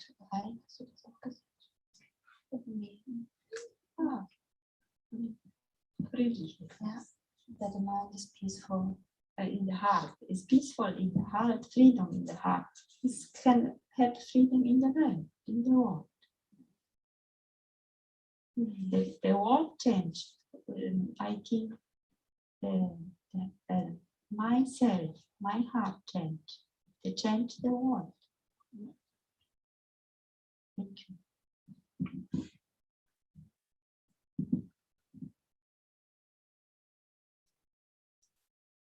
Sad, Anumodama. Oh, Venerable Bhikkhuni Tisarani, thank you and Anumodana for sharing your thoughts of Dhamma and all the thoughts of Dhamma you shared with us during this time and presence of practice and Dhamma together. Because she is in Vasa still, she's able to, at Aranya Bodhi, she's able to be here with us now, actually on a Dhamma teaching invitation, up to 6 days, 7 nights maximum. So we'll be going tonight or really early before dawn tomorrow morning back to Aranya Bodhi, I think, to be keeping the Vasa provisions. And so then I thought we need to hear her Dhamma talk because we invited her here to share Dhamma out of her second Vasa dwelling and practice at Aranya Bodhi. So I appreciate that, and also I just found out that washing bear is raccoon. So before, when I was hearing about the washing bear in the forest, and I wasn't online, and so I didn't have the chance to find out what is this washing bear. We were guessing all kinds of things what washing bear might be. Really, for Chittanupassana, you can just see how your mind is like just going out to imagine so many kinds of things and trying to grasp something. What is a washing bear? How big is it? Is it animal? It seems like bear, washing bear, black, white, gray, something. Now we understand raccoon. So yes, we do have raccoons in the forest. And if anyone comes to the forest and finds a soy milk container just like out in the middle of the forest, looking like it's just been, broken open to be drunk out of, then what are the humans doing here? That's the raccoon. They have fun with all these things that we humans bring into the forest. They really enjoy the soy milk. Also apparently enjoy bottled water, although we ourselves prefer the natural water from the spring. But maybe they just like breaking into something. I don't know. Bandit character. But now Having heard these Dhamma reflections on these three topics from so many speakers during these last 2.5 hours, we are going to offer the opportunity to everyone who is with us, online, here in person. You are all welcome. If you have a question you would like to ask with regards to something that you heard from one of the Dhamma speakers, or reflection that you would like to yourself share about that, or discuss about a particular aspect or topic more deeply, then you're welcome to during this time. And my plan is to offer this time up to now. Here in California, it is 10 after 6, to be offering this time for at least the next 20 minutes, up to 6:30, depending upon when the border on the Kathina robe. We may start with at least offering 20 minutes of Dhamma discussion. For our Dhamma discussion, this will be like adding the perimeter, going all around it, drawing all these elements together. So we're in a similar process, a harmonized process with the making of the Kathina robe. So I see online that our longtime dear Dhamma friend Karina, who we saw, I'm happy to see in person here at the monastery very recently. I just want to say about Karina, also, she for many years organized our local Pindapat in Sebastopol, the local town of Sebastopol. And this is something that I know others with our community have really treasured over the years. Going for Pindapat in Sebastopol and then meeting in the town square afterwards, gathered together for a Dhamma discussion, Q&A open there. And it's something that we really missed in these last couple of years of pandemic. We had hoped this Vasa to be starting Pindapat again, and Karina was ready to be organizing that for us. And then the Delta variant started to really launch itself into our local consciousness very soon after that. So Karina, I see that your video is on and I think you're unmuted. And would you like to say hello and greet everyone? And do you have a question or thoughts of Dhamma that you would like to share? Or a portion now of Dhamma Sakacha as one of the, offering this time as one of the highest blessings.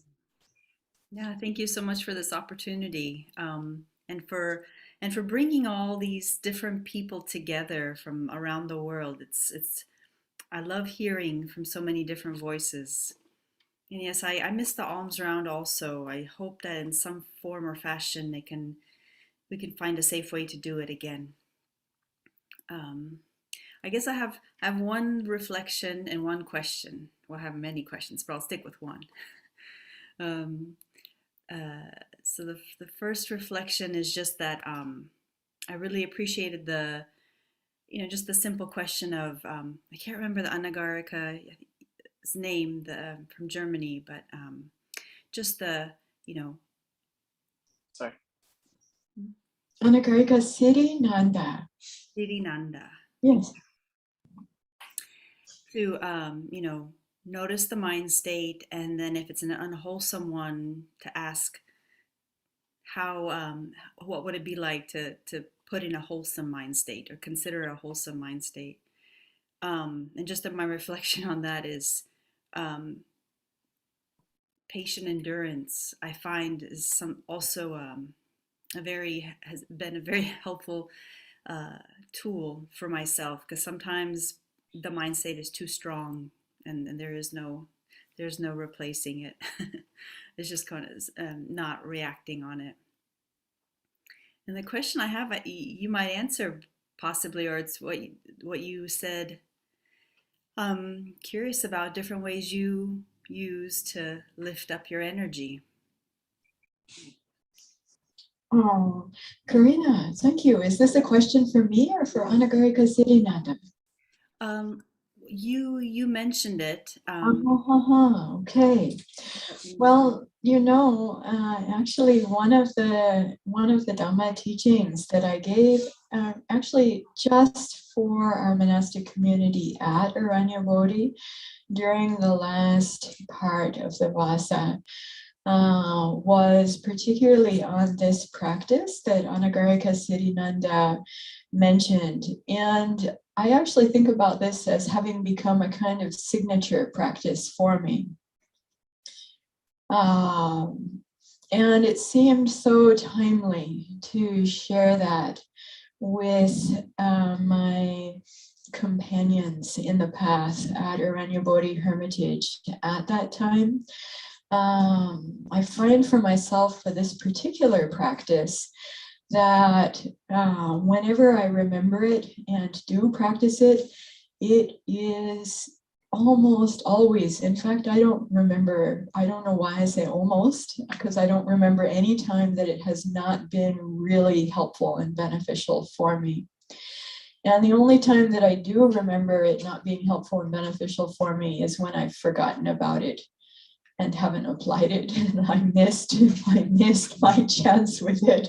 And it's like I just missed my train, I missed my boat, I missed my plane because I forgot. And it just is so valuable. And perhaps I could just give a really brief overview of what this teaching and practice is.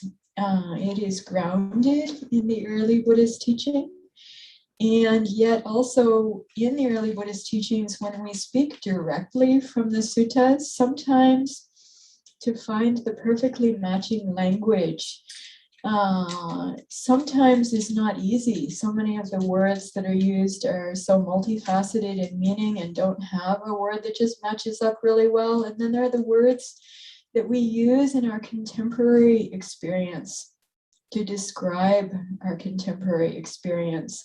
And so I took language that's really common now, these days, here in the United States and in California, in my time living in California, that I hear people describe their experience using these words. So I'm taking words that people use to describe their experience here, now, in this place, and then applying them in a way that's very much in line with and using the principles and practices of the early Buddhist teaching, but the Buddha never taught it specifically in this particular way. So it's not like just translating a specific sutta. It's going a step further than that to really bring, these principles of the early Buddhist teaching and practices, and then just bring them into a paradigm that is really how we are seeing and experiencing and holding and responding or reacting to things now, the way that we're framing our experience. So I don't know if you can see me here now or not, or if it's possible to be able to, let's see if I can turn on my own camera here for a moment, see what happens. Oh, I'm in the forest. Just a moment, let me just change it. No virtual background. I'm just here with you. So I don't know how to respond to what the tech support has just asked me for. And I'll ask them to let me know. Anyway, so here, close up together with here's the Buddha and the altar here. And I'm just going to bring up my hands here, and you can see my hands, just my ordinary human hands as they are in the candlelight here. And on one hand, then I'm using the basis of experience, let's say, that we often talk about, how we see things, how we receive things, how we hold them, and how we react to or respond to them. It's like seeing them or hearing them, whatever sense space it is. It can be smelling or it can be touching also.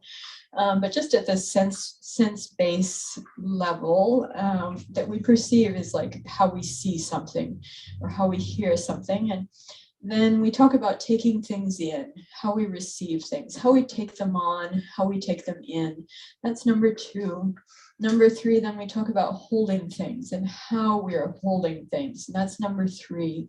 Number 4, we talk about then reacting or responding to things choicefully and intentionally.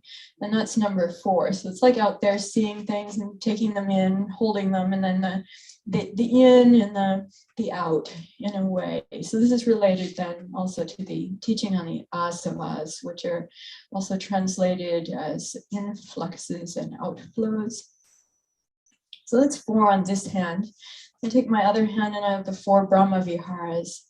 So I have metta, loving kindness, karuna, compassion, mudita. I'm going to use the word appreciation, which also Anagarika Siddhinanda used, reflecting on this teaching. And then for upekkha, I still haven't found one word that I really want to use for upekkha in this case, but I feel like really the best way to describe it for this particular practice is actually balance. Balance. And so we can then ask ourselves for how we're seeing something, or how we're hearing something, for how we're taking something in, or for how we're holding something. That's these 4 here, or even how we're reacting or responding to something.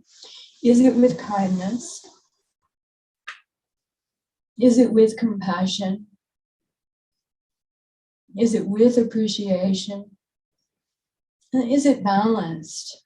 Just according to our own sense of balance. And for the upekkha part, then I want to go even more deeply into the meaning. But for just now, I'll just use the word balance. But for upekkha, then I think about this kind of balance as being the kind of quality that actually makes all of these unconditional. When we talk about unconditional love, when we talk about unconditional compassion, we don't talk about unconditional appreciation, but we recognize that as I think, a natural quality of love. When we talk about how the mother loves their only child in this way, it's like whatever hurt them, we feel sorry and we want them not to hurt.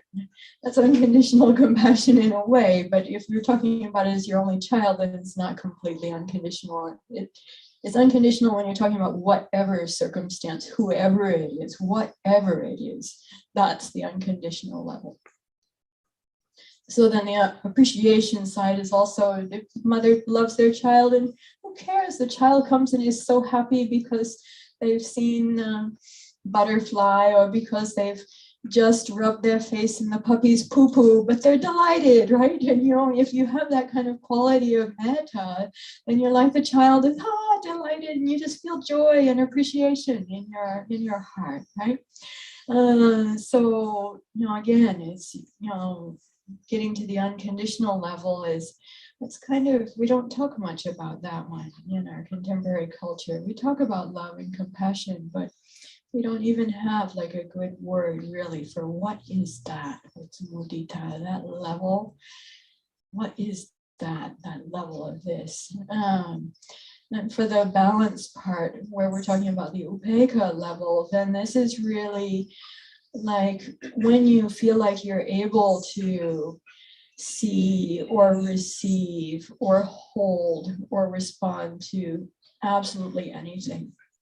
Whatever it may be, yes, I can do that. I have that depth of mind and heart to be able to hold, to touch, to hold, and also to be able to pass through. And this is our contemporary language. When we talk about unconditional love, we say that. It's like, come what may, I am there with you, whatever. Come hell or high water, we will pass through all of this together. You might say, do people really actually do that? Is this just a kind of an ideal that never occurs? But the kind of depth of mind and heart that the Buddha is talking about when we get into the Brahma Viharas, for the metta, karuna, mudita, and upekkha, at this level where they become liberating, there's apamana, when they become boundless, it's exactly that. It's exactly able to hold anything and exactly able to pass through anything. And when we really think about it in that kind of way, and we really like make that kind of decision in our minds that has that kind of quality of that depth of love and compassion and appreciation. And then the upekkha part is what I'm really driving into in a way here. So all of these are like qualities of metta, the natural fluent abilities of metta. When there is that level and depth of love, then karuna is how it responds to pain, mudita is how it responds to joy, and then upekkha is really, in a way, it's like that's what gives it that level of depth and capability that just goes deep and becomes free, and then can also like hold and balance and, you know, stabilize everything, right? I can just use contemporary American language. It rocks our world at that point. Right? Maybe it's old now because I'm over 50. Does anybody say that anymore? I don't know. But it's a kind of level then of courage that really rises up in our hearts, that's able to just like not be stuck and not be bounded and not be trapped and not just be afflicted by things, but able to break out and open up and go deep and wide and vast in the ways that our hearts really can, actually. And not only for others and for our child, for our most beloved one, for ourselves, in ourselves as well, in our inner world. And also when we talk about these four, we're talking about what we think of as our outer experience, what we're seeing, hearing, you know, smelling, tasting, touching, feeling, all of that, you know. So for these bases as well, and how we're taking them in, really looking not only at the internal part and it going out, but the part about how we're taking the things in and how we're holding them, and just being really conscious about that. So this is the two sides, the two hands, and then I bring them together with awareness and intentionality, and that makes the Anjali.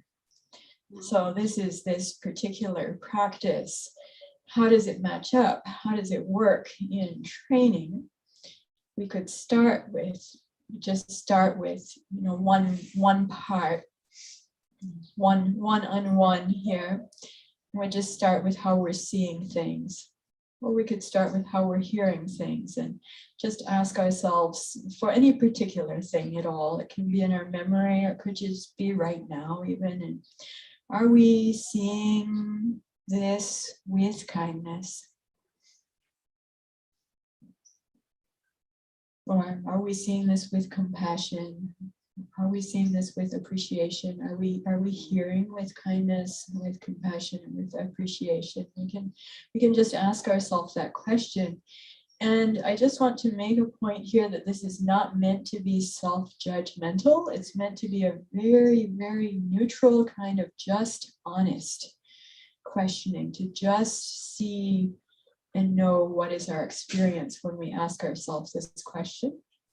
And then just to see what we understand and what word would we use to describe the way that we're seeing this, or the way that we're hearing this, or whatever our sense spaces are. So that's one part of it. And then the next part is the part then that Anagarika Siddhinanda was talking about. And that is then, it's like going clothes shopping, and where you just try something on just to see what it feels like and what it looks like. Or you're shopping for shoes and you try them on just to see what they look like and what they feel like, and you don't feel obligated to buy them at all. It's just to see what it's like and to feel what that's like and see whether it's good for you or not. And so this part, you then ask yourself the question, for the way I'm seeing this, what would it be like? What would it be like? What would it be like if? This is the trying it on without obligation. If I were to see this with kindness, or if I were to receive this with kindness, or if I were to hold this with kindness, then you just give yourself a little time to just let that question percolate and work. And for those who have practiced with mindfulness of the body and mindfulness of feelings, mindfulness of mind, or at least with mindfulness of the body, you can see what happens to your body as you sit and let that question percolate. And just see whether it's healthy and wholesome or not, or whether it's harmful. You can also see when you ask yourself the question earlier on, how am I seeing this? And then you just give a word to identify how that is, or how am I receiving this? And you just ask yourself and see what word comes up to characterize that. And with your practice of mindfulness of the body, you just see when you think about that particular word that's descriptive, and just see what's happening in your body when that's happening, and what kind of feelings are there, or is your mind contracted, or is it expansive? Is it bright and pliant and flexible, or is it like narrow and dark and occluded? Or you just see for yourself with these bases of mindfulness as you think with the one set of descriptive words or word, and then with the other, you just see. And you just try it on. You just try it out. And so it's really just it's like a no obligation experiment. And for whatever you find is really healthy and wholesome, then you go with that. You develop that. And so there are the 4 Brahma Viharas, and then there are the 4 your sense bases, how you're seeing or hearing, or the level of the sense bases, how you're smelling something even, or how the way what you're sensing from touching, but seeing and hearing are often most strong for us in this. And then how you're taking it in, how you're receiving it, then how you're holding it, and how you're responding, reacting or responding. Just how would it be to respond to this with kindness? How would it be? How would it be to respond to this with compassion? How would it be to respond with appreciation? How would it be to respond in a balanced way? What would that mean? What would that be? How would that be? We just ask ourselves the question, just to be able to just trying on those clothes with those shoes, and just see what it feels like, see how it fits, see whether it's good for you or not. And in this case, if you find it better than what the other option was that you were looking at, or that you had been trying on, you can change them out. So freely, right then and there, without having to fill out a lot of a web form, get any other person's approval. You don't have to. It's just, you can just absolutely freely just do this yourself. And I found this just so empowering, very much in line with the Dhamma teaching that Ajahn Brahmawara mentioned so briefly and succinctly, just mentioning having this choice, just checking it out. Is it helpful and wholesome, or is it not helpful and not wholesome? And, just choosing to do what is helpful and wholesome. And the Buddha talked about these 4 qualities to develop them as liberations, as liberators. That is to free us from affliction and from bondage, and the tyranny of the kilesas in a way. So a route to freedom from these, and even before the freedom, how we can really work with them. It just quite simple and easy to practice, easy to understand, easy to work with, ways that really, it's not hard to start with, and low investment in time, and doesn't cost anything. You don't have to go through a whole long course, but then you can develop it as much as you wish. for myself, I found it really, really valuable to explore and developing it further and further and further over the years. So far, I haven't found the limit to the value on this one. So it's not, I don't think it's always the right Dhamma contemplation or the right Dhamma practice, but many times it is. It's really progressively helpful, so useful to remember and to understand. And in response to Karina's question, you know, it might not be the way that you are meaning it exactly, but so much of our energy gets trapped in these unhealthy ways of seeing or receiving or holding or reacting to things. So much gets burned up and also just bound up and trapped in these cycles of, say, ineffectual coping mechanisms is a professional term. Ineffectual coping mechanisms means you're trying to manage and you want it to be good the way you're managing, but your method just doesn't really work well. And this is really coming at what the Buddha taught, is just looking at these things and seeing the things that people are doing that are like just, you know, in a way like floundering around or being swept away by floods and, you know, just not knowing, not having this sense of path or what can be done that really can engage with this in a way that is healthy and helpful and wholesome and inward leading or onward leading, that really can address our very real needs in a way that works.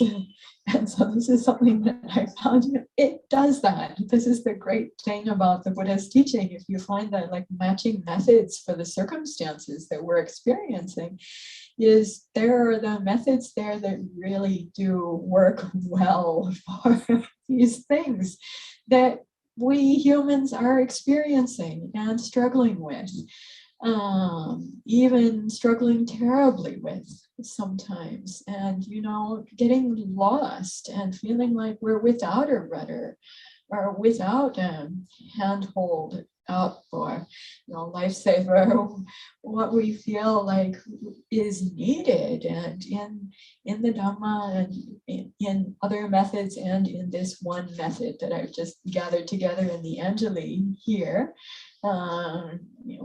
together with the awareness and intentionality as being two key factors here, bringing them together. You know, it can work really fast once you've learned it and practiced with it a little bit. Just to remember, you can turn your mind around in seconds with things that otherwise would take sometimes years, decades, if not months or weeks or hours or minutes even.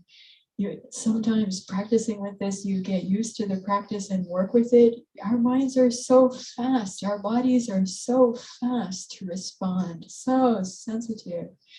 And these things can turn, used to say, on the drop of a dime, but anyway, really, truly in the fraction of a second of just awareness and intentionality.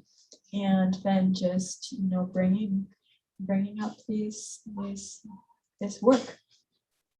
So I find that if I feel trapped in ineffectual coping mechanisms, that part is deadening. And then my energy may go down with that. But if I see something that really does look helpful and hopeful, and if I know it is, and then I remember something that's helpful and hopeful, my energy can turn around just like that. It's like just remembering that, just seeing that and remembering that and knowing that is leading in the good way. This is a way that's going to be, you know, applying my energy well. And it feels like that actually gives energy to do that. Where is it coming from? My understanding is that it was trapped that energy was being trapped in the attachment or the binding or the bondage or the like a loop or a cycle that doesn't really go anywhere, that's just bound up. And when that loop is then opened up, then that energy comes to be released and comes to be, I'm using contemporary language again, bioavailable. It comes to be bioavailable, so not trapped anymore in these kind of deadening, habits, patterns, and it just opens up and becomes available. So it doesn't mean that we don't ever get tired. It doesn't mean that, but just that what energy we do have that may be getting trapped, that there is this way to be able to just open up this cycle and open it up and turn it in a different way that then releases and makes that energy that we have accessible. And that energy then, rather than being a trap or being a bondage that we're self-creating, that we're feeling stuck in it and we're pushing against it, but it's actually coming from our own habit pattern. Yeah, but then we feel exhausted pushing against this thing, but what is it? So then opening that up and then, that it's ours and it's free. Then it just becomes free. That life energy becomes free. So there's one message. Thank you. Wow, I feel so lucky to get such an in-depth teaching part of the Vasa here. Yeah, I feel very fortunate, very lucky. And I'll say it was Jinkuye, and I'll let Aya Tisarani translate that. Thank you. Thank you for your kind words and for asking this valuable question. I had actually drawn my name out of the bowl earlier on, but this is the thing, being in a position of power. Then I wanted to hear.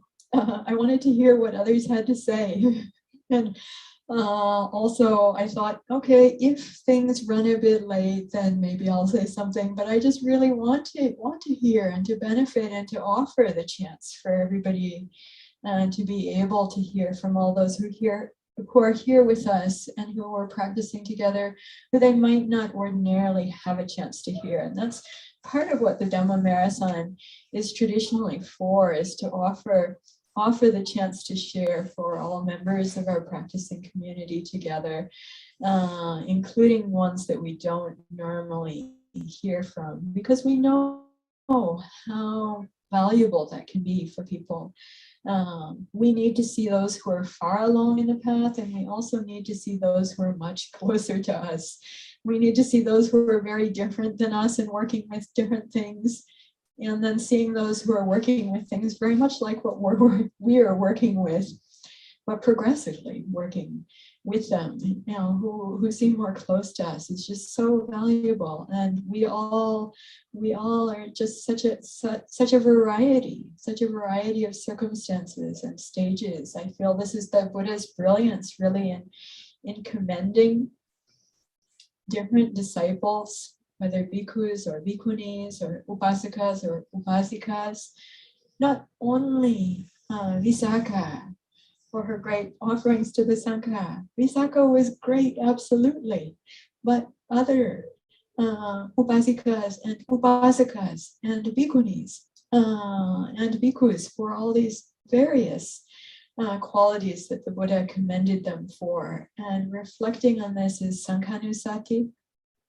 mindfulness or recollection of the Sangha. It's really helped me to see the different merits and virtues of those who are our contemporary Sangha, who I'm sharing this life of practice together with as my co-residents, and really to be able to see their unique virtues and unique offerings, to appreciate that and to appreciate the value of sharing them.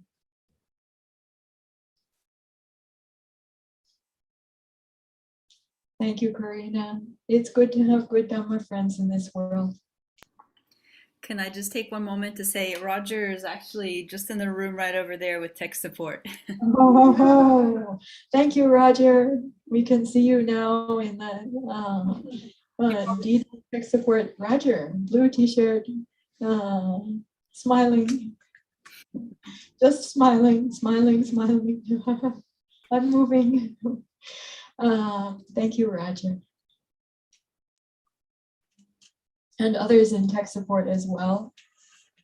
Our tech support is often invisible. We should actually invite some of those who are here right now in tech support. Can you come forward for just a minute and just show yourselves and let us all, you're on tech support also. Come here up front for just a moment and let us just all say thank you to all of our tech support here together for everybody. Now, we might need to have a light somehow. I don't know if I'm come closer. Can you see them at all? So anyway, just a big sadhu, sadhu, sadhu. Thank you very much. Everybody is waving to you. And those who are on tech support online together also. Absolutely, we're able to offer this Kathina this year in hybrid format because of our tech support. So you're an essential, facilitator, an essential part of all of this offering, the Dhamma offering, the offering of the robes, and everyone being able to join in this together. So please know that you're an essential part of this, and sometimes knowing really helps us to be able to, it's like metabolize the merits of things. So I've heard about people who then found out at some time that some family member had even passed away years ago and then left them some sum of money that they hadn't known about for years. And it had just been sitting there, or some kind of old heirloom or treasure or this kind of thing. And they didn't know about it. And then they found out about it. And when they found out about it, then wow, they started thinking, what can I do with this? Because they realized, I've got this, I've got this, I've got this inheritance, I've got this treasure. And then you can start, this is what I'm talking about, metabolizing. Then you can start thinking about how really you realize you've got it. Then you can think about, how can I use this? In this case, this is something that's like energetic and, in consciousness, but then also that really is there in our bodies. And this is another way for Karina's question about what is deadening and what is enlivening, let's say, or like giving energy. Realizing and reflecting on, being able to see what we've got is a big part of this, and being able to see in others as well. When we can't, that is one of the things that is often deadening and makes us inclined to non-action, not in a super enlightened Dhamma way, non-action, but in the other kind of way where we feel like depressed and don't want to move and don't want to do anything and don't feel like we have what it takes. This is a really important language here, I think, because when we do recognize, then we start to think, maybe I do have what it takes. Maybe I do have the resources that can be applied to this, to do what with our precious human life. So just saying that then inclines more to, let's say, like energy and sense of capability and feeling the value, rather than feeling worthless. We see how these things work.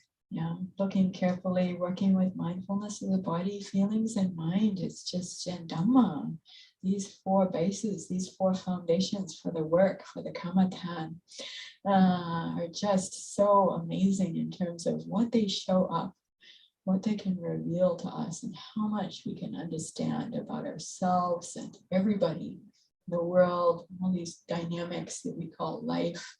We can really see so much in the platform on and the space that these bases offer us as we open them up and develop them and cultivate them. And it's not just them unto themselves, but it's like what kind of platform is there for the whole path work that these give, that these enable. Why the Buddha called it a ekayana, a hub kind of practice.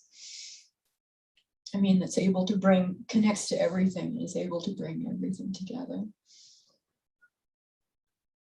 Hold on, hold that. So I want to have maybe I'm going to ring the bell for myself now. Take a pause, and then requesting a check-in with that border on the Kathina robe. And saying also others probably had questions that they've been waiting like such a long time for, something they wanted to ask, something they wanted to share. After this bell, you may have your opportunity, unless the rope is done.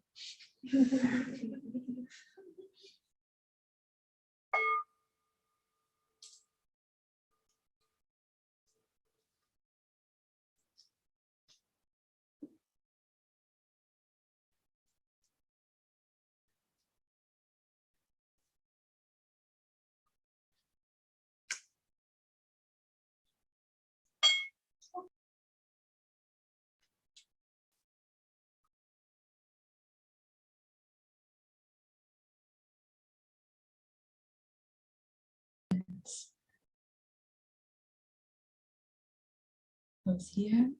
I do. Yes, Malai. Yes.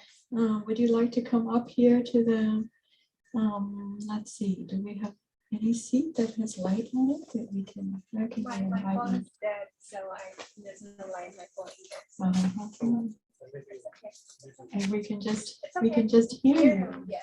Uh-huh. Hearing my voice is good enough. Okay, this is from my friend Malai, who is here in person with us, part of our extended Dhamma circle that you can't completely see. Thank you. I appreciate all the reflections. What I've been hearing again and again, including the Brahmara Viharas, and just be calm, just be peaceful within yourself, and then the world will be peaceful. I hear that a lot. In fact, there's so much. My question is, there are, obstacles out there, just like for Bhikkhuni, some stuff that is not fair, and women out there who do not have the voice, to stand up. And if everybody, doesn't say anything, and that obstacle, that blocks continue to be there, and therefore the person or the women who wish to go forward will not be able to go forward. And if we continue to be peaceful ourselves, will that resolve the issue? That has been sitting in my mind for the longest time. I've been trying to balance on my, when I try to revive or help to revive the Kimbo and Bhikkhuni Sangha, that's continuing to sit in my mind. Am I doing the right thing? Am I not supposed to do what am I doing right now? Is it wrong or is it right? But I feel like if I don't do that, then the opportunity will not be opened up. So that's my question. Thank you. What a powerful and important and great question. Who are you addressing your question to? You? Oh, I was hoping you were asking someone besides me. Can I? Anybody can ask anybody. Let's see. Is there anyone who is here or amongst our speakers online who would like to speak to this question?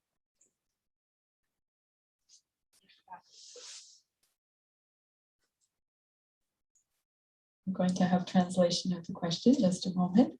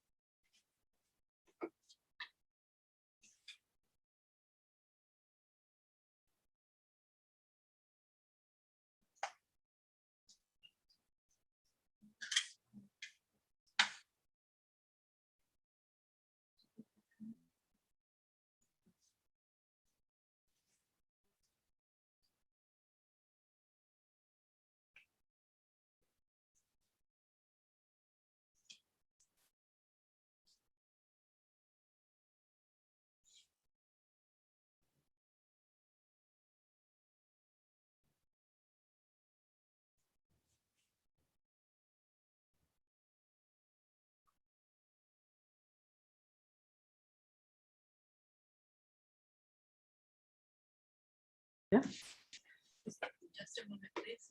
Yes. Venerable Bhikkhuni Sangha would like to offer a response to this question. And I'll just say for a Dhamma discussion, there doesn't have to be only one respondent. Others could also share their co-questions or related questions or their responses. So it doesn't have to be just one. Dhamma discussion can really address the topic from various angles, various Dhamma perspectives. Sometimes questions have different elements to them that can then be further opened up and clarified. So welcome to Venerable Dhammadharini, and let's hear what her thoughts are in response to this Dhamma question.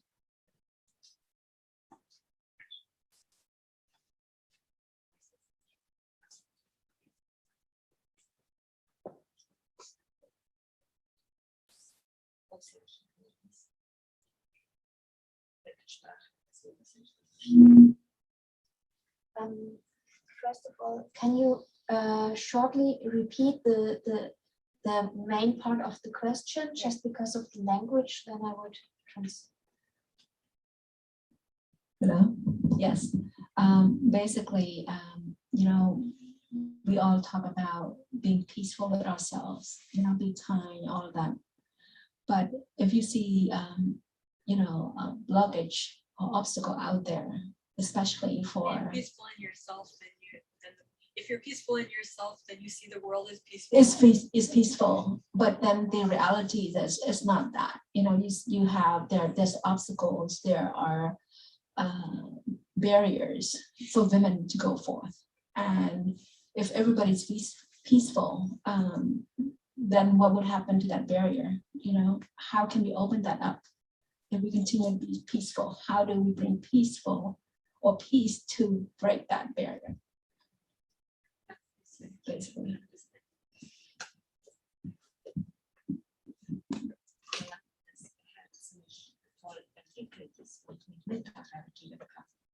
Gibt es verschiedene Methoden, also Möglichkeiten. Bei entwickeltem Herz ist Metta da ist es das Mittel. Aber wir sind noch nicht voll mit Metta und haben zum Beispiel mit Verzeihen, dass man verzeiht. Das macht das Herz weich. So in a mind that is really well developed, there you would react with metta, there would be loving kindness. But as long as you're not that far developed, you need to have tools for it and try react with forgiveness. Also Vergebung ist eine sehr gute Mittel, sich vorzustellen, dass diese Mensch, die uns getan hat, dass auch leidet, so wie wir. So forgiveness is one really important tool, and also just to imagine the other person who hurt us also is suffering as result with ourselves. Mit Geduld. To react with patience. Ich habe so einen Koffer mit verschiedenen Mitteln, die ich anwende, wenn Schwierigkeiten im Leben kommen. So she says she has her own luggage full of different tools that you can work with at any different in different circumstances of your life. Sometimes I have a patient. Suffering coming. People make maybe bad, maybe, and I feel my heart. Sometimes I forgive. I forgive. This is not easy. In the heart can close, by I doing. The heart is soft and open. I have patience. Maybe I speak Buddha, Buddha, Buddha. Yeah, so much thinking come, yeah, emotion come. Yeah, I have. This is my practice. And myself help this.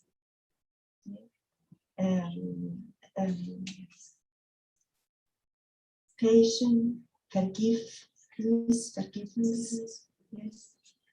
And sometimes I think this is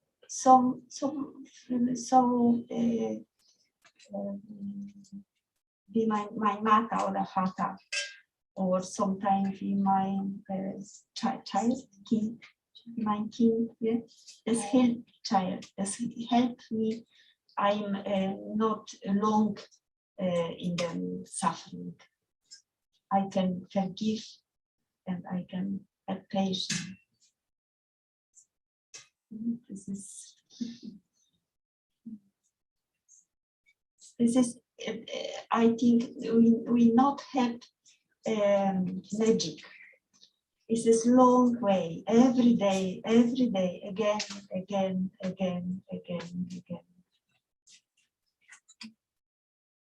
And this change the heart. Then later I can quickly this medicine. Yeah, he will help.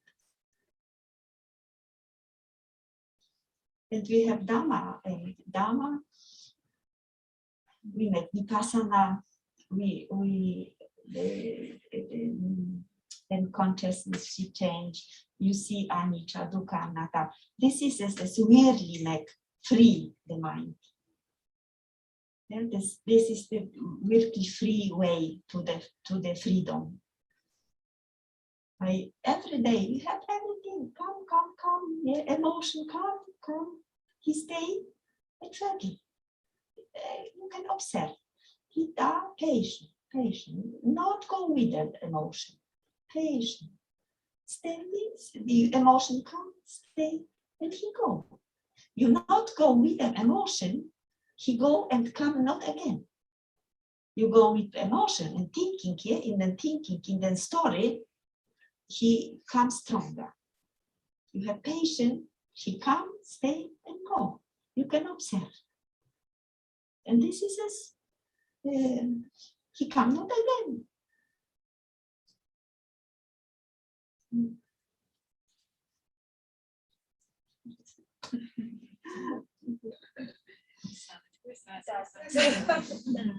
Thank you very much, Venerable Bhikkhuni Tisarani, and also Venerable Bhikkhuni Anuvedita would like to share some Dhamma thoughts on this question, please.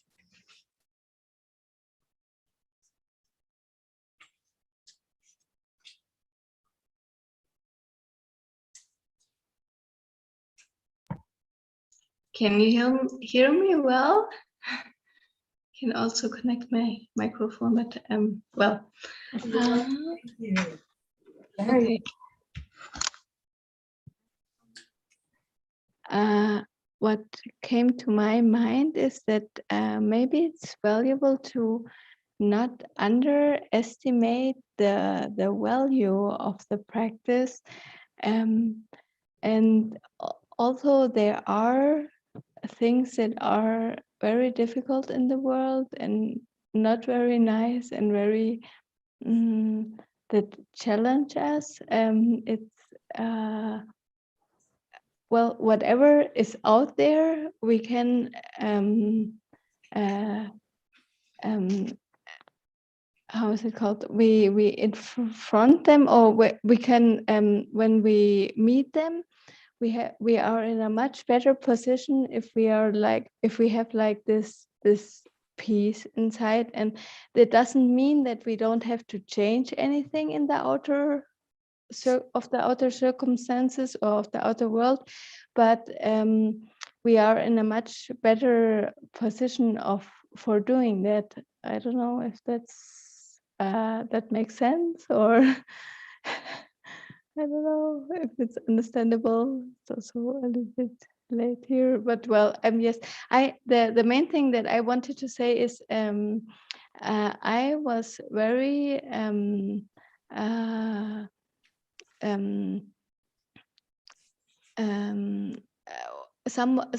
a person that marked me personally very strongly was Gandhi, for example, and the example that he gave just through his own practice to make a big change. He and I think that's a thing that we really should not lose out of mind. I don't know if that's correct to say it like that. Yet that we still always should keep in mind that a good and deep practice is a very, very valuable and powerful thing, and the radius where it works is much more huge than we might understand and realize in the moment. I don't know if that's understandable, but yes, that was just something what came to mind.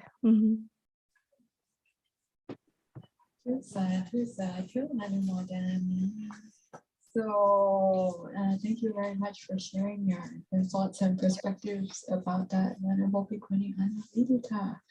I was also thinking, even in line with what we were just talking about before, that Dhamma, that if we think about like how we are seeing things, how we're receiving them, how we're holding them, how we're responding to them, and really being aware and conscious and intentional in all these regards, then we can tell this really transcends self and other in a way.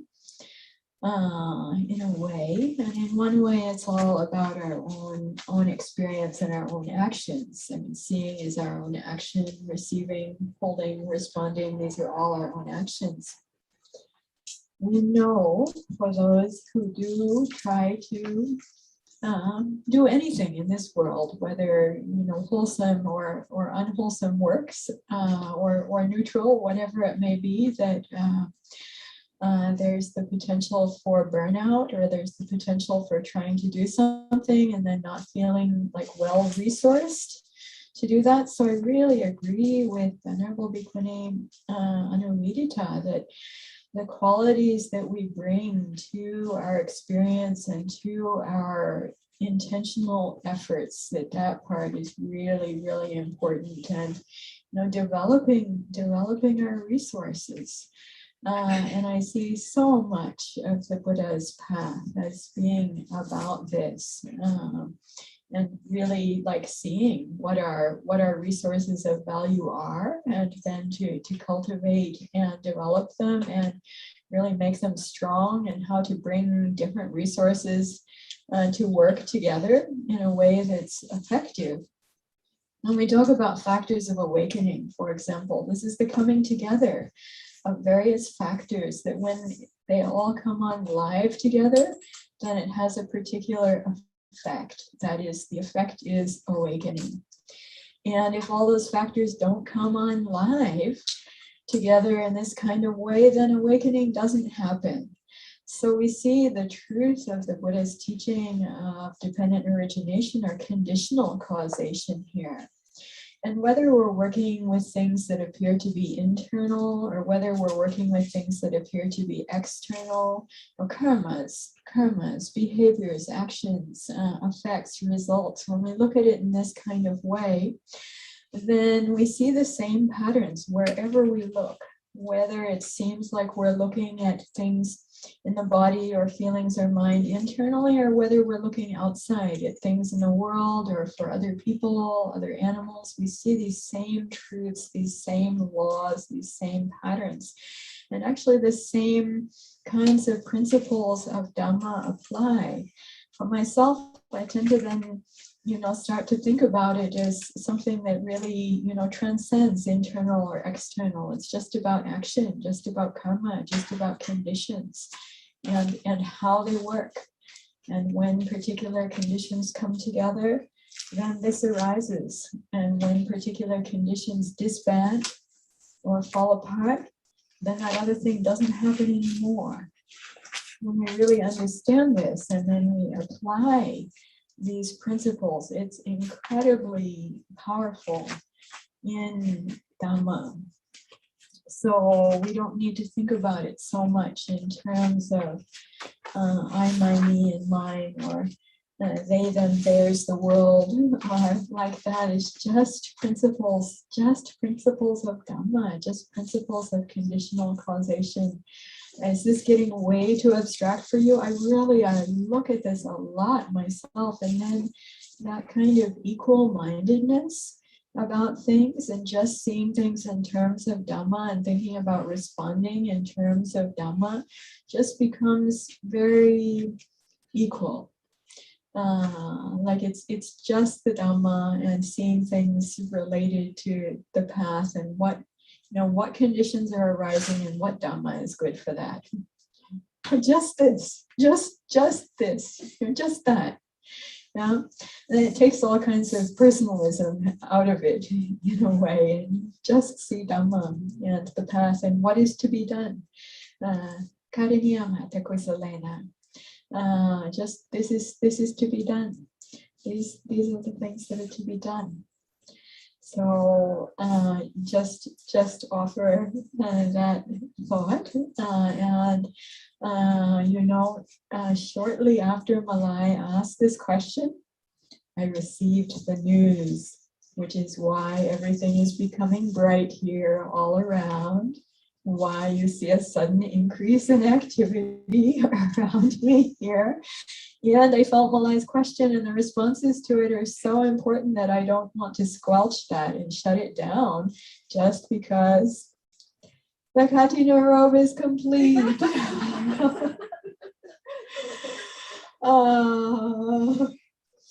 But that's the news that I got. So still I wanted to give time, and then I asked to set up the space here for not only for responding to this very important Dhamma question, which could be asked about, so many issues in our world, Bhikkhuni issues, gender issues, race issues, nationalistic issues, issues of healthcare, of age, of so many kinds of bases of discrimination, and like the various ways that people dehumanize each other and then put each other down rather than seeing one another in beautiful and humanizing ways and helping with the main motivation to be helping one another out and opening up possibilities for people. So many ways these things appear, and our own actions, our own karma, our own choiceful action or non-action is important in that. I mean, what we're experiencing with humanity is the sum result of all of our conscious or unconscious actions together at any given moment. It's just that we are an important part of that. How much awareness, how much intentionality we're bringing to the situation, what our choiceful actions or non-actions are, all essentially these are the creators of this reality for ourselves and our experience of what the world is together. So such an important topic, we might want to offer a discussion just about this even at a later time, perhaps. We could have around Sanghamita Day, have a discussion about this coming up on the Sanghamita full moon, or the November full moon coming up is going to be the 25-year anniversary of the resurrection of the Theravada Bhikkhuni Sangha. Going to be some programming and events even internationally about this, and a good time to have such discussions together for those who are really interested and want to engage in that, these can be good times. So thank you very much, Malai, for asking. I really appreciate this about you. Other people often like to avoid the difficult questions, and you're like, yes, I want to see what's going on here and check this out and look what's happening and what can we do to help for our communities, is her beautiful mind in this regard, which I really, really appreciate. So now I'm going to take another moment. I'm going to give myself another moment of pause. And it seems like our Sangha has gathered here again. And chanting books have arrived. And the cushion has been set up front and center here in this space. And that energy that had seemed kind of sleepy, well, not everyone is more awake yet, but the environment has started to get a little bit more lively again. So I'm going to give myself a pause again now, and then we're going to be transitioning to our final Spreading of the Kathina program. I just need to have a check-in about some aspect of that with Ayasopana, if that's possible, or with someone else. And I invite everyone who's here also to go. Yes, just a moment, please.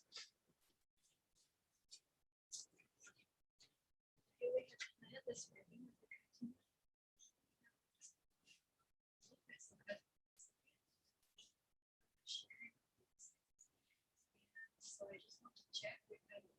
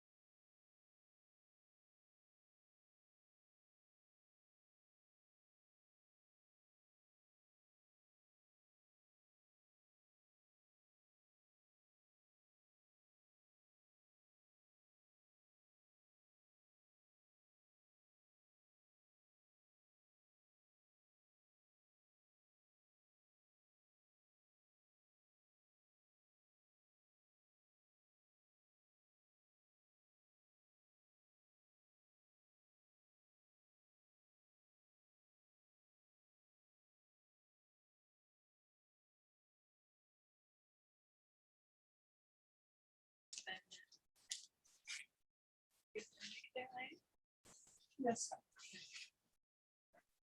Need to reposition this body as well.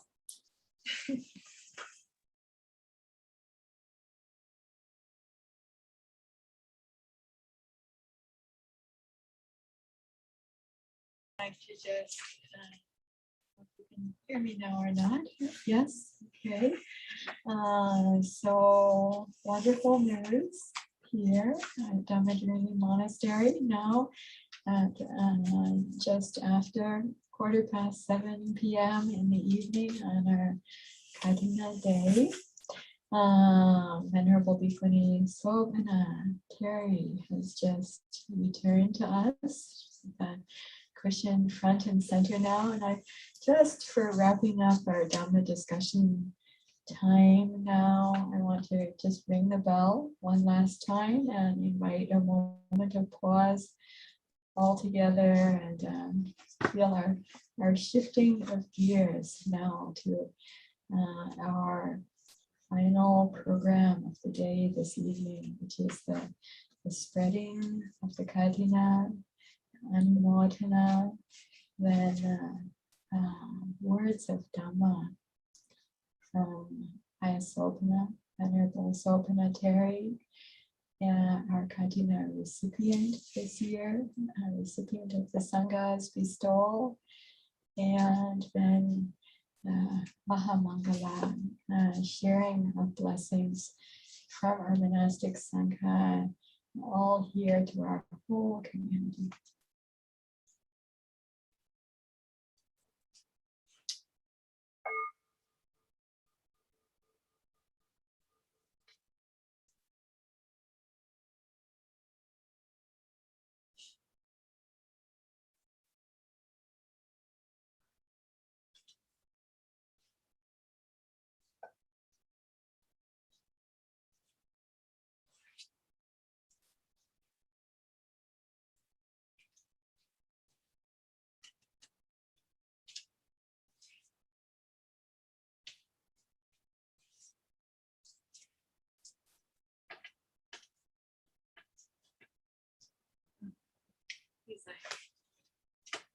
Go to the Sangha.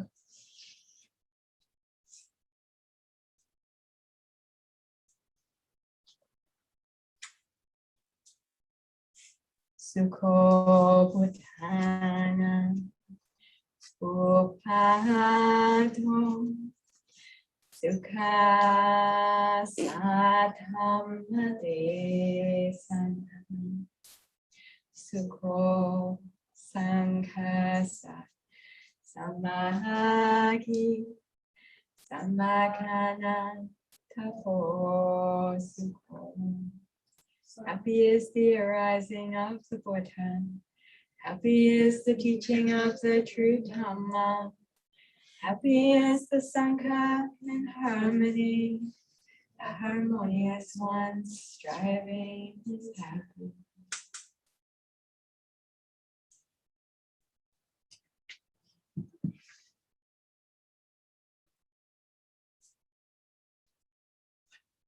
Atatang aye Sanghasa Katinam Dhammiko Katinataro Manumodata.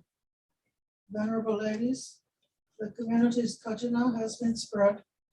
The spreading of the Kathina is in accordance with the Dhamma. Approve of it. Anumodami. Everyone together. Anumodami. Anumodana. Anumodana. Anumodana. You don't even have to go around to all the different kutis in the forest at 4:30 a.m. to be waking us up to get our congratulations. Congratulations. Aya, would you like to share some thoughts of Dhamma with us on this occasion? Mama Aya.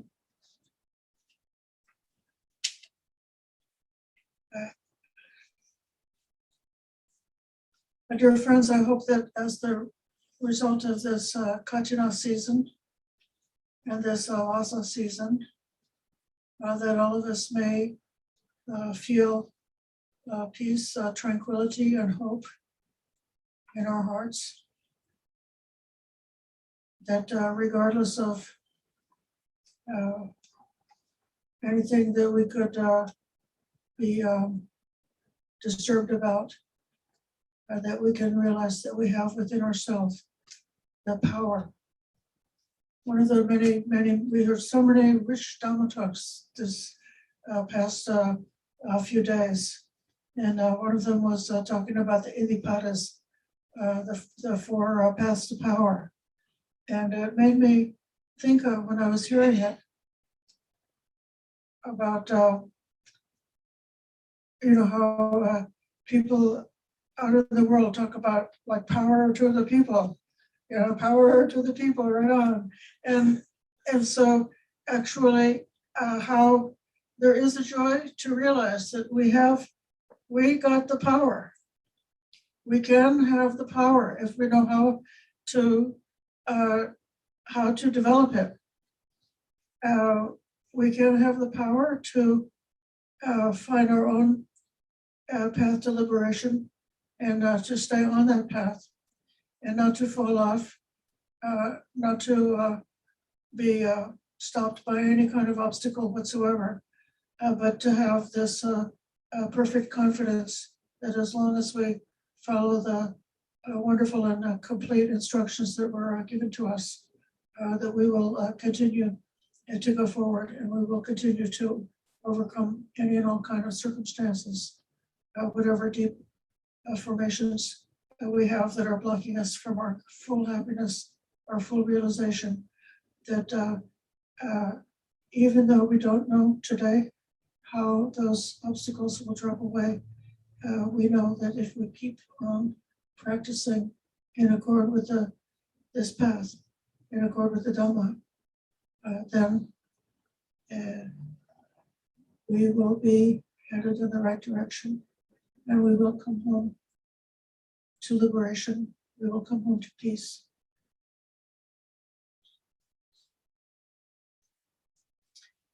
So I'm so grateful to have colleagues in the Dhamma who each in their own way, with the uniqueness of each individual, they show so many different ways of realizing and manifesting this path. Because we come from a diverse background, then we have many different ways of manifesting and realizing. Each person has to do it for themselves. Each person has their own unique path. But then in the end, all of the uniqueness of our individuals comes to be blended together in the Buddhist path, in this ocean of awakening, which is our destiny. So I hope that let us just have confidence, hope, tranquility, joy, compassion, kindness, appreciation for others, and equanimity. And with those things, we can just go on and on until we get home.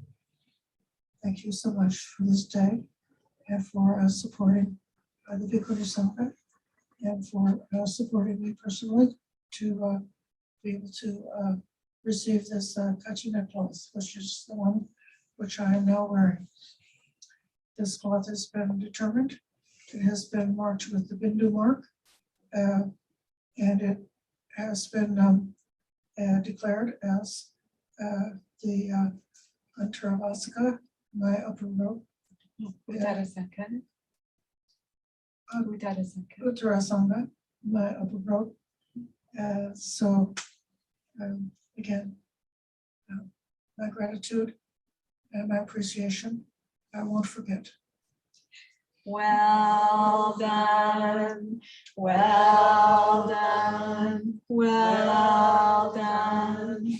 For sadhu, sadhu, sadhu, we could also say bravo, bravo, bravo. Or when we asked Ajahn Brahm how to translate sadhu into English, he said, awesome, awesome, awesome.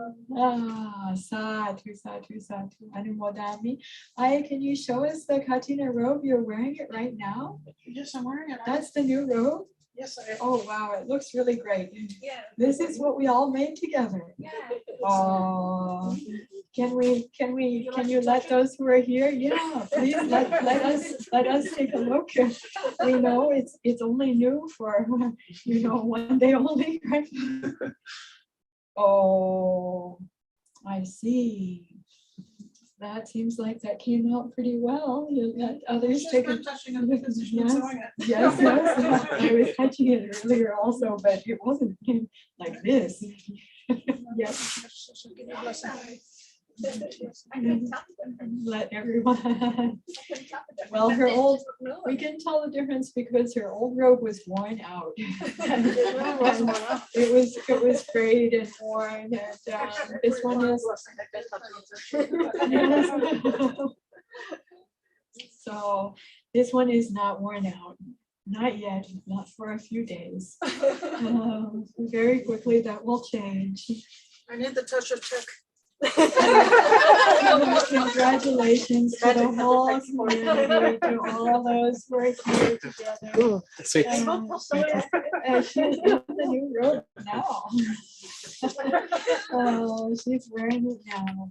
So yeah, as long as it lasts.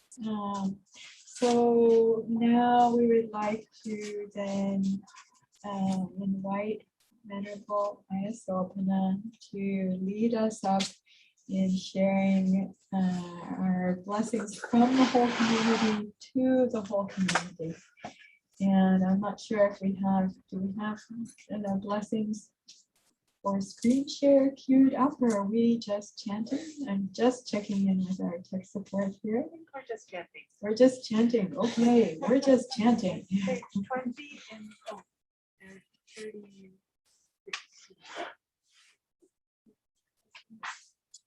So I just want to recognize all of the people who have contributed to our Vasa from near and far in so many ways. Together on the inside with our community and those in our local community and those farther away and even around the world.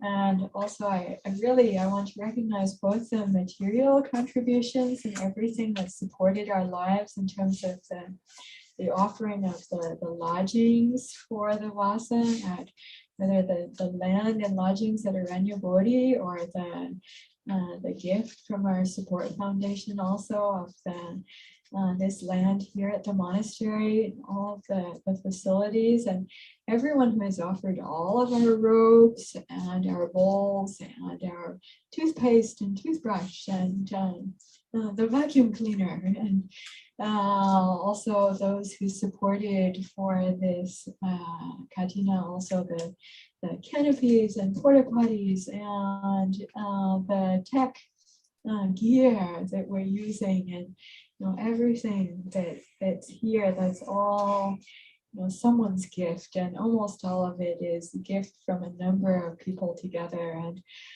special gratitude and appreciation to Janaka Kanayake and also to Mala Vijay-kun family, also together with Tamika Kanayake, our old friend in Sri Lanka, and Yuki Sirimane, and they're working together in offering the robe cloth and then all the robes that are here. I'm wondering if they can also then soon be shared out with those. There are sets of robes that are here that were prepared that were actually tailor-made for a number of the bhikkhunis here and also at Aloka Vihara. And all these other requisites, we want to then share them all out properly and fairly according to the Kathina, the way of distributing everything to the Sangha and sharing properly with the Sangha. Then I also want to really recognize during this Vasa and even also leading up to it, everyone who has offered all of the moral and Dhamma and Vinaya support to us, our ordinations and the Dhamma and Vinaya teachings, really everyone who has offered us moral support in whatever way, this Vasa and really in our whole lives leading up to this, that's supporting us right now. Those who have been luminaries to us, looked on us with bright eyes and bright hearts. I also want to remember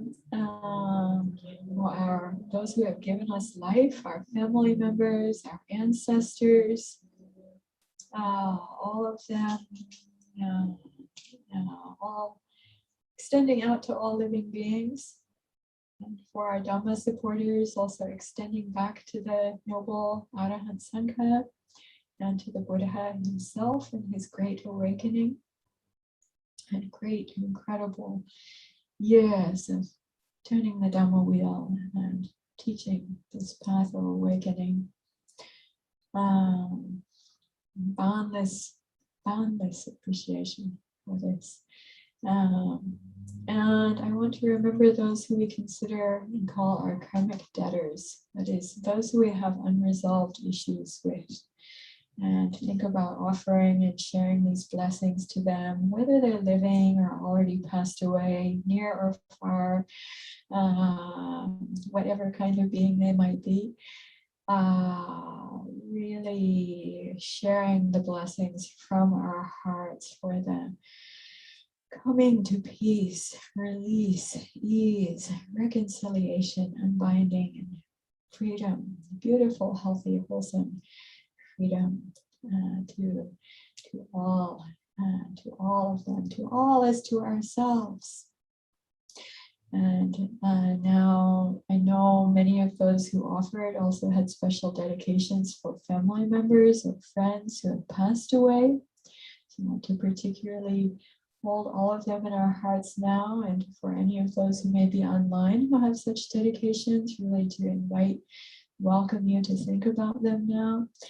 And also for all of us, really to think about our own dedication in the path, in the Buddha's way, and what we consider most noble, excellent, virtuous, and worthy in this human life, in existence. That all these blessings and merits be nurturance and support for this. We can think that to ourselves, if that's right, for us to really deeply internalize the benefits and the blessings of what we've done together today and here during this time, during this vasa, leading up to this time. And we want to invite Venerable Bhikkhuni Sopana to lead us up in Mahamangala, great blessing chanting. Namo tassa bhagavato arahato samma sambuddhassa. Namo tassa bhagavato arahato samma sambuddhassa. Namo tassa bhagavato arahato samma sambuddhassa. Evam me sutam ekam samayam bhagava savatiyam viharati jetavane anatapindika saarame. Atako anyatara devata abhikantaya ratiya abhikantavanna kevalakapam jetavana vogasetva yena bhagavate upasankami. Upasankamitva bhagavantam abhivadetva ekamantam mahasi. Ekamantam dhitako sarevata bhagavantam nathaya atamhasi.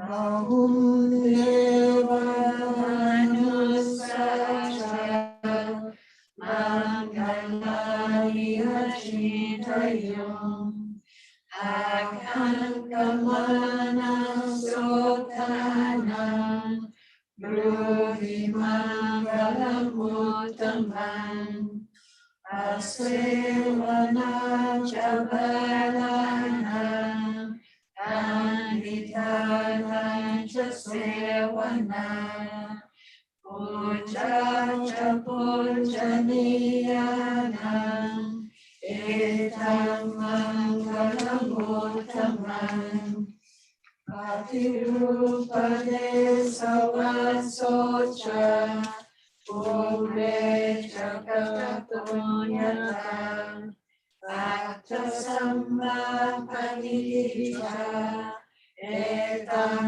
Mangalamuttamam Bahusatam Chasipancha Vinayo Chasusikito Subhasita Chaya Vacha Etam Mangalamuttamam Mata Pitu Upatanam Uttadara Sasangaho Anakula Chakamanta Etam Mangalamuttamam Dhanam cha Dhammacharya cha Nyatakanam cha Sanghaho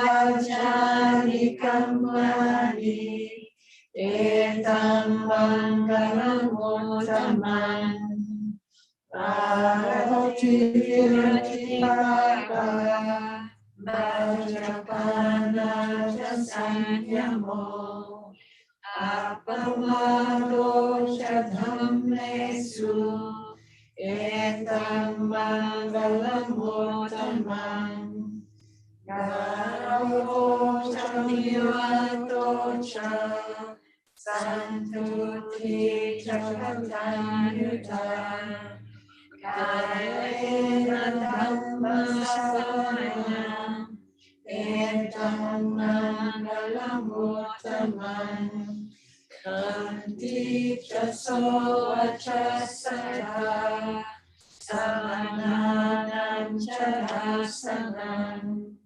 Kamena Dhammasakacha Etam Mangalamuttamam Gayocha Brahmacharya cha Ariyasacha Madasanam Nibbana Satyakiriya cha Etam Mangalamuttamam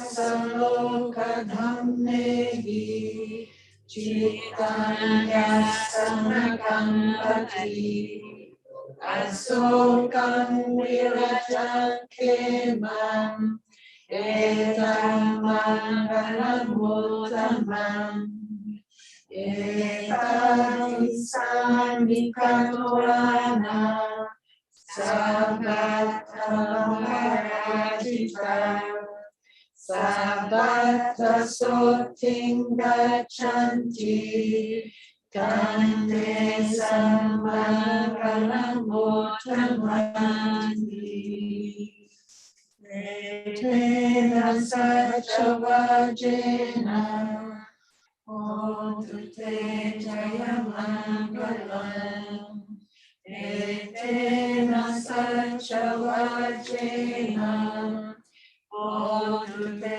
Jayamangalam Etena Sachavajena Hotu te Jayamangalam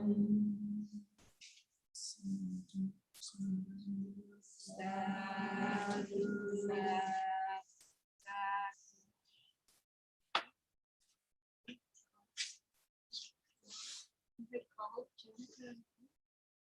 see them come on, but I didn't see them come on. You called them? Did you?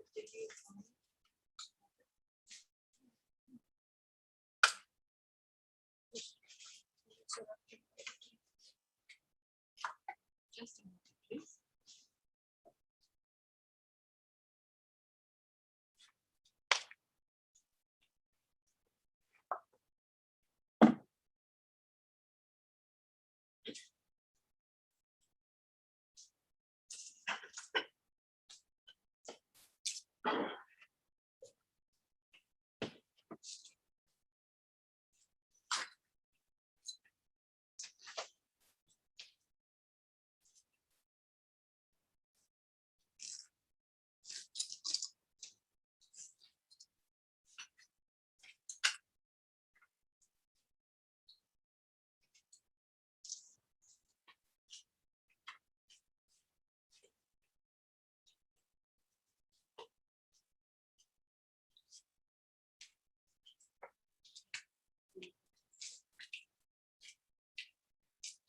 Malay. Anumodhana. Thank you. Keep up the good work, internal and external, on whatever basis of perception exists. Basis for Dhamma and basis for the path.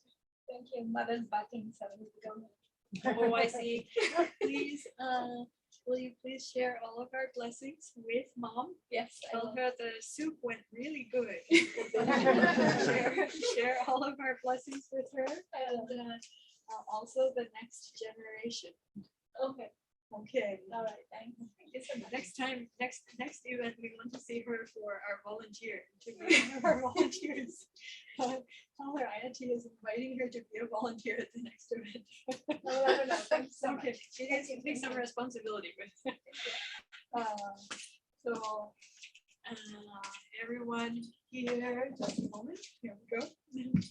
Everyone who is with us online, we've now completed also the blessing chanting. And did you want to chant the Imina, or do you have anything else you wish to chant or say? Or? I think we should give respect to the Triple Gym. Yes. So now we're going to close our program for this evening by offering our respect to what is most worthy.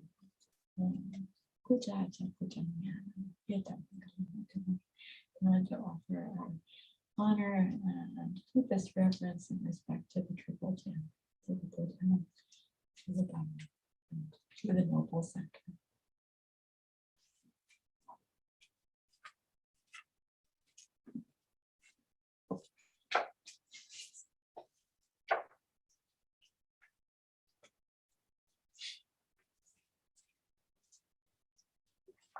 Sitting or with your Do it from the sitting posture.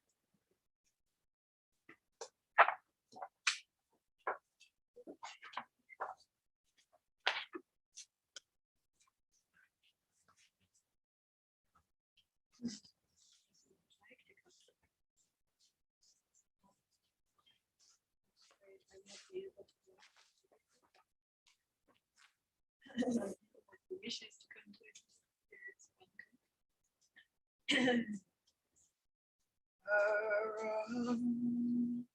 Samma Sambuddho Bhagava Buddhaṃ Bhagavantaṃ Abhivādami.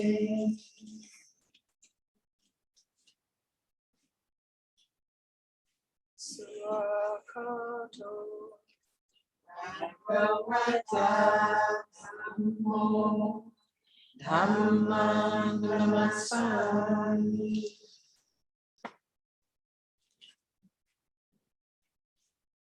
Supatipando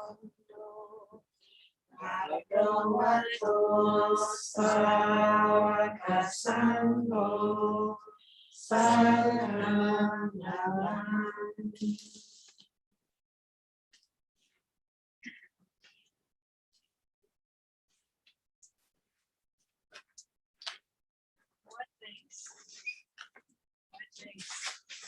I want to thank everyone who is here, who worked so hard in preparing everything and putting everything together, arranging everything for this special day together. Thank you very much. And also to our friends who planned so much beforehand and prepared and came from afar, even before dawn, to be able to offer traditional Sri Lankan breakfast and offer the robe cloth also from far away before dawn.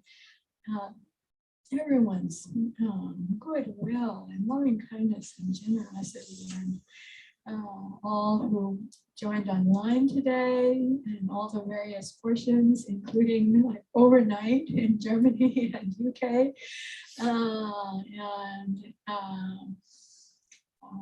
I think about also our Dhammadharini Support Foundation, the Alliance for Bhikkhunis, really everyone who has offered so much support, Cloud Mountain and the Nuns Initiative. Just, you're all awesome.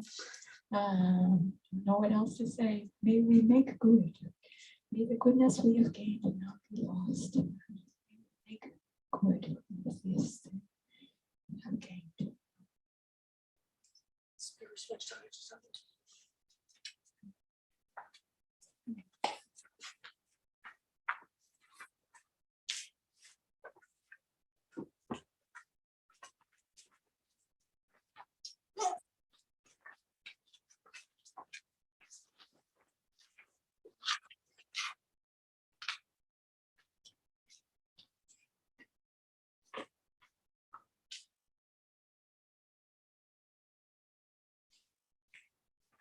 Sukan wajib hamba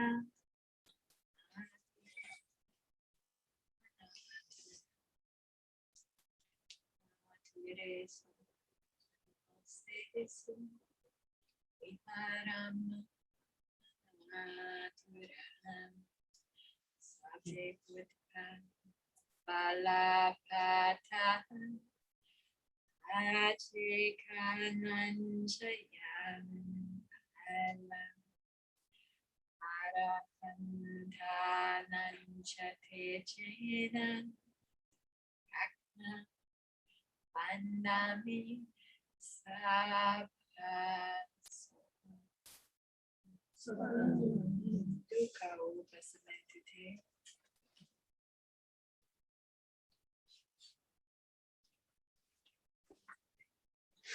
Morning.